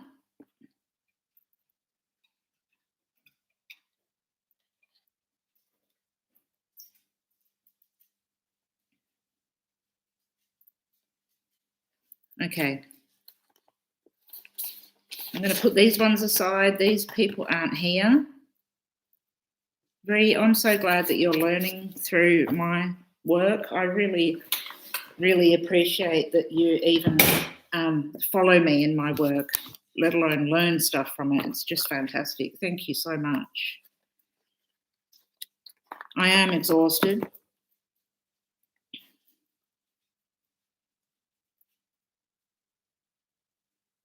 Okay, Katie's talking to Shining, who says that she has no friends. Don't know if I believe that.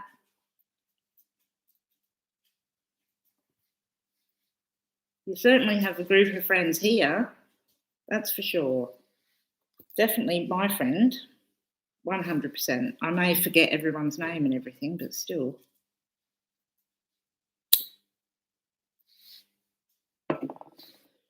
Okay, I need to try and see again. Let's see.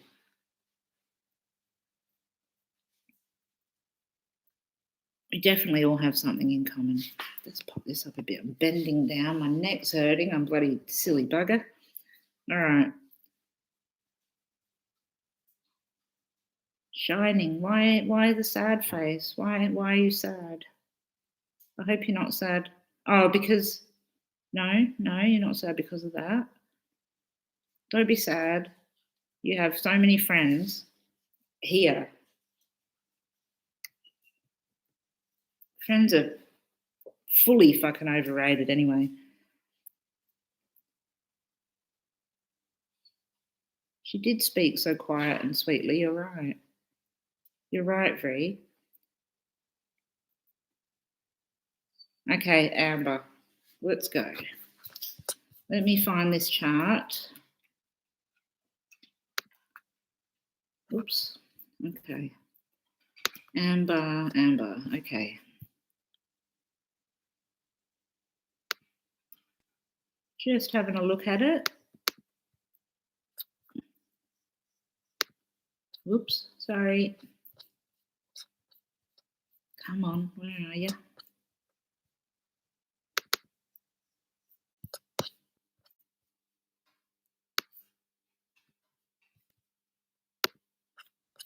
Okay, sorry guys, I'm just getting charts up here. Where is it? There. Oh. Okay, hang on. Sorry, I'm struggling a little.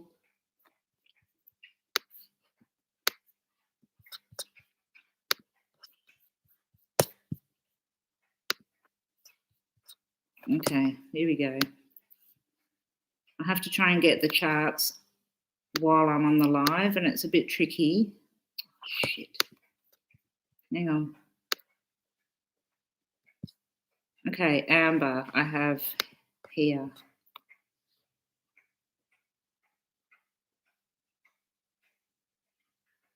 Yeah, I can just go and go and go and go. I'm pretty knackered. I didn't realise it was so late, but I'm pretty good. Pretty good for going strong with astrology anyway. It's so embedded into me that it's like it's just like second nature. Okay. Have you got a 29-degree moon shining? Or Scorpio moon at that? we need to have a look at your chart too. Oh, I'll go to bed. It's okay. I will go to bed at some point. But, Alicia, did you send me a chart? Okay, let's go back. Amber, okay. Just still bear with me.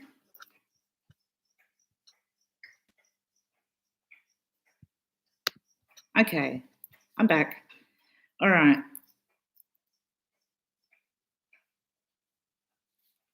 Yeah, I think maybe I do have a bit of a stamina type of thing going on where I can do that, and other people do catch up and feel it too.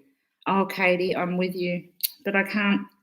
The problem is, Katie, is that I can't do a chart while I'm here on the live.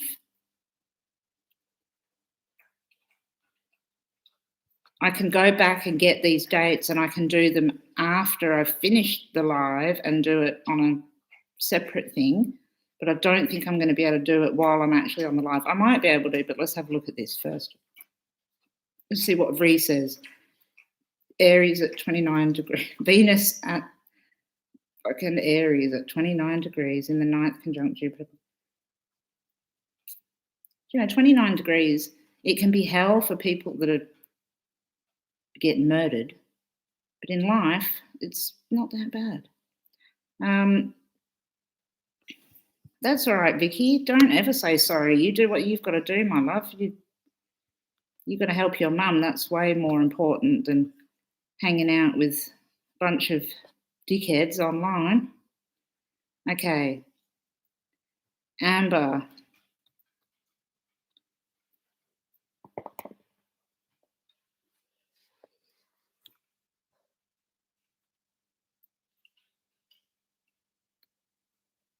Okay, Amber has an Aries rising, a Taurus moon, and an Aquarian sun. Saturn is coming up to join your sun. Transiting Saturn is coming up to join your sun. Soon, like next year. So that's sort of the Saturn big transit that's going to happen. So I'll have a look at that one in a second. I'm just working my way around this chart. Oh, fuck, that scared me. That was Smudge. Smudge has come back around. All right.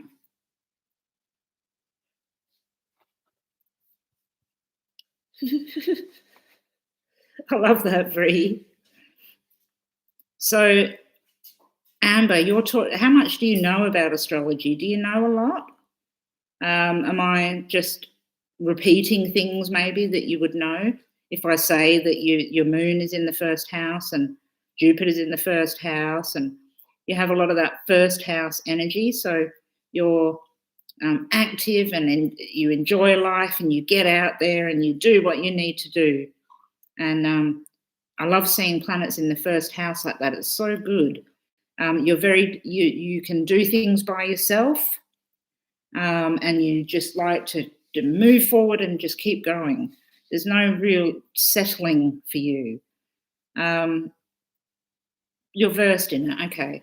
So that first house is really strong. Now, the 7th house, which I'm looking at here in terms of relationships and such, you have Pluto on that 7th house cusp. So that puts the big changes in the dynamics in these relationships, okay? So you will go, too independent. It can be like that, where there's so much of that first house energy that it's all about what we need to do. So it's a great quality to have, and it's great to have those planets in there, and it works really nicely. And you've got Jupiter at the top as well, near the ascendant, which is brilliant. Very lucky. Sometimes when we have too much of that first house stuff, it can give a bit of an inflated sense of self sometimes. So we need to be a little bit wary with that. Then when I go over to that 7th house, I'm doing this because I'm just sliding over to the 7th house. There's that sort of severe transformations in relationships. So it's like you build it up and build it up and it happens and then falls away. Build something up and build it up and it falls away. Yeah, asking for help is extremely difficult when you have Jupiter and Chiron in Aries in the first house with an Aries rising and the moon in Taurus in the first house. You're not going to want to ask for help because you would think that you can do it all yourself. So you can ask for help. Unfortunately, you've got Uranus opposite that moon in the 7th house. So there's that sort of a seesaw where things may spontaneously happen to you and then you have to react to it and you have to change and adapt to it. And when you do that and you'll be like, well, I just have to do this by myself. I can't rely on other people to help me do this. And that's that balance or imbalance, I suppose you could call it, an imbalance between Uranus in the 7th house and the moon in the 1st house. It's like, can I do it myself? Emotionally, you're more prepared to do things yourself and it makes more sense to do it. And then on the other hand, you might have a partner or a lover or somebody that you're in a relationship with, the reflection of yourself, comes along and knocks you off your perch and tells you that you need to make a new life.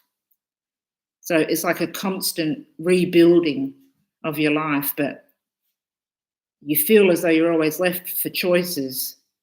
You have to make those choices yourself. See,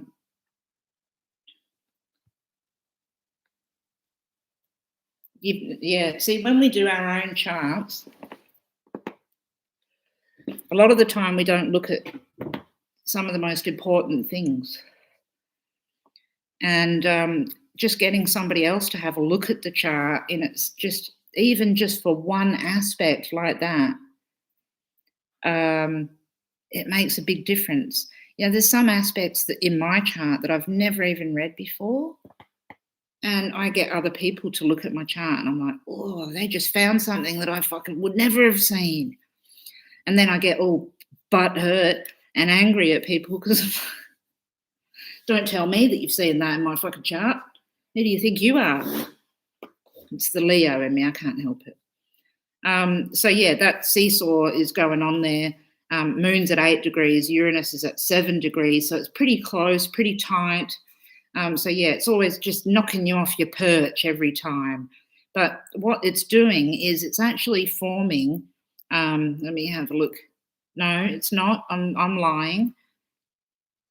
I thought it was forming a T-square, but you've got like a funky T-square between it's not even a T-square, but there's a square between Jupiter and Saturn and Uranus, and then back to the moon. So it's forming this like, so again, Saturn, that fucking bastard of a planet. Sorry, Saturn. Always apologize to him. Never say anything bad. Always apologize to him. I apologize. Saturn is really strong in your chart as well. It's in the 5th house. So do you feel somewhat restricted when it comes to expression? So you have to say what you think because of that 1st house, but then you think about it and you'll be like, oh, I haven't even expressed myself properly. The Saturn restricts us, and that self-expression may just be like, yeah, a little bit. I have it the opposite way around, like in my 9th, and it's doing some things like that, and I can see it there. It's like this repression in creative endeavors, and like the soul is just a little bit repressed, and you just can't quite figure out how to stop that. Artistic endeavor will help with that, and expressing yourself through writing, painting, anything artistic, that will definitely help. If you can paint, then, the square, the orbs I use are always between 1 and 2 degrees when I discuss them. Hi, Vicky. Vicky's back. I always talk in only 1 or 2 degree orbs about the charts. I'll never go further out.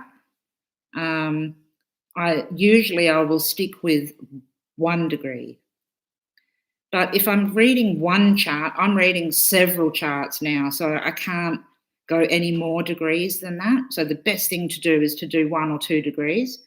But orb-wise, in general, when I do readings, I'll read up to 5 degrees, but I like to stick with close orbs. The closer, the more accurate. If you've got an exact conjunction, exact square, exact opposition with a 0 degree orb, or both at the same degree, it is going to be way more effective than anything else with a lower orb than that. Transits, I only ever read exactly. So I'll do the timing exactly. Yeah, so that's what I do with orbs. You do paint, okay. Keep painting. Bring out that self-expression. You need to,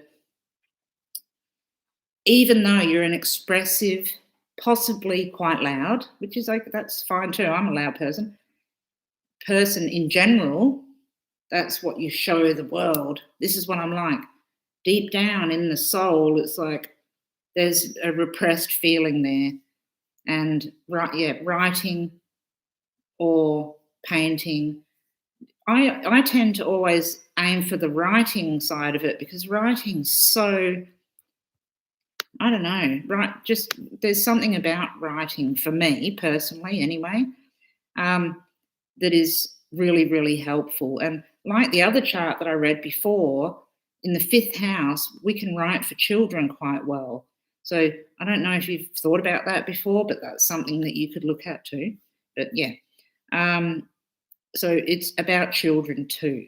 So the self-expression, I don't know if you have children. I think you might. But so the 5th house represents our children, and that's where your Saturn is. And then your Saturn is retrograde, and it's at 28 degrees as well. So it's pretty strong, and you do, yep. Yeah, I know, Smudge is a bloody Saturn dog sniffer. She won't be my best friend soon if she keeps up this Saturnian bullshit. You're a single mum of 2. Okay, yep, I see. All right. So the 5th house Saturn actually might represent that then. Maybe we're talking about, it represents what I said before as well. But when we have children and we have to raise children by ourselves, Saturn, quite clearly. Now, there's something that I've learned recently to do with Saturn and children and that aspect. And weirdly, I thought about it all the other day. Because Saturn is so karmic, especially now. It just really is. Saturn is extremely karmic.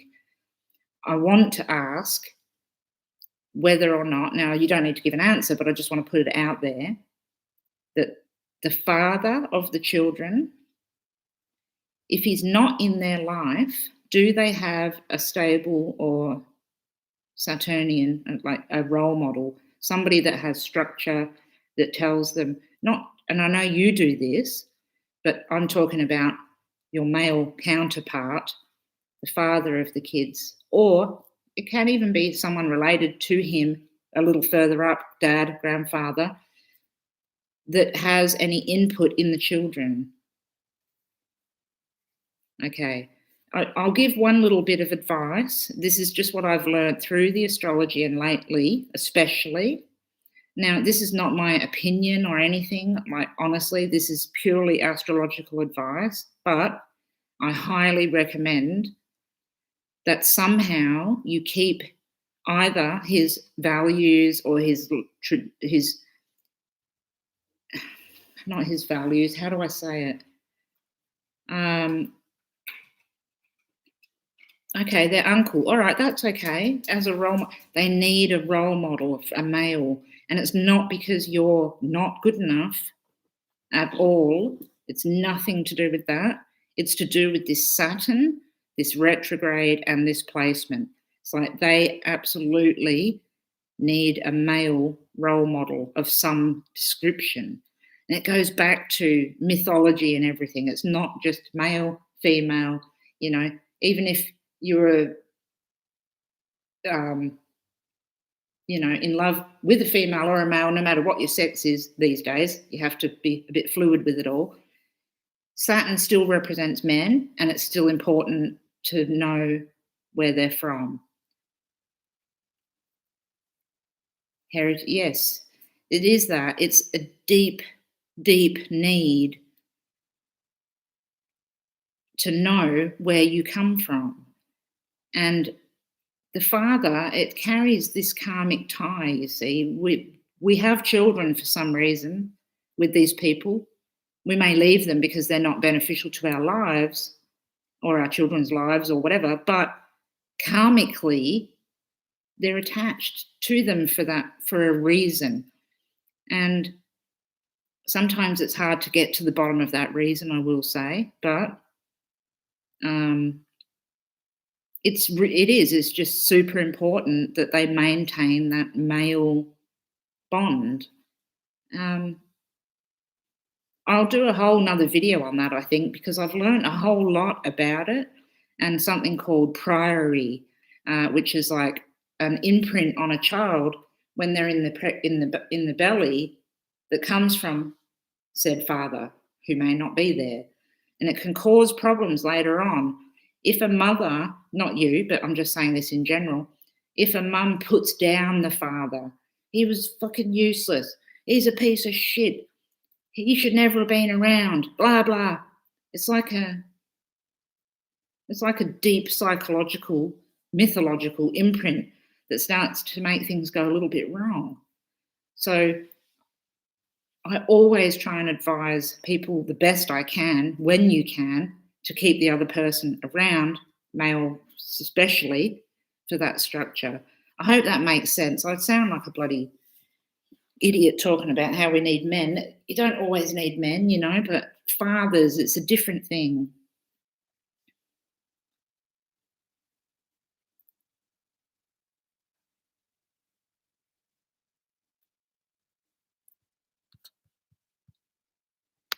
I've got to read as well. I don't want to miss anything. I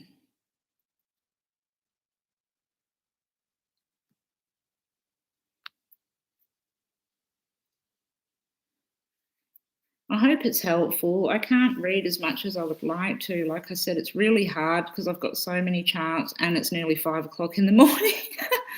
But hey, that's my fault. I came on late. I want to try and make sure I talk to everybody, and most people are from America, so I wanted to wait till a reasonable hour. So that's why I leave it really late in the night. But I probably should try and time it in a different way and not do it so late at night, so I can actually read these charts properly and not look like a fucking idiot that doesn't know how to read charts. Hi, Carmel. Thank you for stumbling across my channel. Usually I do crimes and read crime charts, but tonight I've been reading some natal charts and having some chats about natal positions and everybody's charts and whatnot. So thank you very much for coming. Okay, I'll put my email. Now I'm going to tell you guys, I'm just going to tell you straight out that I try really hard to check all my emails. If I don't, and if I've missed it, oh, thanks, Vicky. Sorry, I was typing that too. I didn't know I had my right-hand man there. Yeah, if you email me, actually, first of all, if you're a member, then absolutely tell me I'm a member. Look at my email. For God's sake, Kirsty, look at my email. I pay you. I'm a member. So please tell me Oh, Amber, you're welcome. You're very welcome. I hope it was a little helpful at least.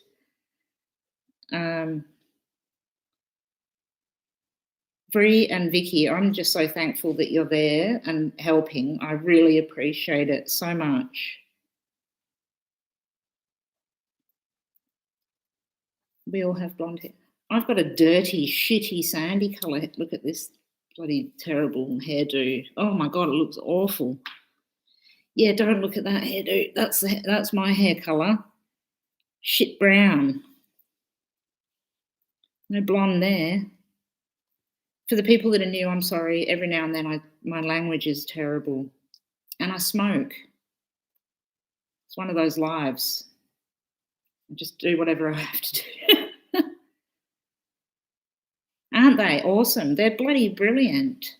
Vicky she's only left for like 5 minutes and come back. She's been here the whole 4.5 hours. And Vree, the whole 4.5 hours helping out for absolutely nothing, for no reason other than being beautiful people that I love.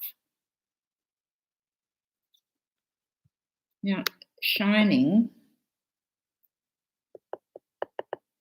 I keep missing Shining's posts and I don't want to. I wanted to read it. There was something way back here that interested me that Shining Bearable said. And I can't find it. Is that the 9th of the 6th, 68, or the 6th of the 9th, 68 for Shining?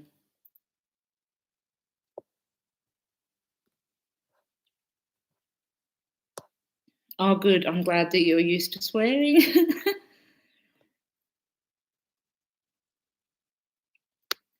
June 9th. Okay.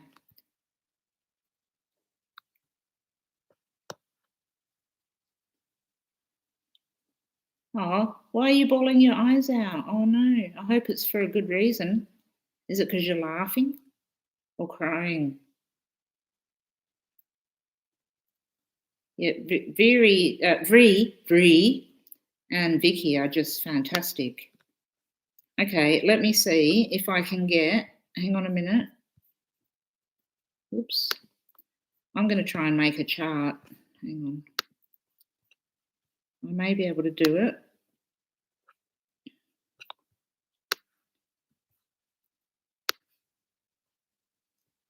Oops. And Ginger, if I had longer, I'd be able to be even more spot on, I'm sure, but I just don't have long enough to do it, which sucks. Okay.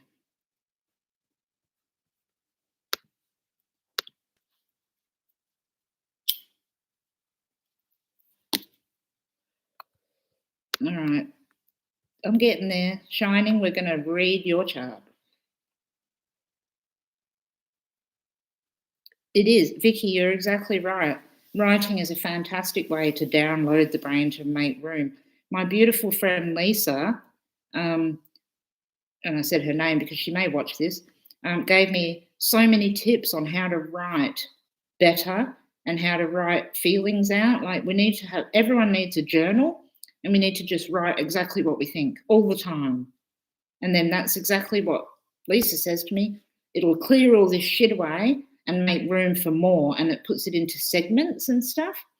So I agree completely that writing is a brilliant way to do anything. I think I love writing. Shining Bear.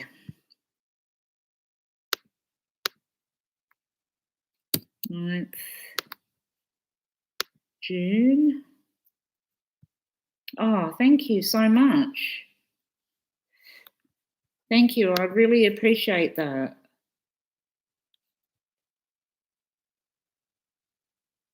I don't believe anyone's afraid of you, Katie.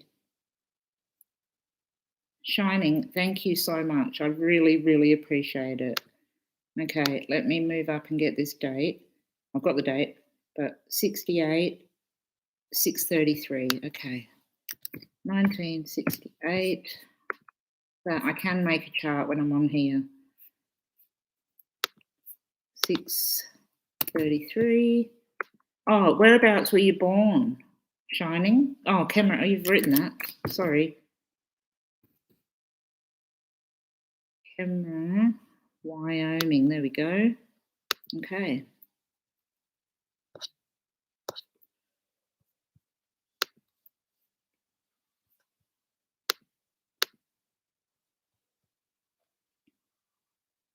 Bye, Amber.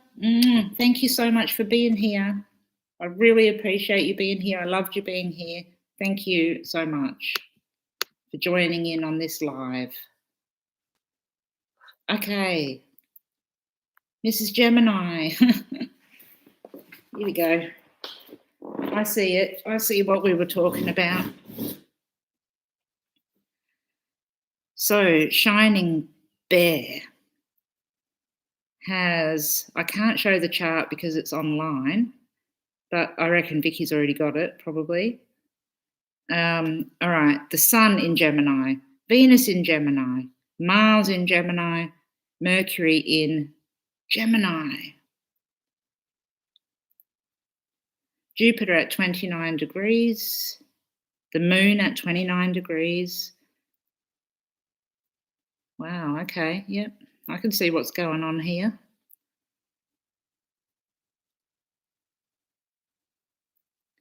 Well, you know, you've said that about friends and not having them.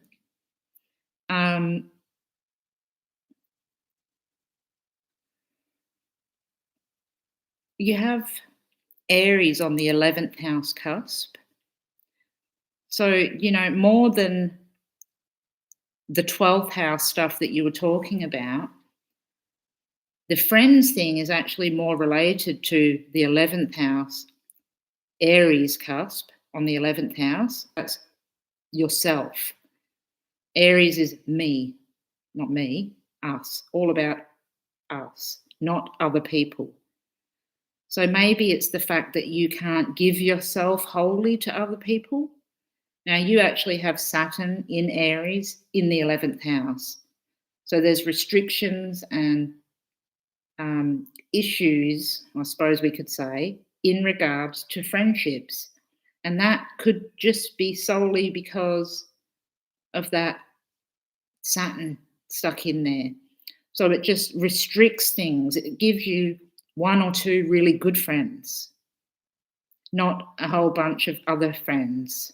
Yeah, you keep to yourself. Okay. Well, you'd have so much of that 12th house stuff, Saturn in the 11th house.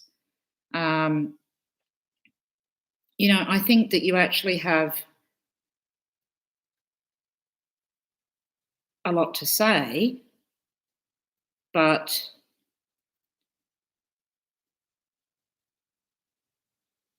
are you isolating yourself?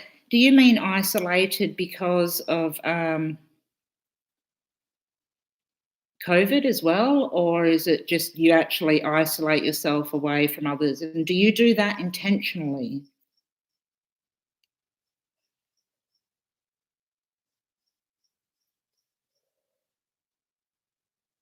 Well, Vicky, I got really dizzy then when I read your message. Ugh.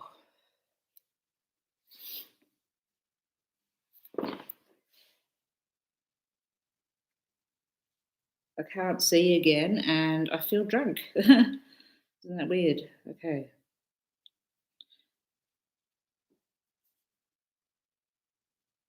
Vicky, does he drink a lot? Like a lot? Sorry, Shining, I've got veered away because I caught onto Vicky's message and then I just started feeling really odd and, well, drunk. I don't know whether their dad drinks a whole lot. Let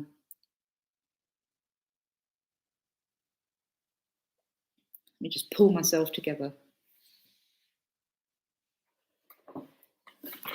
Oh, shit. I nearly fell over. Do you know, I don't drink or anything. I'm very straight like that. So whenever something like that comes in, I'm like, "Whew, that's weird." Okay.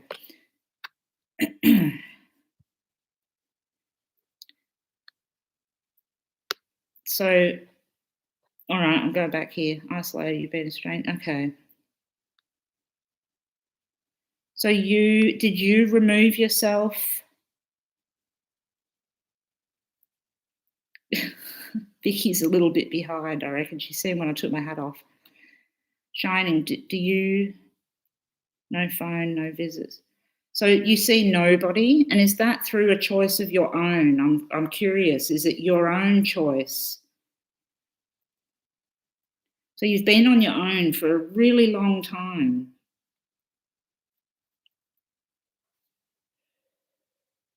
That's that Saturn. Bloody Saturn. I'll tell you what, that planet's got some shit to answer to. Seriously. It's your choice. Okay, I get it.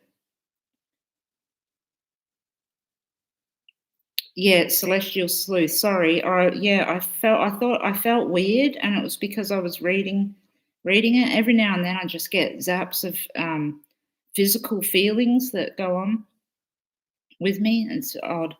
It's just every now and then. Must be something I need to talk with Vicky about, I think. Shining, it's hard when you make the choice yourself, and it's showing me in your chart that is your choice. It's about you, like I said, about me, and preserving yourself, preserving everything that you have. It's actually a bit. I'd like, again, another chart that I would like to read personally, because there's words that I want to use that I can't use on the live. I don't mean bad language or anything awful. There's just things that I can't say on lives. I don't know why, but I just can't. I have a lot to talk to you about as well. That Gemini stellium, that 12th house Gemini stuff, it's itching to get out there and actually talk to other people and be a part of something bigger than yourself.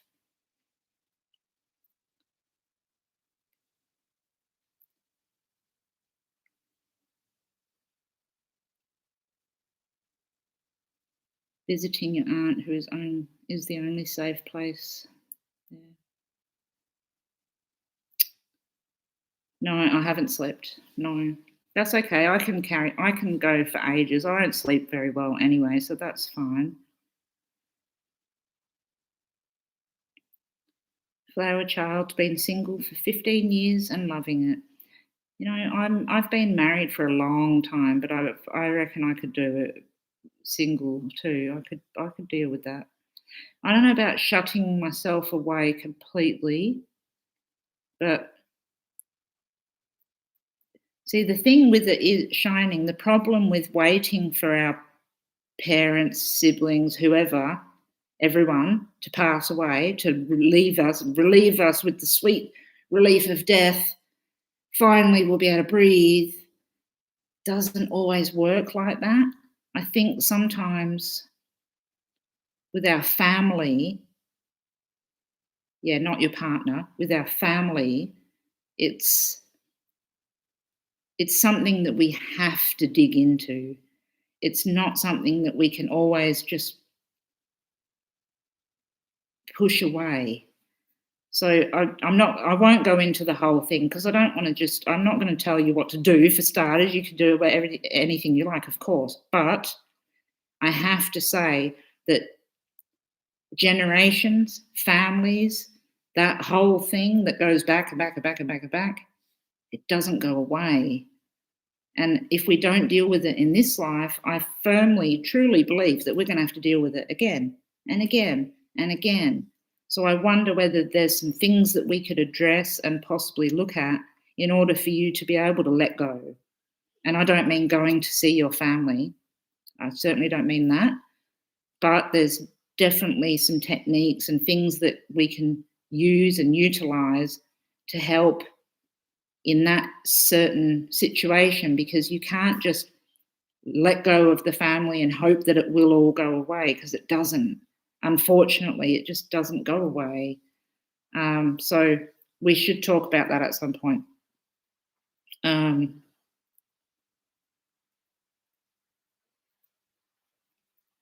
I'd say, looking at your relationship sector there, that the marriage and the partnership is stable, because you've got Sagittarius and Capricorn there in the 7th house.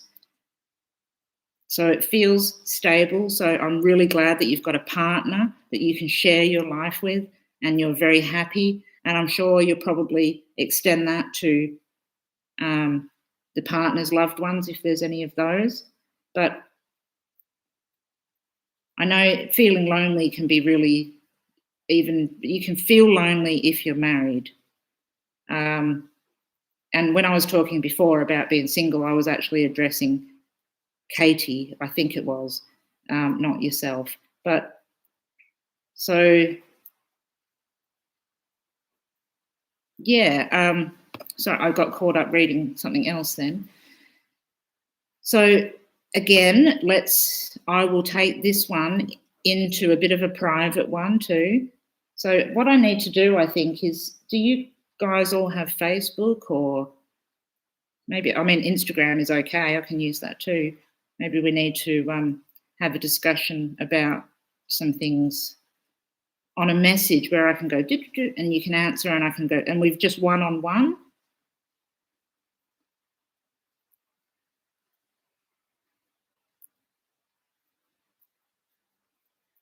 Wow, Celestial Sleuth. Was that actually one of your best memories? That's interesting, that a good memory was based on such a devastating thing. But it makes sense. I understand it. Feel the anger and tapping it out. Try F tapping.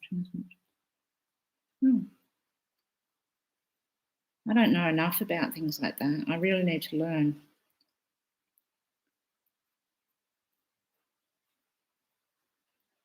Oh, Anne Wilson as well. Do I know you? Now I know you in 3 different ways. Can't get any better than this. I'm getting more friends through Facebook and through YouTube.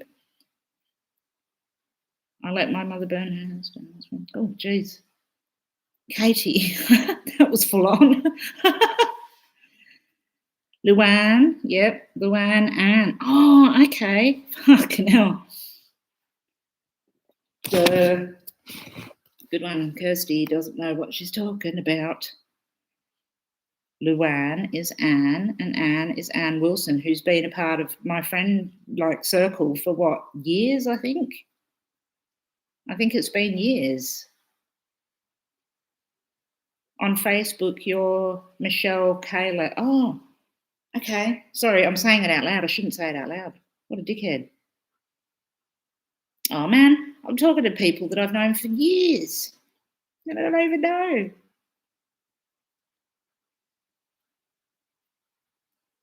Yes, you were. You were on my Patreon. That's right. I remember. I know exactly who you are. I just never put the 2 together.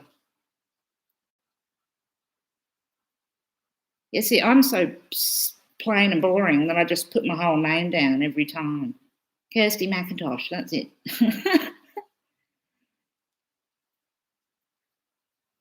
I wanted to get paid. Someone asked me in my emails why I can't get it together to do lessons and stuff like that. I just haven't found the right platform. Yes, you do. Yep, you read the cards. I know. I'm completely connected now. I know exactly who it is, and it makes perfect sense with what we've been talking about and who you are. So I'm really stoked.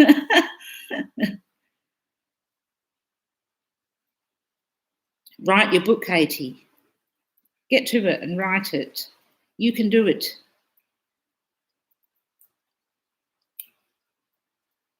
Your daughter and husband almost truly know me. That is a beautiful thing to say. And that's really important. and the most important thing. So I am very happy that that's the case. When we have our family here around us, it makes everything better. And it's all we're here for, really, honestly. 3, lovely Kirsty, and I must thank you. Wish I could stay. Kirst, when the second book of your 3. You know that's a dangerous question. Thank you so much for helping and being on here. I am going to read for you so hard. Please, Vree, send me any questions, your chart, send me everything so I can sit down when I've done the others and really, really sit down and talk to you about your chart. I really want to.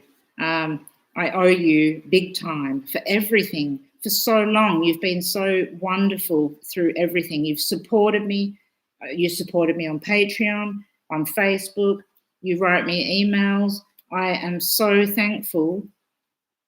Thank you so much for your help, your comments, looking things up. I just really appreciate it. And I will 100% read for you. You don't have to save up money, Vree. Please just send me your chart and ask a question. Don't send me money.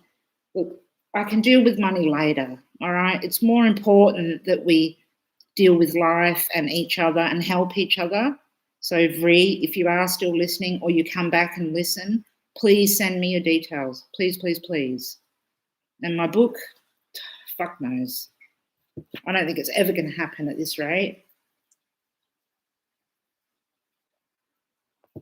No, it will happen. But I'm struggling with it, to be honest. I am struggling with it. I have so much information to give that I can't format it properly into the second and the third book. I wrote them, I completely destroyed them and rewrote them. And they're in this, I have to write them at the same time because of the content of each of them. But it's coming. One day, it'll just pop up out the blue. Vree, you are, thank you. Thank you so much. You please send me your details. Katie, I am desperate to see your chart. I want to see the person behind this discussion. Are you a Leo?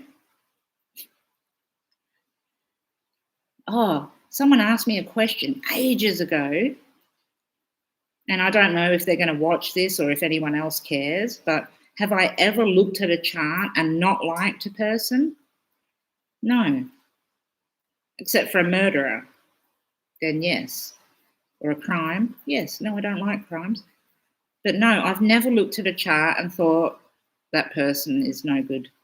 No. It doesn't show me that. It just shows me the exponential potential of a person rather than whether I like them or not. So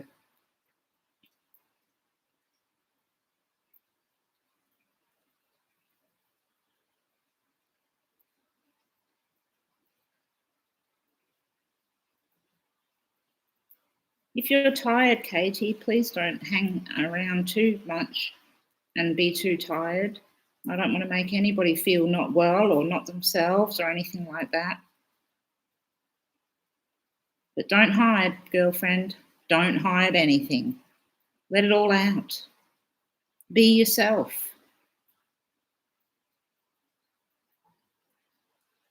It's tiring, I know. Life is fucking tiring at times. But you've got a lot to give. You've got a whole lot to give. So just say it as it is, girlfriend. Honestly, just be you. I don't even need your chart to say that.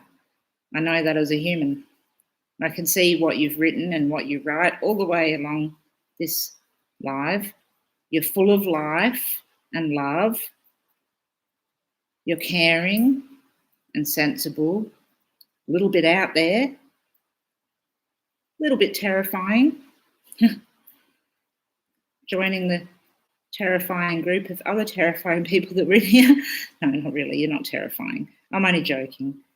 Yeah, it's the 8th house. Is that your real name yet? I don't think anybody else has their real name at all.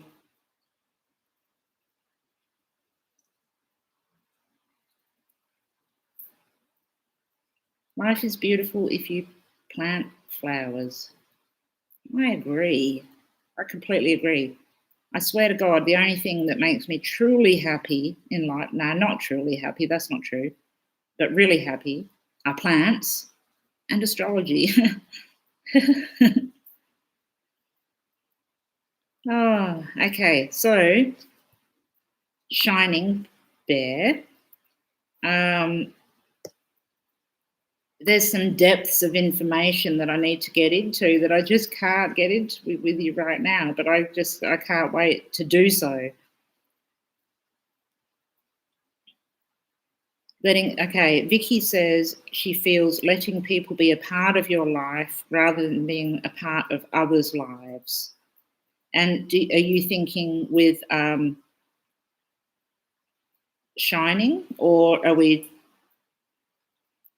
talking about? Oh, hang on, now I'm getting lost.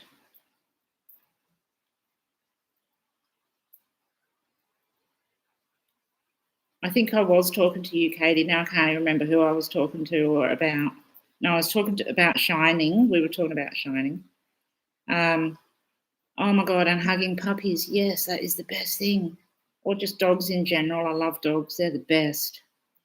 Vicky, are you talking about shining, or are you talking about... No, you're talking about shining, yeah?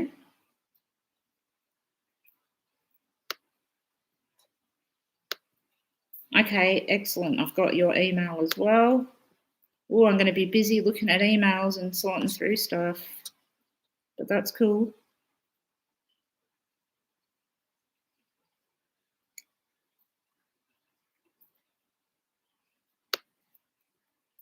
Yeah, and I'm actually interested in I don't miss things. I may not mention them at the time, but I don't miss things really. I'm a little interested in Marilyn Monroe, I can't lie. We've got a connection going on there. Now, whether that may be some Piscean stuff. Where's Pisces in your chart? The midheaven in Pisces. The only thing I can say about having the midheaven in Pisces is to try not to be a victim of anything. There's this Piscean thing. When it's a strong part of our chart, we tend to go into victim mode. So if you do that, just be a little weary about that. All right, I'm going to have one more cigarette, and then I'm probably going to go shortly. David is back. How are you, David? Are you okay? Has everything been all right? I tell you, every day is so goddamn full on, isn't it? Let me make this bigger. Every day is so full on, and I know if you're going through something, you're going through a whole lot of shit. So, David, is everything okay? Have you been... I hope you haven't lost anybody else. My godfather.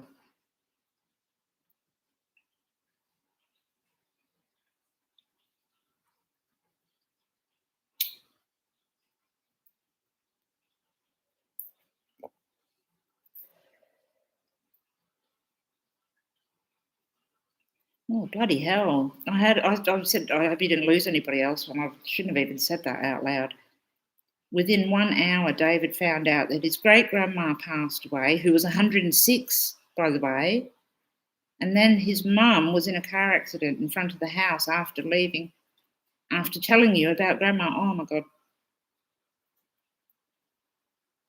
David, you need to just embrace yourself, brace yourself and hold on just to make sure in case anything else is going on. You know, it usually hits us real quickly, as you would probably know. So just be careful, you know, stay safe and try and keep positive. I suppose there's one positive aspect of what happened, and that was that great grandma was 106, and that is a bloody good innings.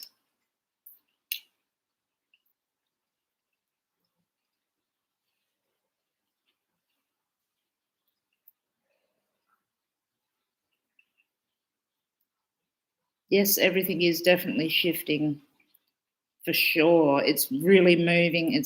Well, I could see it as like a rippling out, but yet it's a shift away from what's going on. I think the eclipse, and like I said, I never really look at eclipses, but I think the eclipse did something. It was sort of like broke the camel's back. I don't know how to explain it. It's almost like it just did something to what was going on astrologically with the other planets. So I agree. There's a lot of change going on. David just looked at her charts and transits. Uranus is conjunct Mercury in the sign of Taurus in the 3rd house. Well, okay. So right outside the house, she's in a vehicle, Mercury. Suddenly, Uranus has an accident, Uranus, in her car, just right outside the house, the 3rd house as well.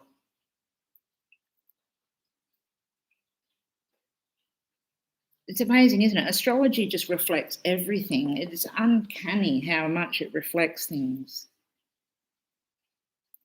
Is Neptune conjunct the ascendant in the 12th house? Okay, is Neptune conjunct the ascendant from the 12th house an indication of chronic illness?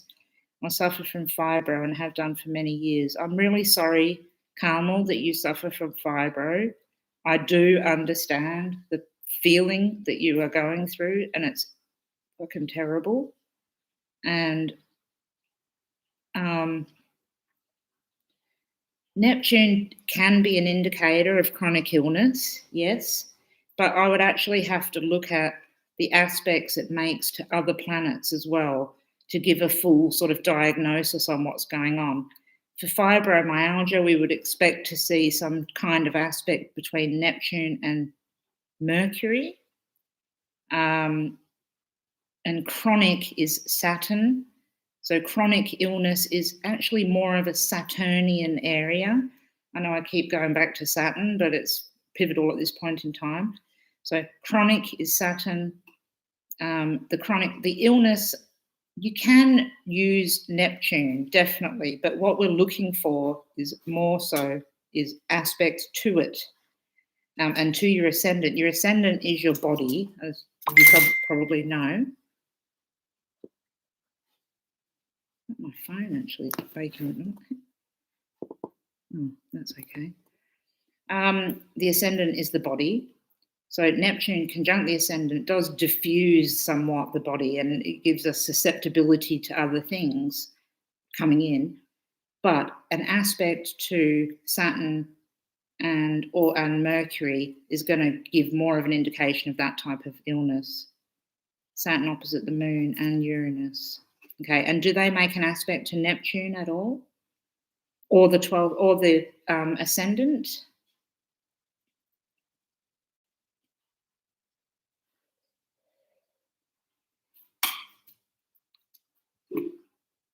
.22 degrees is not too bad of a number.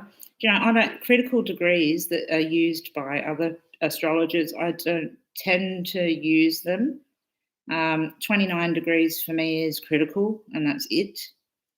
I don't use the other degrees.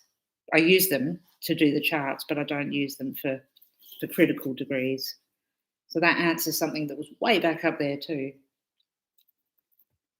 Is Mars currently at 29 degrees? I don't think so. I think it's at around 24, maybe.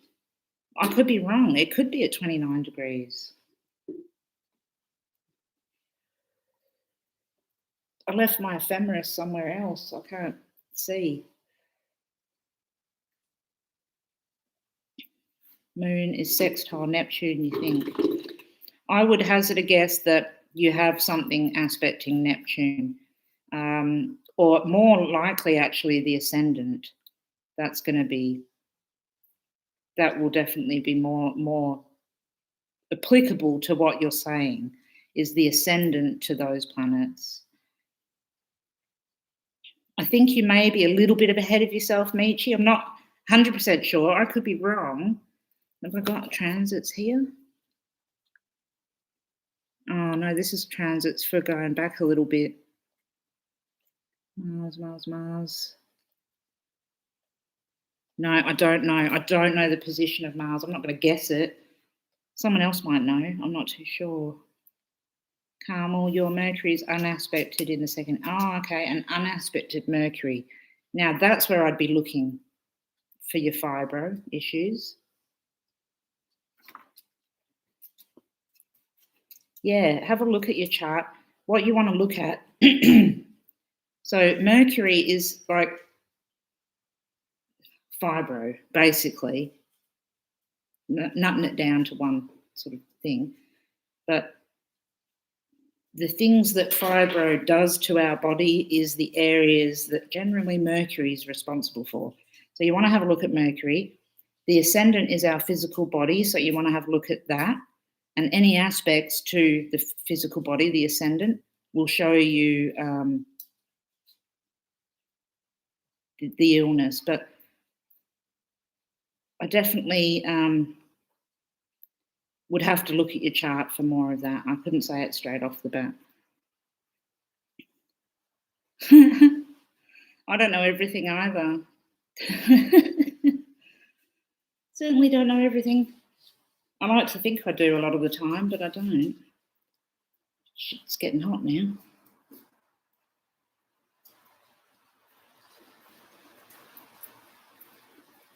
Oh, it's at Mars is at 22. Okay. All right, I'm with it. Way behind again. Thank you, Celestial, for that. So I'm behind. Michi's in front. We're all over the fucking place. Scorpio ascendant. Okay. Yep. I love myself some Scorpios. I think Scorpios are great value. Learn to reach out, Katie. Sorry, I just saw that as Kate then. You don't reach out, but you can. You need to learn to. Try to learn to. It's a hard one. We can't always reach out for people. It's easier to do things ourselves. Yeah, I understand that, Katie. I'm very much the same, but I've learned to reach out a little bit. And I think it's easier these days to not be like that because we're all so isolated and in our own heads. It's like, yeah, I don't need people. I don't want people to tell me what to do or whatever. I'll do it myself. Thank you very much. One day we're going to have to get back into it a little bit and get more social. We will. It'll happen.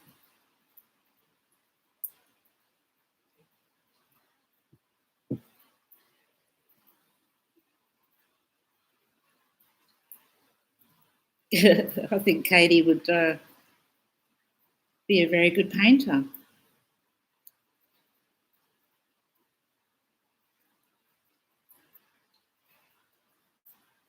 That sounds like fun.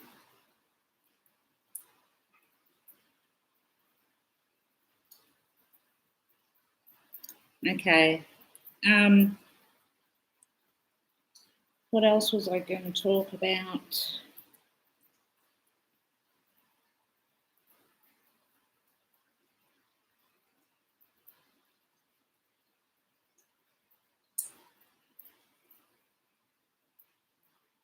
I was thinking about that then when you said that. I don't think she's too scared. Maybe a little bit scary. Not too scared though. Hey, nothing wrong with being a bit scary. What else was I going to talk about just quickly? It probably doesn't matter now because it's so long and everyone's like, just fucking go to bed, man. Oh, that's right. I was going to talk about bloody Barry Morphew and those idiots. You know what? I don't want to talk about them tonight, so let's not worry about it. It's all about us. It was all about us, you guys, not those idiots that kill people. So, hey. That's the thing, Katie, is when you're scary, often you're scared. Everything goes hand in hand. It's crazy, isn't it? David is back. I think he's taking care of his mum. Well, David's mum, the transits always work out that way. They always do. But you know what? Wouldn't it be great if we knew the transits ahead all the time, every single minute, so we could go, don't jump in the car, don't drive somewhere right now because it looks like you might have an accident. We can't do those things, which sucks. I wish we could. But if we did, we'd be frightening people all over the place. If I sat here and told everybody the different times that they could possibly walk out the house and get into a car accident, yeah, I wouldn't be very liked. But in hindsight, the transits always show us exactly what's going on. So luckily that transit was just in the 3rd house, wasn't too heavy, so it gives you just a little bit of a knock around, a bit of a car accident. If Mercury and Uranus were conjunct, on the other hand, David, in the 3rd house, I would have been saying, whew, that probably was a whole lot worse than what happened. So yeah, I hope you're okay, David's mum. If David passes this to you, we're all thinking of you and send our love, and we're really sorry about great-grandma and your accident. Really sorry. I hope you're okay. Yeah, oh, bloody Barry Morphew and Laurie Vallow. That's who I was going to talk about, but, you know, it's just like, whatever, they're fucked up. They don't deserve all the attention that they get. You know, sometimes I just don't even want to bother. I'm just like, nah, why give them more attention? But I will. I'll give them some attention tomorrow or something, no doubt. But anyway. And Laurie Vallow, I mean, I predicted that a while back. I did. Oh, that sounds like I'm such an arsehole. I mentioned that in my charts a while back, that the two of them, crazy.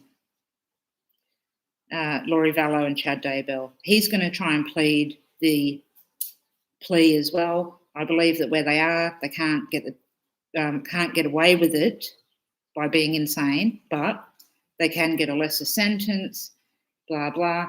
If we hear the words folie à doigt, I'll fucking shit myself. Excuse the language. But that's exactly what I've seen way back then, and I think that's what's going to come out for the next lot. Anyway, if this upcoming Mars-Pluto transit opposition is on your first 7th house, is it bad? No, not at all. No, it's not bad. Now, it depends, of course, which way Mars and Pluto is. So is Mars on the ascendant and Pluto on the 7th, or the opposite way around? But either or, it just brings change. You just have to be careful not to force like violent change upon things, or in a relationship especially. So if there's changes to be done in your relationship, then, like I said, it depends completely on which one's on which house, but just be wary not to go in all guns blazing, because it probably won't work out the way that you think. Now, I don't know how that works with your chart. I haven't got your chart. That's just what I'm saying. So I know, hindsight, for fuck's sake. Exactly. Hindsight sucks balls. I would do anything to get foresight every single minute of the day. Unfortunately, it takes a whole bunch of hindsight to understand the foresight.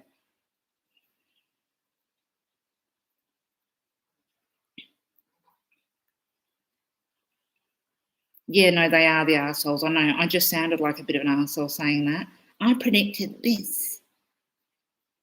I hate going on YouTubes and lives especially. I've gone on a few of them lately, where some people, and I'm not going to say who they are, and it's not Judy, it's not Dark Rose, it's not the ones that I really love, other people, I'm talking other people, psychics, so way out there, none of the people that are here, but way out there. I was watching a few, and all I kept hearing was, I predicted this in my thing. I predicted it. Everybody watch, I predicted it. Well, yeah, a bunch of us predict shit, but we don't need to say it. Sorry, David. Yes, you go and help your mum. Good. Sending you so much love. Mwah. You keep strong, and yeah, like I said, keep strong and keep your wits about you at the moment, David. Okay, just in case. Nothing bad's going to happen, but just keep your wits about you. You're going to be fine. Mars is on your ascendant. Okay, and Pluto's on. Okay, so if there's something going on in your relationship, any type of destructive tendencies or something that's bubbling up to the surface, celestial, be very careful not to just blurt out whatever you think at the time, because it may not end well. If, on the other hand, you need to make a change in your relationship or where you are in comparison to where your partner is, it's time to make that change, but in a good way. I don't mean leave your partner, nothing like that. I don't mean that. But whatever's happening relationship-wise, don't go in guns blazing, but be sensible, but also think about yourself and the change that needs to occur. I hope that makes some sense to you. Leisha, sorry, if you got a phone call, please go and get it. Or thank you for coming back after your phone call. Let's see, the Pluto return for... Is the Pluto return going to be excruciating for the USA? Look, I can't lie. It's not going to be a picnic. But it's not just going to affect the USA either. It's going to spill out onto the entire world. I've been looking at the Pluto return and I've been joking that America's going to break apart. Yeah, you know, it does. I know that was a joke that you've been joking about, but that's what it feels like. It does. It's not going to happen, but it does. It feels like America's going to go and push off into the other things and the other countries, and we're all fucked. That's what it feels like to me too. But no, I don't think it's not going to be like that. It's not going to break apart. It's not going to be a war, I don't think, either. But it's definitely going to change some stuff, you know, and it will be on a way higher level than Donald Trump, that's for sure. He's not even a part of it. But yeah, it will be big. It's going to be life-changing for us, but I see it more as a whole world event than even an American one. Now, I don't know why. I was talking to my friend about that. Just yesterday, we were talking at length about that and how strong it feels that it's spilling onto the rest of the world. My wife and I have been committed to doing the necessary work, thankfully. Good. Oh, she's done so much work on herself, and so have I. That's brilliant. If you've managed to put work in and put the effort in for everything, all the rewards will start to come soon. Definitely. So that's brilliant to hear. Yeah, Mercury retrograde is kicking my ass too, but it's given me some... I can stay awake. I've got some stamina. If a group of people start all thinking the same way together, they say that it's like spontaneous remission. This is going to get better. This is how it's going to get better. That makes sense too. If we could all tune into the same level, it would be bloody good, wouldn't it? Hi, Scout. Yeah, I'm still alive. Can you believe it?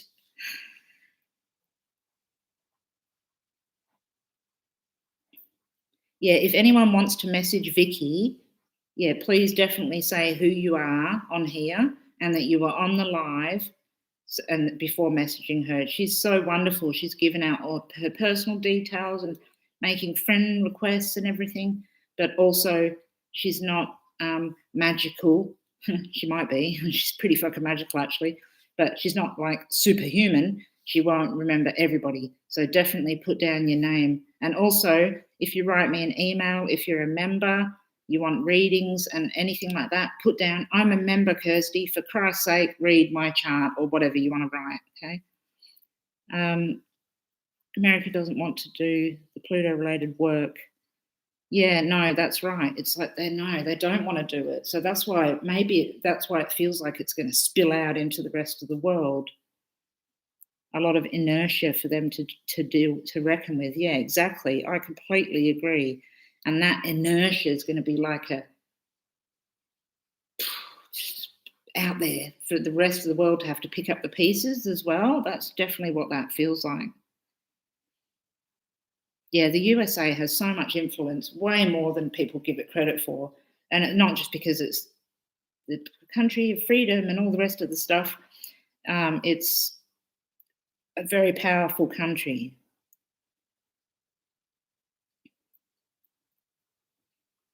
We do need a crime chart roundtable for sure.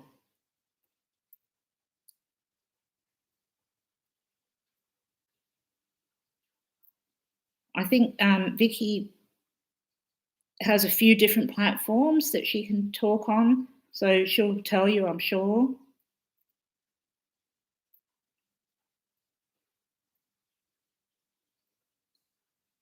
Well, Vicky certainly has made a whole lot of friends from this, which is fantastic. But please, everyone, just remember as well that Vicky's only one person, and she will read your charts, and she'll read more and more and more because she's a giver, and she will give everything she's got until she's completely bone dry. So just take it a little bit easy on Vicky, and while you're at it, take it a little bit easy on me because I'm trying. I just can't keep up with it. So I will rehash that. If you've sent me an email or a chart, a paid chart, anything like that, I am absolutely 100% onto it. Emails, I will reply to every email. It just takes me a little while. So I just have to say that again because I feel terrible that I'm not answering every email immediately or talking with people immediately. It's just pretty tricky for me, but I will absolutely do it. I've got a couple of people that I'm doing paid charts for. I'm going to be doing that first because they're paid, they're promised, and I'm halfway through them anyway. So I'll be doing those, and then I'm going to carry on and do everybody else's that's written to me. And I'm going to be doing Vicky. I'm going to talk to Vicky for a long, long time. I owe her the reading of a century. And also the other ladies that I spoke with. And Vree, I'll be giving her a reading. She's been around for so long, doing so much. So I've got a whole bunch of things to do, and I will be doing them. But yeah, I have to put it out here and tell you that I just take a little while sometimes. Leisha, I'm not sure. I had a few emails, but hang on, I will check. Excuse me. That's weird. Sorry. Let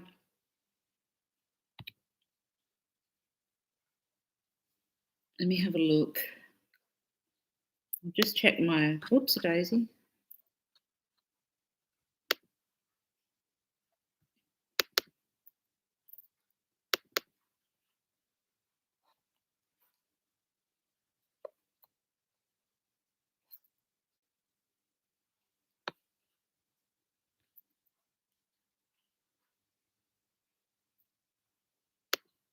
Okay, Sagittarius, Virgo, Libra, I've got it. Yes, I do have it. I can't read it right now because it's 5:30 in the morning and I just can't possibly think for one more second. But Leisha, you'll be the first one that I read when I do the readings from the emails. So I've got a whole collection of people to read and look at and everything. But I'll look at yours first in the emails, okay? I've got your chart here. And I've got a whole bunch of charts that people have sent through. I'll go through them one by one. I'll do another live at some point and do this again so we can chat more and more. And I think probably what I'm going to do next, just so you know if you're interested, is look at this crime stuff, look at Barry Morphew again, only because I think I know some stuff and I want to look into that. And also Laurie Vallow and Chad Daybell and Justin Evans. I think I know what happened there too. So I'm going to put some videos up as well. So it's 2:30 in the afternoon. It's been all day reading charts, all night for me, the whole night. It is fascinating, isn't it? You can learn a whole lot from doing other people's charts too. So anyway, I will have to get going. I must try and sleep. I've got a show to go to this afternoon. I didn't mean to do that. Oops. I've got a show, a dancing show thing. So I've better get some sleep before I go to my show. I'm going to see Priscilla, Queen of the Desert, live. 3:30 in Colorado. Okay, we've got the times happening there. They're staggered all the way along America. You're welcome. Thank you for being on here, being such beautiful people, understanding the readings and how I talk and how I go from one thing to another and bearing with me with everything. And yeah, Michi, I would love to read your chart for you.